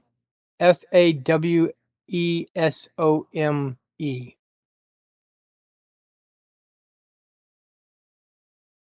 don't know who that is. I'm not going to worry about it.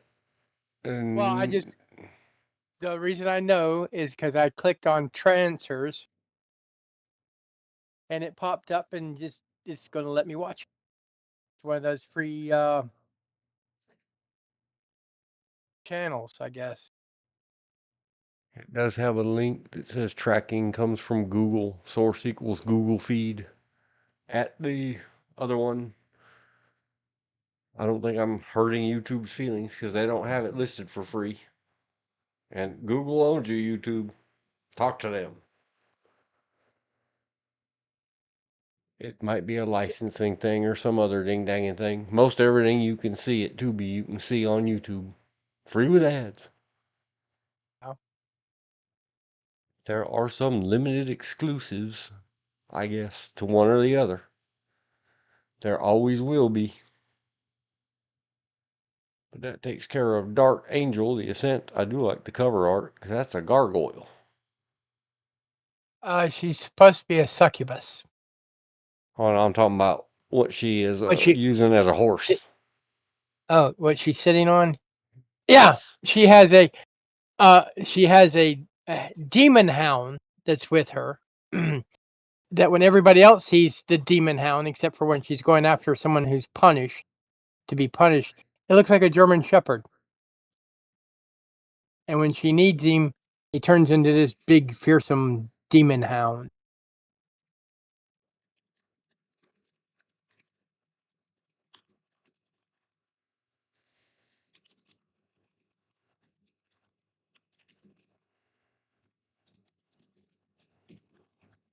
Sorry, I was answering the chatter. We didn't go away to go to bed, Elizabeth. We took a break for a minute. I had to go study some papers for the elders.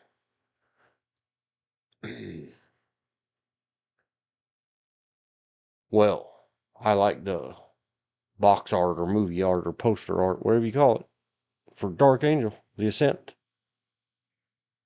It would be the movie poster art slash VHS box art.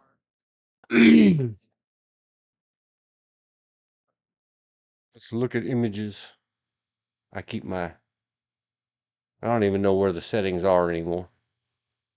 Safe search is always on my Google bar.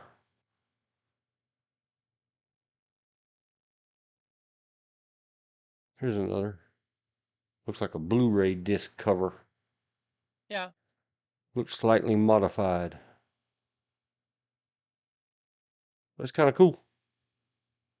Fires and brimstones and all kinds of stuff.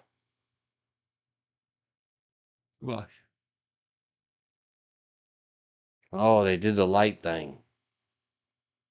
Like from the old black and white movies. You shine the white light across their eyes.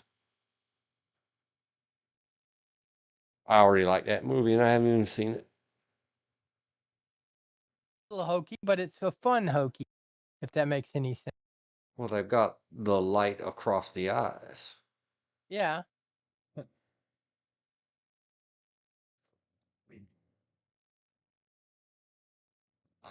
It has to be good. They do use use a lot of older movie tricks because they're free. It's free computer graphics being used by everybody. Yep. I Back mean, in the day when CGI was expensive, you couldn't go get yourself a copy of Blender 3D. And I don't know that Blender yeah, does all that, but it's a free thing. well, Let's take a look at that. the early days of ZBrush weren't expensive. There was a movie called Raptor Island where the dinosaurs, versus modifying it at all, they used the dinosaur that comes free with ZBrush back in the day. I know because as I'm watching the movie, I'm looking at my computer going, it's the same damn dinosaur. Operates the same way. For those of you garage banding your movies, your video games, your everything, and you can't afford enterprise editions of all the enterprise tools designed for this kind of stuff. And it's been a long time. I bet it's been 15 years since I looked at a version of Blender. I mean, hands on, put some hours in it. So I can't really speak to it. Blender.org. I zoomed it on the screen for a while. Now it's going to zoom back out, show the results.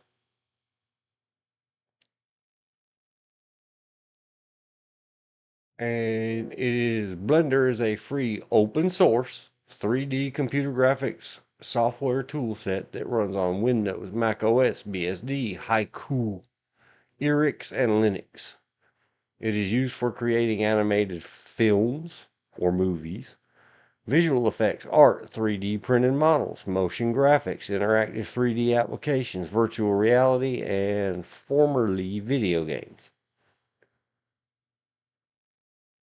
Like BIMP is a replacement for Photoshop. I think it's called BIMP. GIMP. GIMP, excuse me. Bring out the GIMP.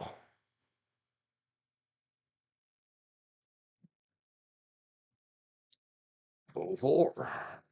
4 and 1. 0, 0. Blender and GIMP and other free or open source, which my good friend Alan always calls it. Alan says open source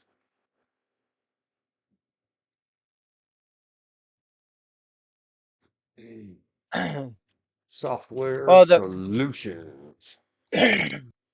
the biggest thing to kill buying the name brand is you don't buy it anymore. You have to rent it year by year by year.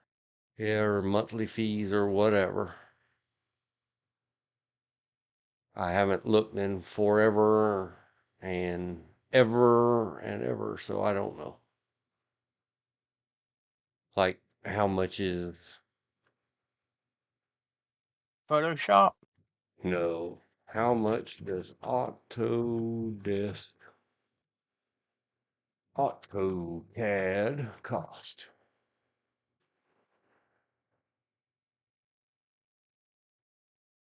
You can get AutoCAD LT 2023 at some place for $349.95.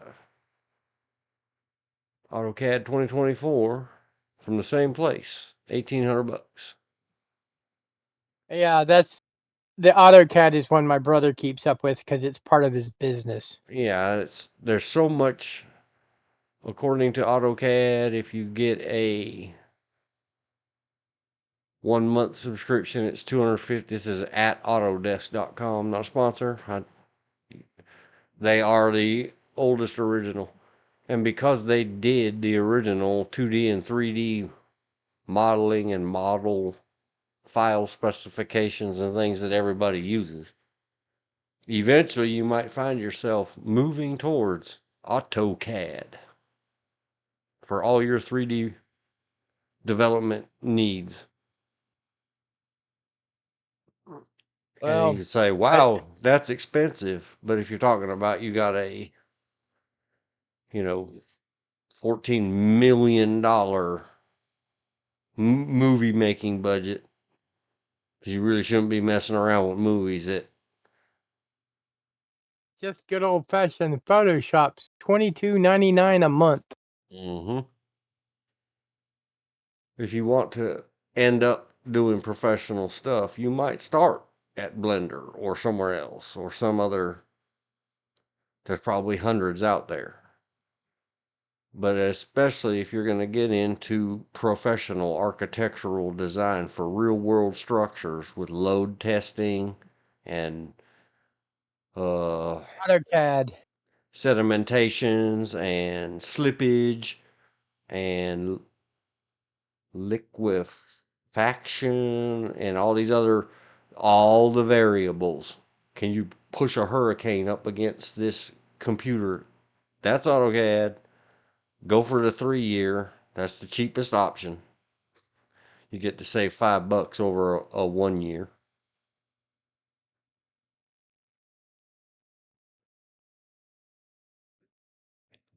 I still And remember you could be able to get Acrobat Photoshop Suite, which had them all for like maybe $50. well, but As a those student. days are over. Yeah. Oh yeah, the Adobe Substance 3D collection is $49.99 a month. Yep.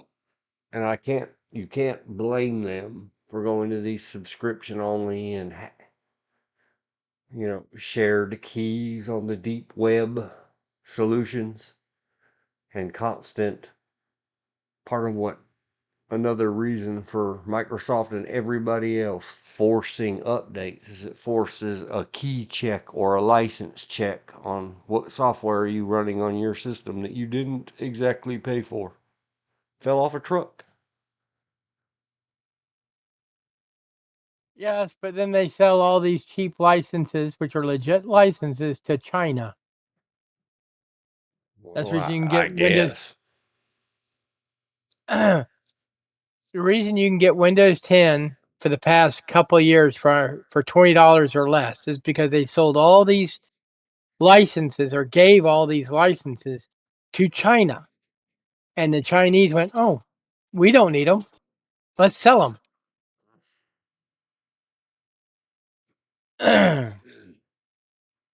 Though the first Windows 95 I had, the only Windows 95, was given to me by a Microsoft Windows employee.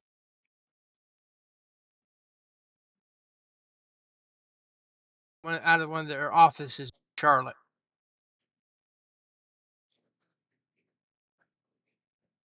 So that's where I got my Windows 98.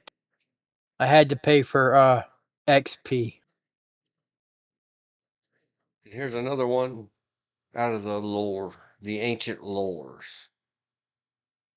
Some of us have lived some stuff. How far are we in this screen? 0447. 0448. Oh.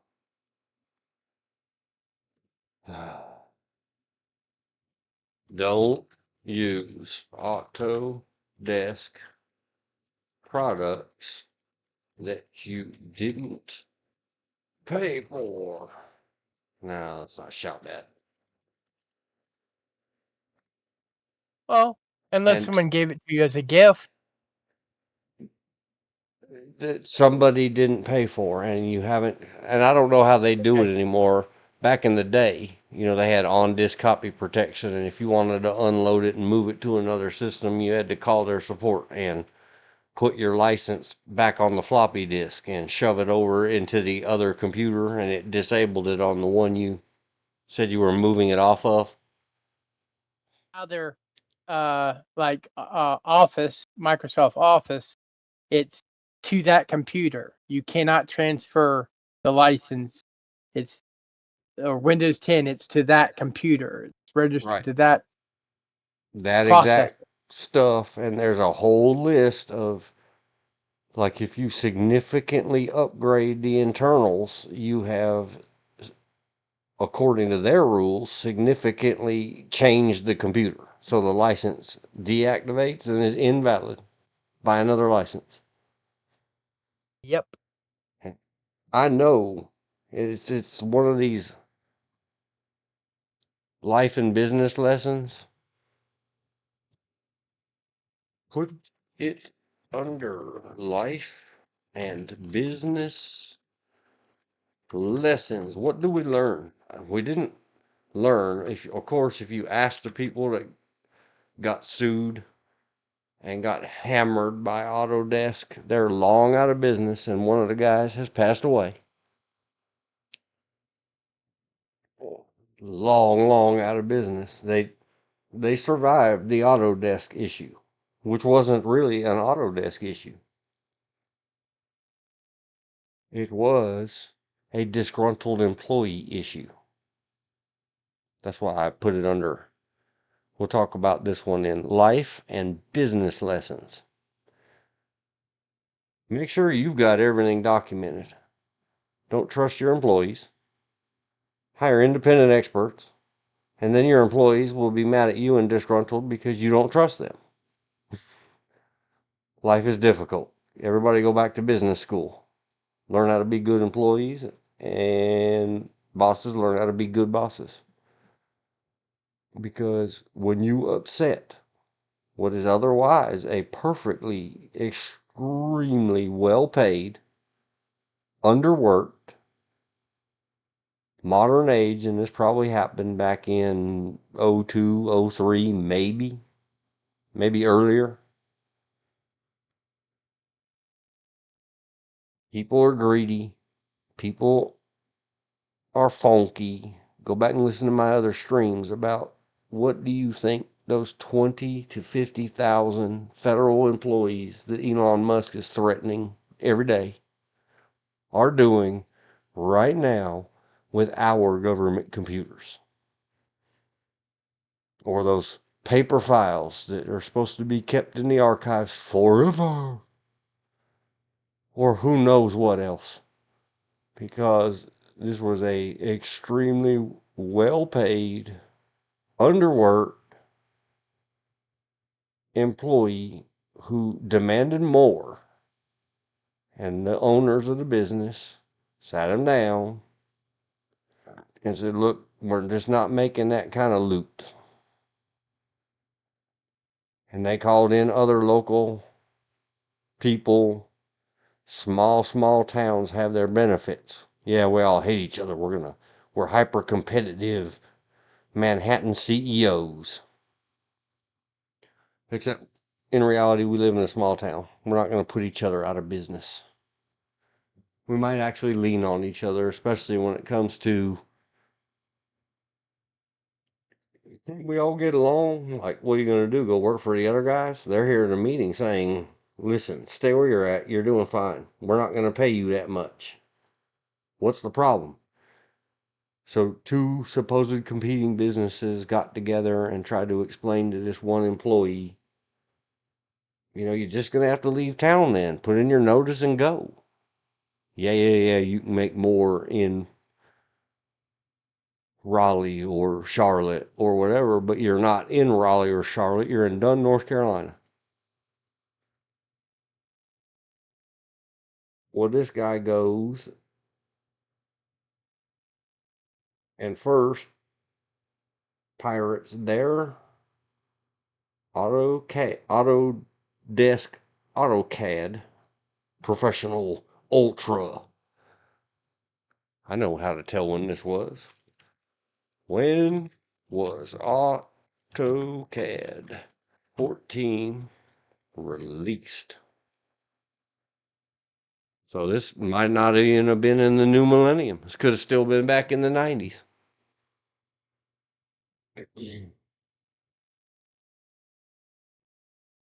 Because it was the version at risk, at issue, was AutoCAD 14. Well, this guy goes and puts some piracy on their software, and he finds some of the old computers in the office and installs their versions on those, and then shoves them back in the closet where the old, or the storeroom where the old computers lived. And then he goes and sends photos and an affidavit statement saying that the bosses did all this and they were just installing AutoCAD 14 everywhere. And he'd seen it, and he had to get out of there because he resigned instead of whatever. But before he left, so then he sends off this mess to Autodesk. Autodesk gets with their partners, Microsoft, and they got served via registered mail the first 2 pages of this letter were all the names of the attorneys that represented Autodesk and Microsoft in piracy claims in size 8 font. 3 columns of lawyer names for 2 full pages. Against a little old company in Dunn that had 3 whole employees, if you counted the owner. They ended up about, in settlement, including the attorney fees for that 2 pages of attorney names in size 8 font, about $110,000. Autodesk, who then turned over their findings to Microsoft for piracy of Microsoft products that the owners knew nothing about, and Microsoft was far cooler about it. I think they sold them like an enterprise license for a couple $1,000. Back in the day, you could buy these special kind of licenses, and it might have been because of my involvement, because I was a Microsoft academic reseller and value-added reseller and all these other Microsoft things and part of the Microsoft Developer Network. I don't remember. They got out a whole heck of a lot cheaper from Microsoft than they got out of AutoCAD 14 that they hadn't done anything with. They had a malicious, now former employee set them up. Be careful with how you treat your employees, and how if you're feeling as a boss like, should we get rid of that person? If you're asking yourself that question, the answer is yes. Get rid of them. Suffer it. Don't let them sabotage the internals. True story. And AutoCAD, way back in the 14 days, I think way back then, because we had to sit there with AutoCAD people supervising. And the only reason I was allowed to do it is because I'm independent. I didn't work for the company. I had my own computer businesses, 2 of them. That under the careful observation and those observers being paid by my computer customer. I'm not so high up that I called everybody client. Them's my customers, and a lot of them were my friends. It is a small town. And they had to pay the hourlies included in their settlement money, a little over $100,000 or 110 plus, paid for those Autodesk, whatever they were, to stand there and make sure we didn't mess it up again, including installing then. It was additional modules. I'm sure it's built in now. That when you AutoCADed, this is really, you're not paying much for $2,000 a year. That if you've got everything installed correctly, and if I'm wrong, then go find yourself an old version and run it on a virtual computer that would dump you out the construction materials and parts lists in purchase order format for whatever you designed. That's good The stuff. early days, the early days of AutoCAD, you bought the basic drafting program, and then you had to buy all these extra things for that would give you doors and windows and Yeah, he had to install manufacture. all the modules. And some of the modules weren't for sale. You had to actually ask the manufacturer of the windows for their Their little add-on. Yep, their models, their whatever. I know because that But see, with dealing with these, a version of AutoCAD for I and my brother goes back to the 80s before Windows was a thing. yeah. Oh, me too. I got my introduction to the Autodesk people with early versions of CAD for DOS or other operating systems because DOS had the 640K memory limit requirement. AutoCAD for DOS. Because I was in the last year AutoCAD in 2X. 1985, the last year of the high school that did not have a version of AutoCAD. Yep. We did all our drafting by hand. And now they're not allowed to teach them how to draft by hand. They have to go straight to AutoCAD. But here's a but. Those who know how to draft by hand and then take up computer drafting are faster, more accurate than those that do it strictly with AutoCAD and never learned how to hand draft. All the way up to release 12. And I won't name the name, but I was working at a very busy millions and millions and millions of dollars computer store in Southern California. And for a giant jet engine manufacturer, we got them off of some kind of main or mini frame mess. I don't remember whose equipment we replaced with IBM PC clones, not PC compatibles. Go dig it up on your own dime. So that they could run AutoCAD. And my God, it was cheap to them.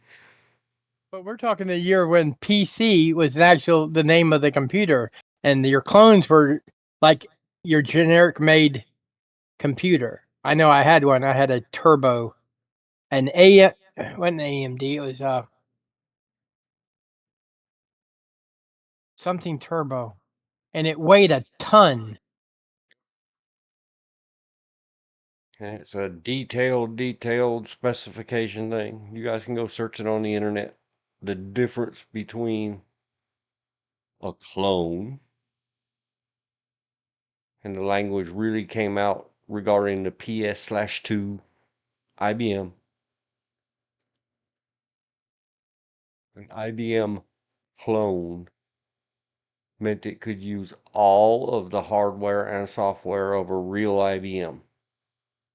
A compatible would run all of the software, but not necessarily all of the hardware. And if you messed up in that terminology in a busy computer store, you might hear from IBM's lawyers.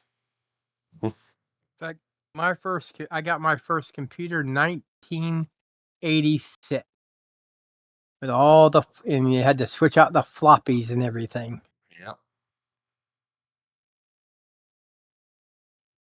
We can layer everything for a comprehensive view. They got all the views. Left side of the screen, I'll let it pause a minute so it catches up at George's. All the wire framing and all the views. Shared support files, support and problem solving.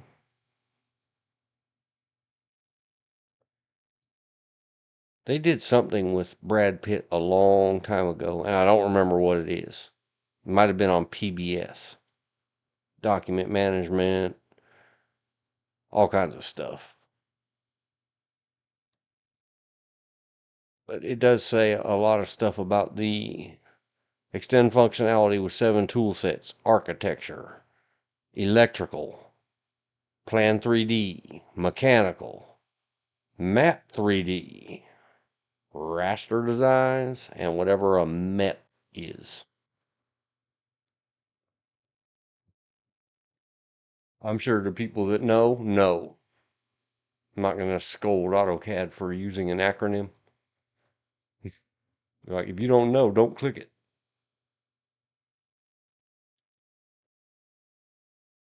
I know how to find out.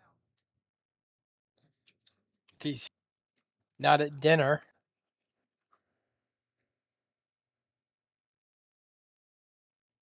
The original Autodesk Animator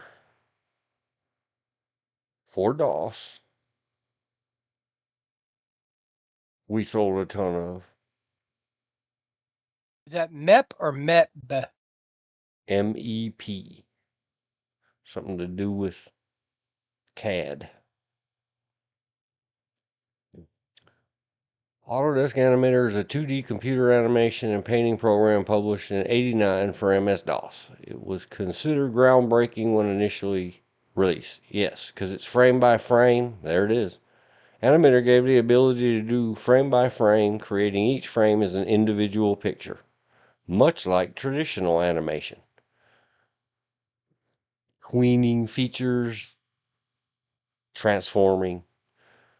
Animator and Animator Pro, FLI and FLC animation file formats, and later versions, Animator Studio provided AVI. I get to find out if he's online or on his computer. Yeah. So the thing with Animator is it was also extensible, which is an old guy like me word. We're talking about you could code your own stuff into it.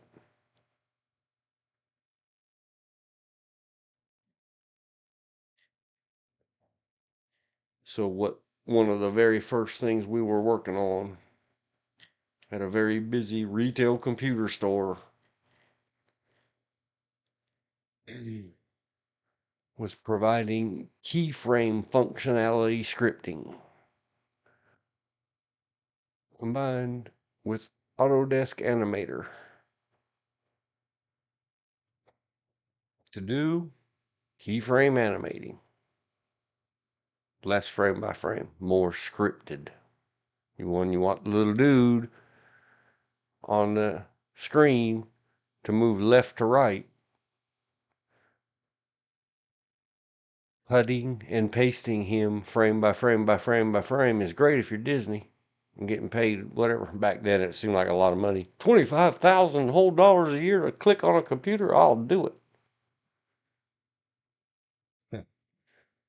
Animator Pro was sold for $800, significantly more than the previous version, because it worked. It did big stuff. They used to have a video game developers used it. Formula One Grand Prix, Cannon Fodder 93 from Virgin, Jazz the Jackrabbit number 2, all the way in 1998. Epic. Epic.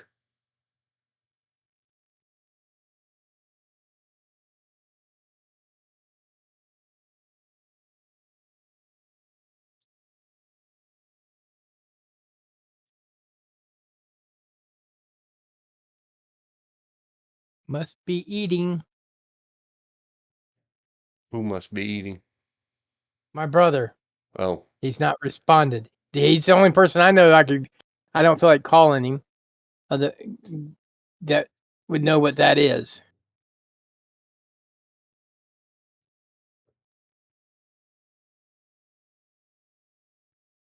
Autodesk Animator. He deals with AutoCAD on a day-to-day basis. They've got a picture of it right here. And I think this was Pro around 90 or 91. But it's a YouTube video, so I don't want to click it. Their original graphics. And this was a real big deal in the early days of VGA monitors. Was that Hummingbird. Everybody loved it. We'd put that Autodesk Animator demo up on VGA monitors and sold the heck out of computers with it. Oh my gosh, it looks like real life. When you look at it by today's standard, not so much. Well, the first Final Fantasy movie was done with ZBrush. And the only reason I could tell other people, oh, I wonder who that actor is. I'm like, it's not an actor, it's an animation. How do you know? I'm dealing with that in school. Final Fantasy. I don't remember what was that daggone movie called. I've seen it probably twice. Something I just within. remember, Let's it's the just ask. The spirits Final within. fantasy movie. Yeah. That's all I remember it as. Seems like yesterday it was called The Spirits Within. Oh, okay. Seems like yesterday it was 2001. That's about the time I was taking computer graphics. I mean, computer animation.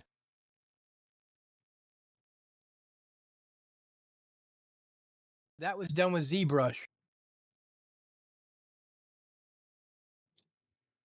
And now, if we went and looked at it, we'd say, man, that doesn't even look like a good video game. Back then, I remember looking at it thinking, wow, they nailed it.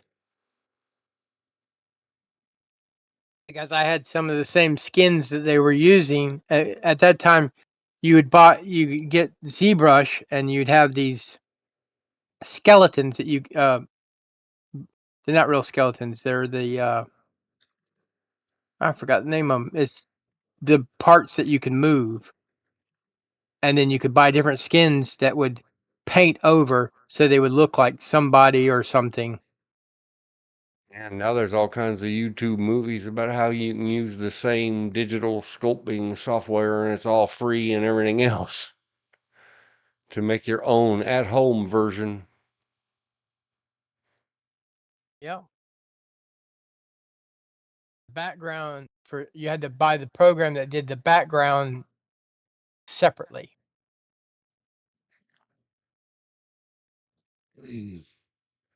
You see, I always worked on the engines underneath. I understand the concepts of additive and subtractive 3D rendering and modeling, Yeah. but that I understand the terminology. You can't, if you get into that, you need to do that. You give up your C++ and go over there and do your graphics. I remember is when we were doing it. We had to do I think it was a minute and a half animation, and I was animating a skeleton we already had, but I had to redo the bone structure inside the picture because I wanted the hands to move. And in that one that we had, the hands were just stiff. They weren't designed to move. The elbow was designed to move. The legs were designed to move somewhat, but I wanted it to be more realistic because uh, we basically what I was doing is having the skeleton drag first an H and and then the next letter and the next letter, and the last letter would fall on top of the skeleton and squish him. It's spelling out my last name in animation. And I did that on a Cray computer, which was the shizzle. Oh, yeah. Did you get to have the fancy one with its own fountain? No, it's the one the school had. Or the ones the school had. I didn't own one. But in 2001, Crays were also on their way out.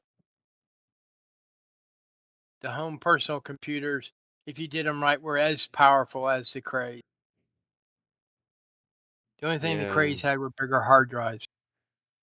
In 1985, the Cray 2 supercomputer with first ever waterfall water cooler. It cost 32 million USDs, according to Reddit. These were smaller. I suppose I shouldn't have called it a fountain. It was called a waterfall, or according to Stable Diffusion Online, a water fountain. Yes, they were quite the impressive. Look, they've moved. Used to be sealed water cool system was the stuff. Then they want to custom build water cooling system, and now water cooling's on its way out.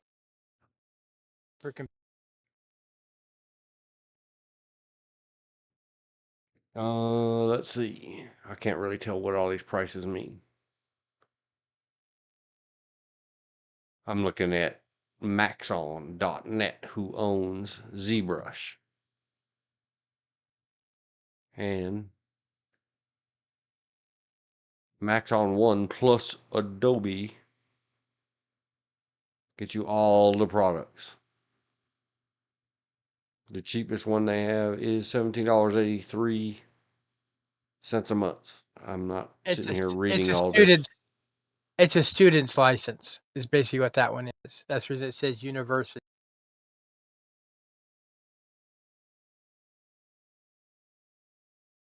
I don't know. They have all these weird names. It says Universe.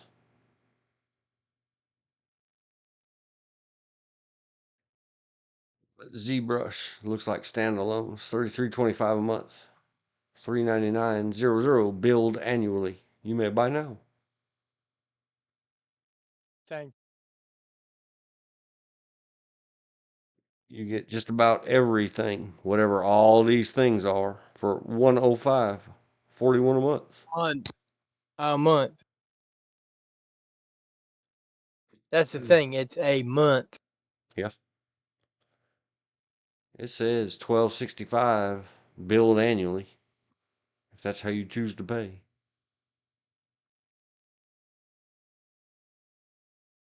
They have a try option button. I'm not clicking it. It's It a says 30-day trial trial. downloads, 14-day. Okay. It's gone down. It used to be 30-day. 14-day of Max on 1. That means you get to try everything. We're not product placement. They're not a sponsor. We don't endorse. We don't whatever. We're just cruising the internet and talking on it. In the early days of trial software, we used to try it for 30 days. The 30 days would come up, you get the warning, then you'd scrub your computer of it, download it again, and you got another 30 days. Yeah. And another. Students Yep. don't have that kind of money.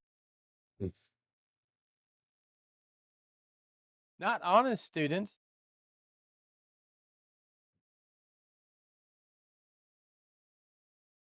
So that's that.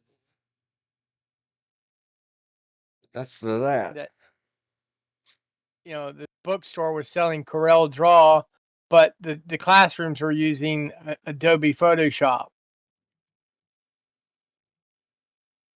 Where I and the professor got debate which is better, Windows or Mac. I says it doesn't matter. It's all in the software.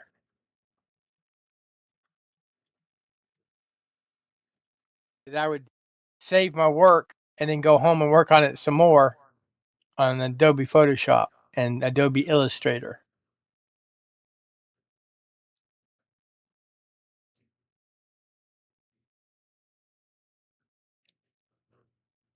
Go to home. Let's go to home. Back to home. Refresh. Refresh the page. EFAB highlights, which is the Something Wolf. I don't remember what his original something is. He's playing some Halo game. A good version of the worst Halo game. People can jump over there and check that out. There's a brand new Audit the Audit. 26 minutes. So usually when they're that long, it's 2 in 1. They're going to tell two little tales of bad cops. I had put in the notes. Anybody who looked at the description may have seen.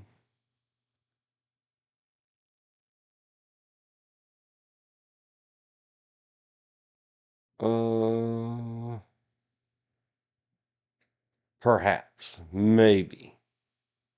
Some police and security stuff, where George had told me yesterday about the arrest of a teen girl for a $2 bill.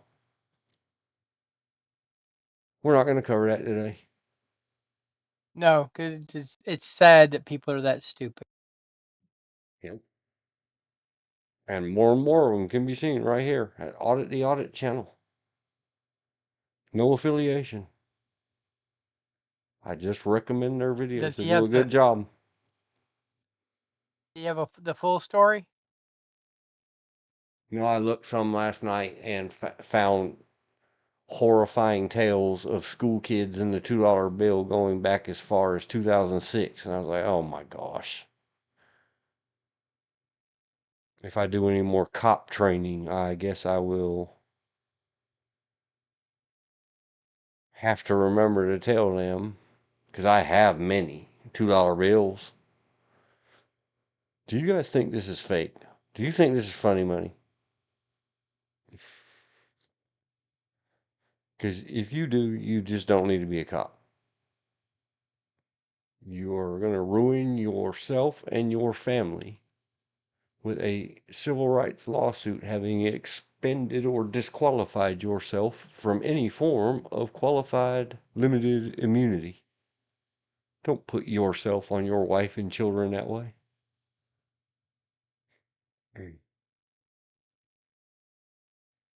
But just in case we ever get a cop or someone who wants to be a cop in the future, we will cover it one day. We'll get back on some of the serious stuff.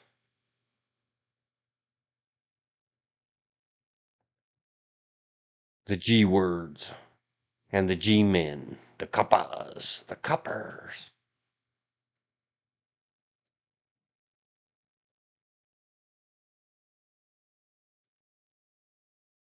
But then, as we were pushing towards 957, which means 10:00 p.m. Eastern,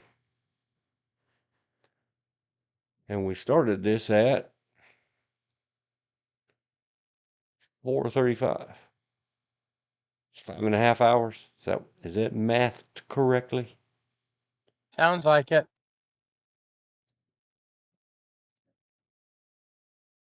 Well, yeah, I could just look at the timestamp. 5 hours, 22 minutes, 12 seconds. Winding it down.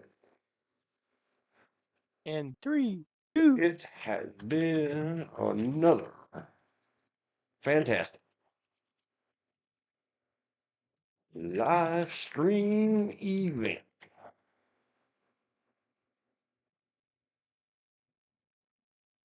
Aha. Let's see. I have to go to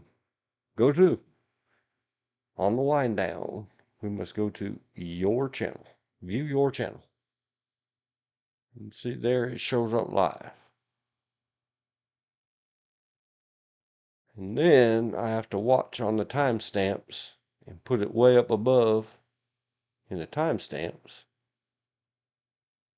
how long it actually took so that I can go back later and perfect this as George started trying to do, just kind of making it a signature thing for us. We do the 5, 4, 3, and then the silence of 2, 1. Those go in fingers only, because in live studio production of live television, you can't be out loud when you're giving your cues, and you don't get to clack the clacker and call action. They say, Mr. or Madam President, you are on in 5, 4, 3, and then they wiggle their fingers 2, and then they wiggle a finger 1, and then they do some fancy hand gesture. You're going to point at them. Yeah, there you go.